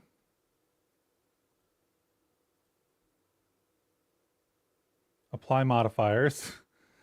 What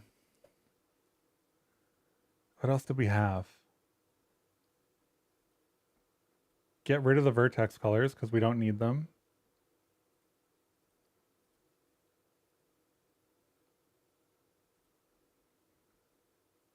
Remember export settings, please.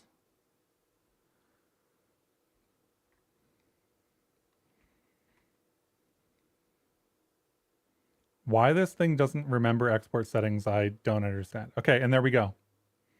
Timer is now working because this is now rotating, and that is happening on that timer. So that's good.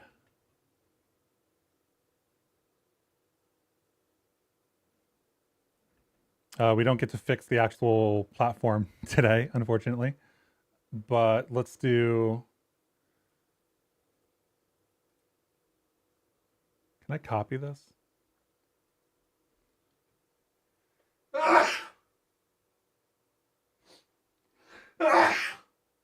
Yuck. Platform behavior, platform, and animation offset timer are what we need. Platform behavior. Platform. Animation offset timer. An animation offset timer is going to get a value of 1. Platform behavior is going to keep the default. We're going to get rid of the extra data there. And we're going to export again. So we're going to need a Skein release to do a bug fix for that export.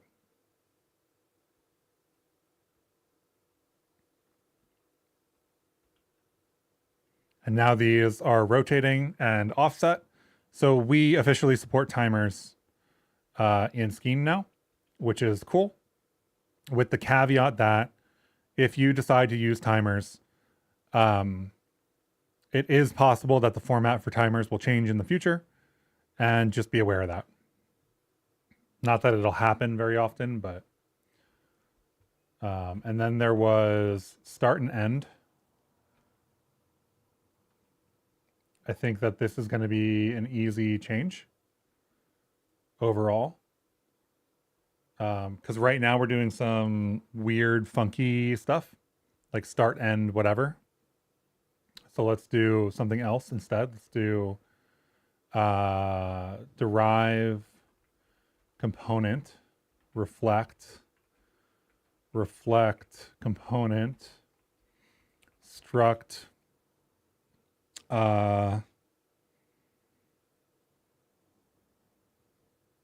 I guess this could be in platform behavior. Where was platform behavior? Move linear. So we now support like start, vec3, end, vec3, right?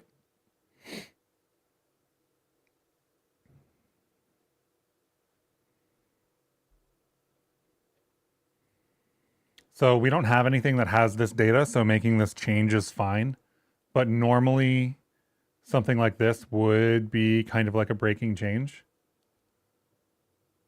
So let's talk about platform behavior and where it goes. Move linear.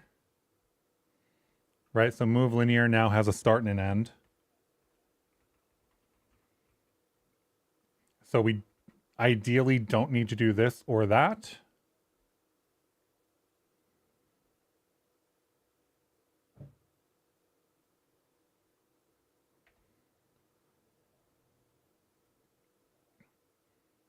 And we have start and end here, hopefully.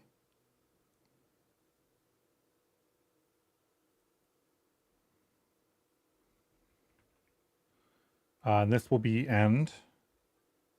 Well, this isn't a transform, right? Or we need this to be a transform. So I think transform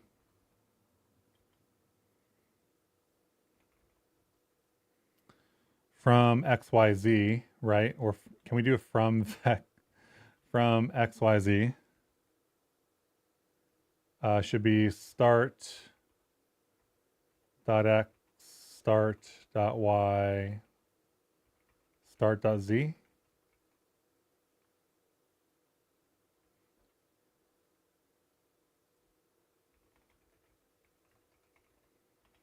So if we set the end transform to be like that, and then we do the same thing for the start transform. I think these were transforms and not global transforms.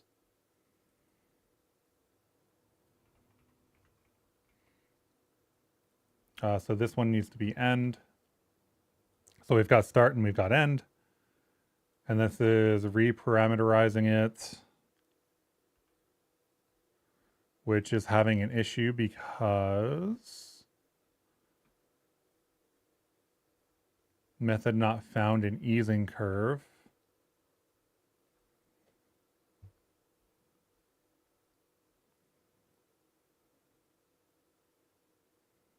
Move linear. Let me check the code from before.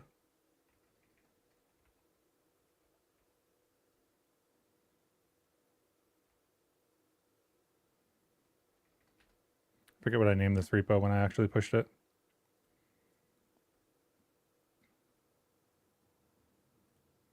Bevy 15 game boxes. Is that really what I named it? I guess. Did I not push?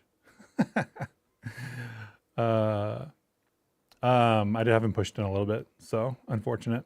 But platforms should still have the old code. And this is the easing curve for that. This is the easing curve for, so move linear, iter descendants, parent get, children, start ends is a start end and a transform. So regular transforms.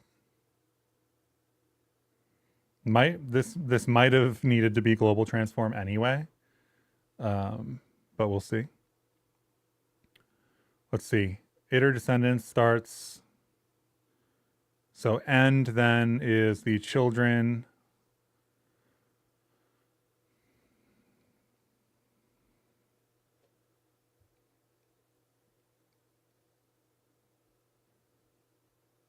And then we try to get t.translation. So that's just going to be the vec3.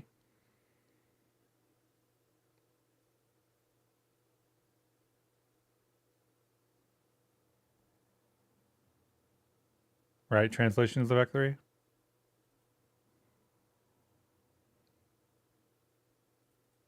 So this is not a transform, this is a translation, which should work. Let's just check my transform thought process. Translation vec3, yeah. So we actually don't want these. We literally want start and end, not the full transform.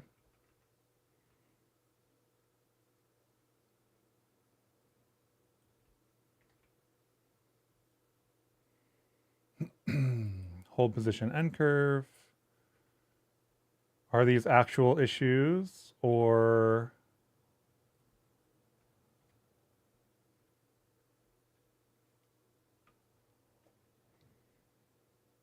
unsatisfied trait bound because it needs to be a reference?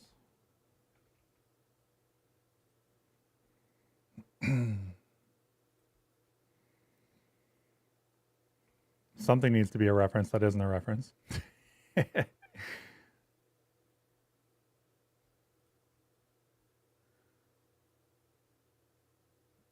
Curve Bevy vec3 is not implemented for function curve.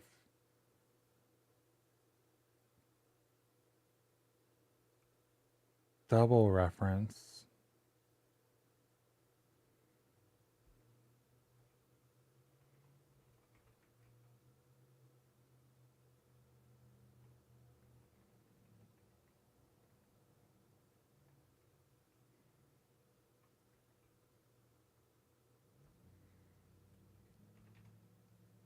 I should have looked at the code before I wrote this. Bar vary does not live long enough. Yes, that makes sense to me. So start and end are references to vec3s, which they don't need to be. Right?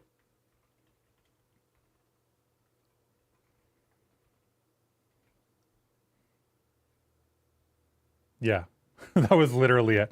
Basically just they came in as references, and because they were references, some traits aren't implemented, et cetera, et cetera. So theoretically,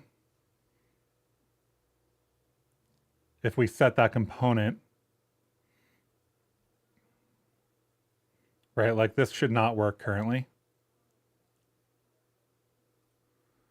But we have the new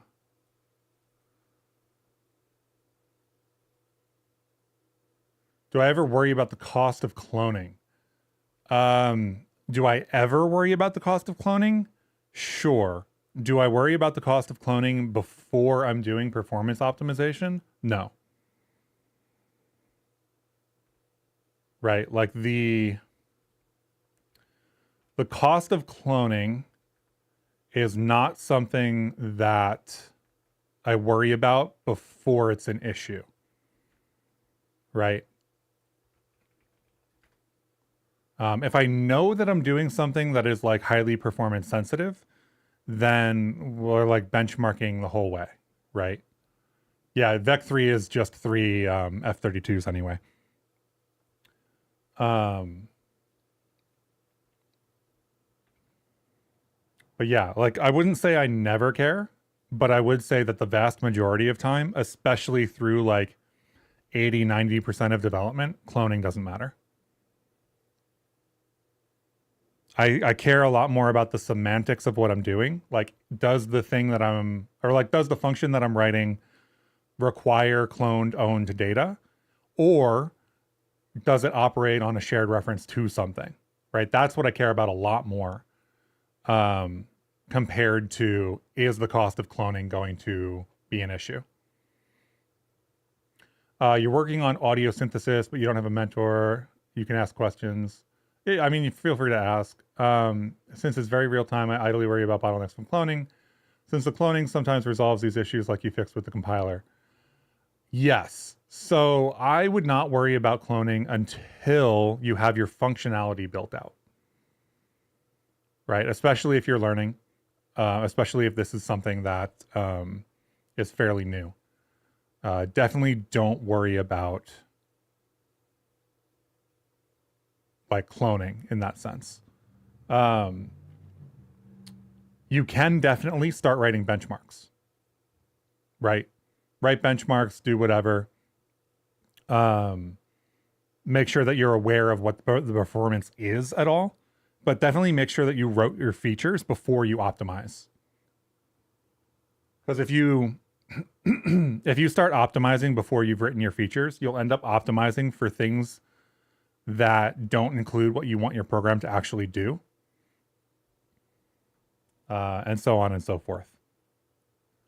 So basically, like, don't worry about it until it's an issue. If your thing doesn't work, then it's not an issue, right? Because your thing has to work before you can care about cloning being an issue.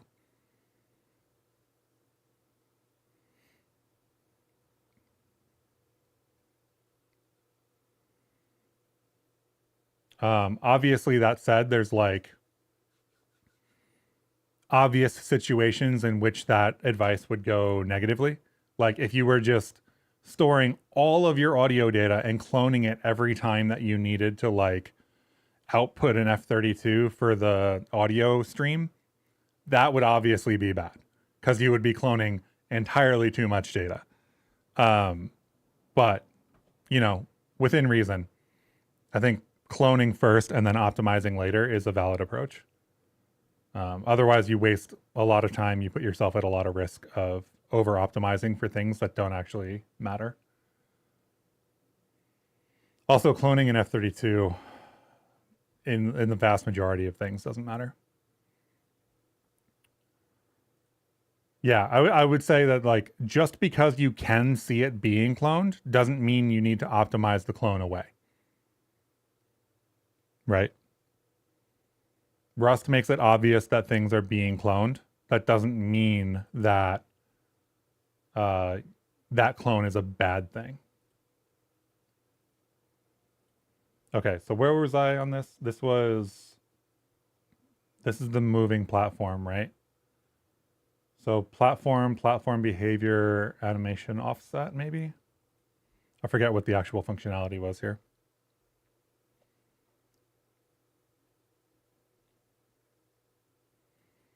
Right, we've got move linear. I think this is the only place that we use move linear. Start and end. We do the animation. So I think it's all the same. So platform behavior, platform offset timer. Let's get the offset timer in there since it's already sitting there. Platform behavior. Move linear.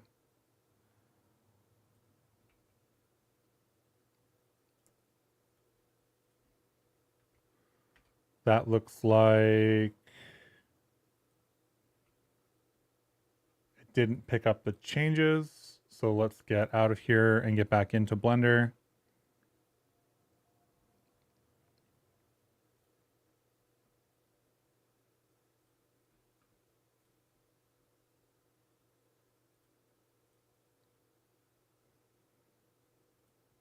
Because we made some changes to the add-on recently. So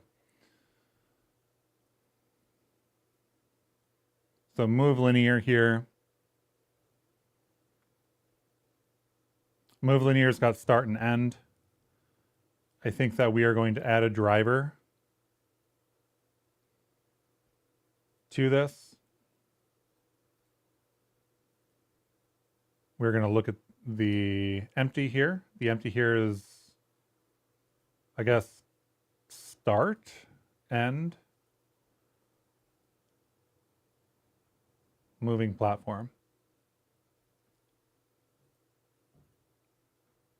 So we want to link to start and then link to end. let me click on this. This move linear will be a single property on start, which there's only one of them right now, so it's easy. Dimension 0, right? No, not dimension 0. This is, should I be doing transform channel, X location, world space? Yes, that's what I want. That doesn't look like it's the X position and world space of the empty, but let's do start. Let's do the Z location in world space. And let's do start, and let's do the Y position in world space. I guess those are both 0. Interesting. Oh, that's the end. I messed up already. Paste driver, paste driver, paste driver, and then this then will be end and not start, and this will be end and not start, and this will be end and not start. And now we have those values, so hopefully this will export and not give us any issues. So we can run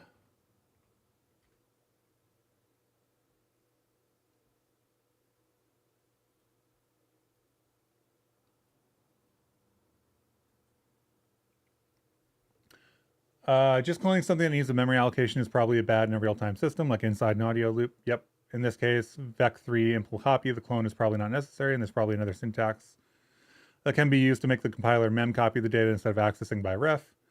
Probably let start equals start would be okay and not use clone, but would use the same generated assembly. Yes, I think that there are valid places to be doing, to be looking at that and worrying about it. Inside of a very hot loop for a real-time system is one of the places where you would care. But until you know the difference between like a shared reference to a U8 and cloning an F64 or something like that, I wouldn't worry about it. You can always work on it later. And people tend to tie themselves into not doing it before they are fully aware of how. Where's our platform behavior? Here's platform behavior. So debug component, reflect component. Can't create an instance of platform behavior using the reflected from reflect default or from world traits. Interesting. Really?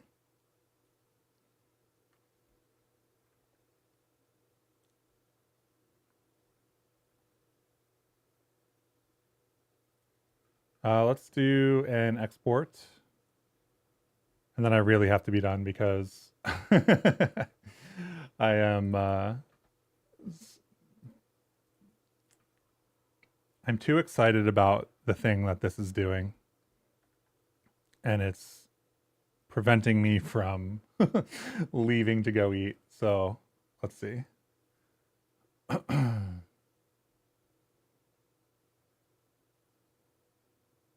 Where's MISC?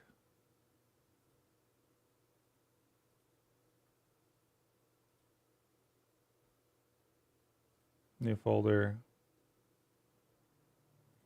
glTF. This is platform behavior.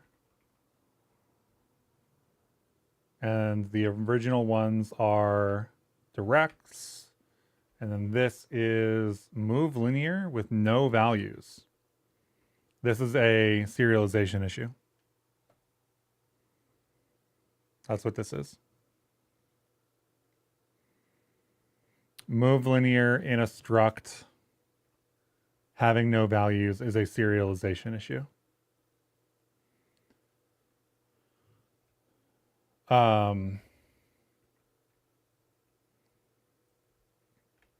I don't know that I want to debug that right now. It's going to be basically this kind of a thing. Like the same issue I had before where I didn't check to see whether something was a pointer property or not, is going to happen again, probably in the same spot. So this would be if not Skein, right? Or if, yeah, this component fields.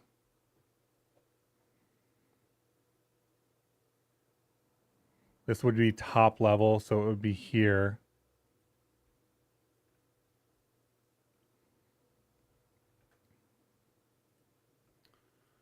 So if I export like this,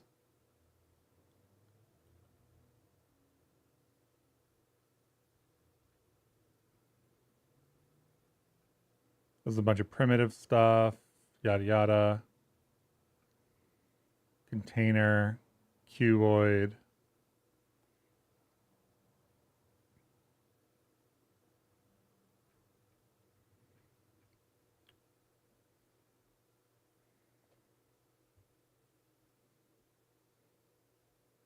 Enum, move linear.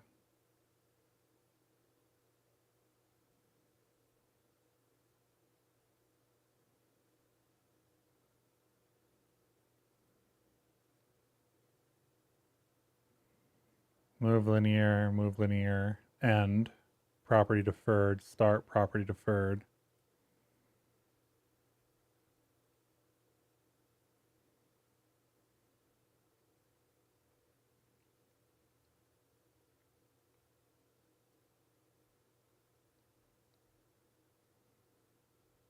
Is that the rendering or the exporting?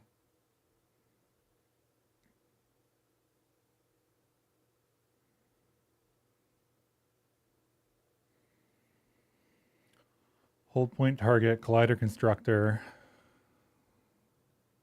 cuboid, hold point target, collider constructor, hold point target, collider constructor.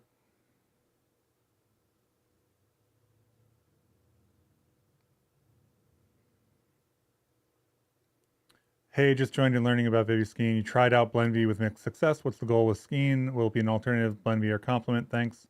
Currently, it's an alternative. I could see them working together in the future. Right now, the only blocker to that is that the BlendV maintainer is kind of on a hiatus. Otherwise, I might have done this work on BlendV instead. That's just how it is. So for the meantime, it's a replacement.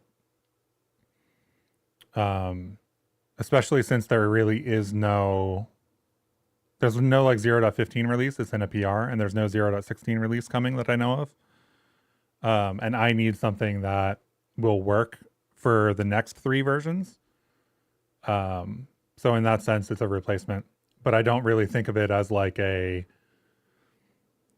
don't think of things as like competition, if that makes sense. Like it's not, oh, this is going to be better than BlendV or whatever. I imagine being very collaborative in the future. Just for the moment, BlendV isn't getting releases, and this is. Target, collider constructor.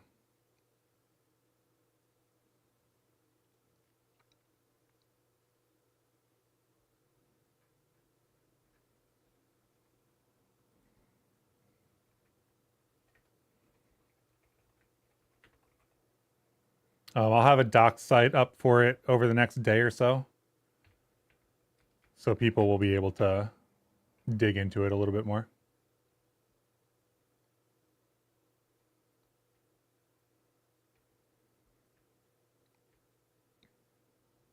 It's working pretty well overall. There's still a couple of cases. Like I had to implement timers today. There's a couple of like primitive values that don't exist there. There's a couple of things that like I would like to have in the future that don't currently exist.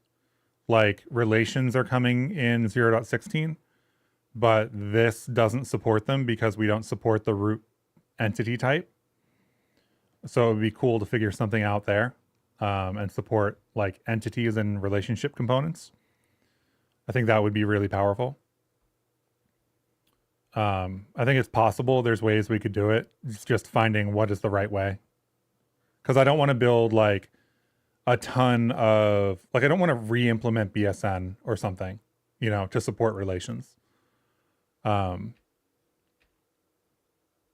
So TBD, but all the base stuff works, which is great.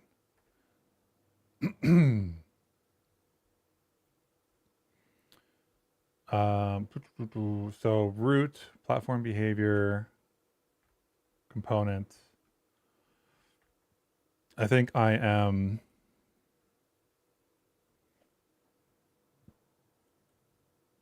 value of value not in component fields.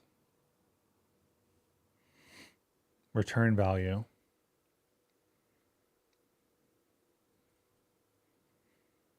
Component fields.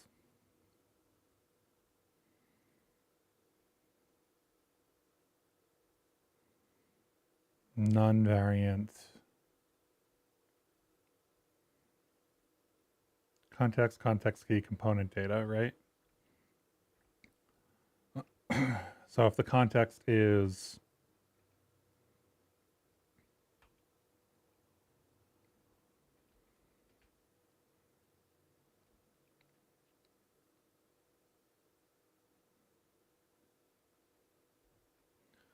maybe end would be better to look for. End space. Okay, so end space.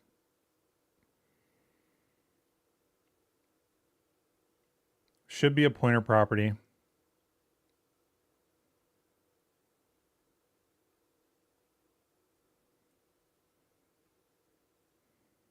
Right? Move linear, end. That data should come through.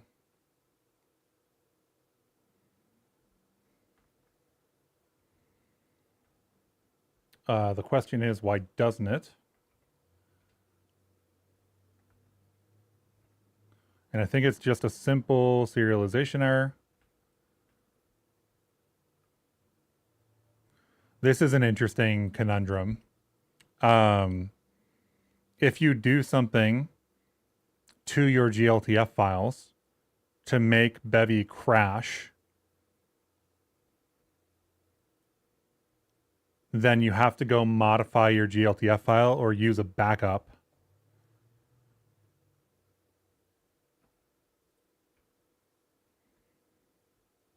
Which is really interesting from that perspective. For now, I think I can just derive the fault on this.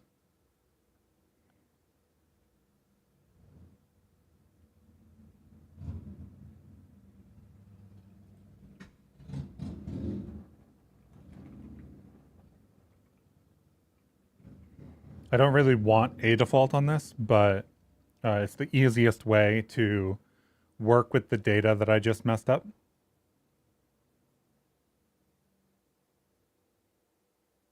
Basically, the situation is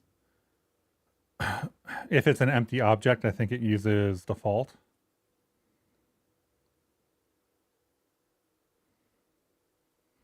Oh, right. Then we need to also reflect default if we're going to use default like that.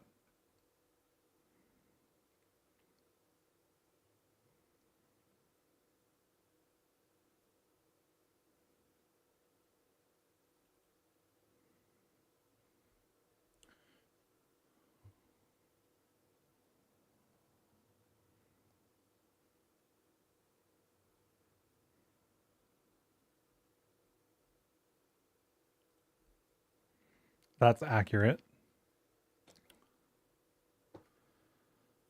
Okay,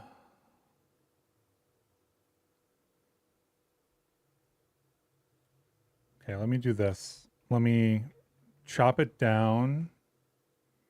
No, that won't work.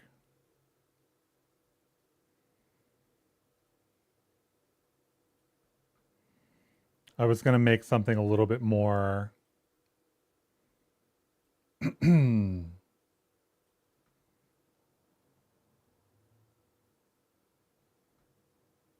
Oh, I hope it saved my export settings. I keep running into the issue of like, it doesn't respect what I've clicked in the past.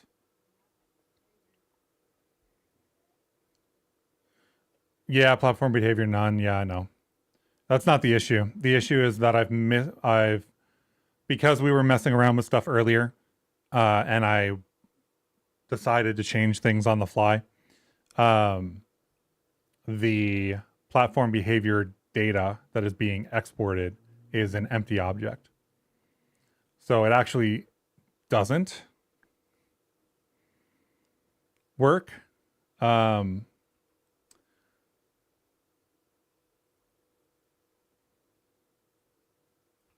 So actually, the right answer is to suck it up and get rid of the thing that I was trying to keep around because I didn't want to reset the values.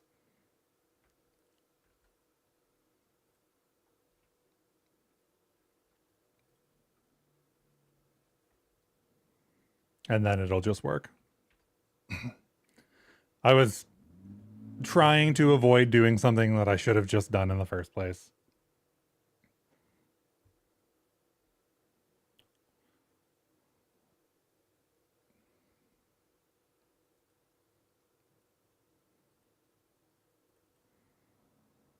Interesting.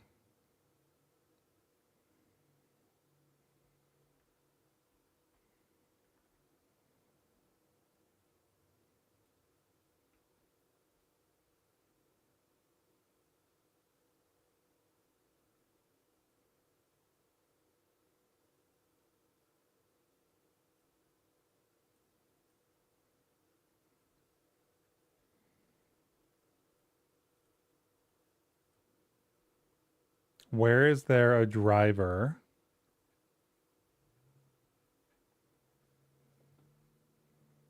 that still exists?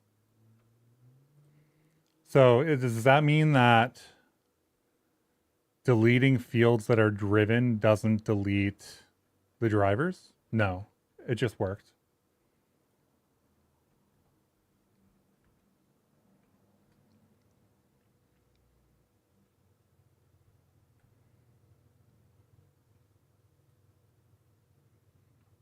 That's really interesting. Am I exporting into the right place? Oh, I'm exporting the glTF. Oh, man. Oh, man. I wasn't exporting the right file. I wasn't even exporting the right file. Had nothing to do with anything. Okay, I think that's pretty close to time for me then. Let me try this just one more time before we jump off. Move linear. These values are really still being driven? That's so weird.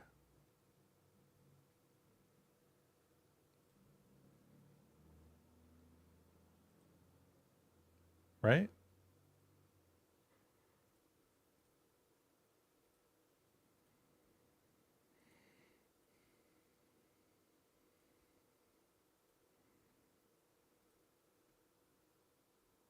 Is that not weird? That's a Blender side thing, but is that not weird? Like the data gets deleted.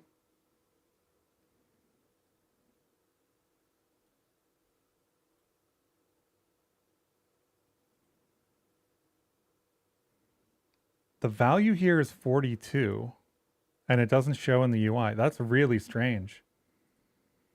I think that's like an entirely, how do we say, valid it's a Blender thing, it's fine, but like that's just really strange for the UI.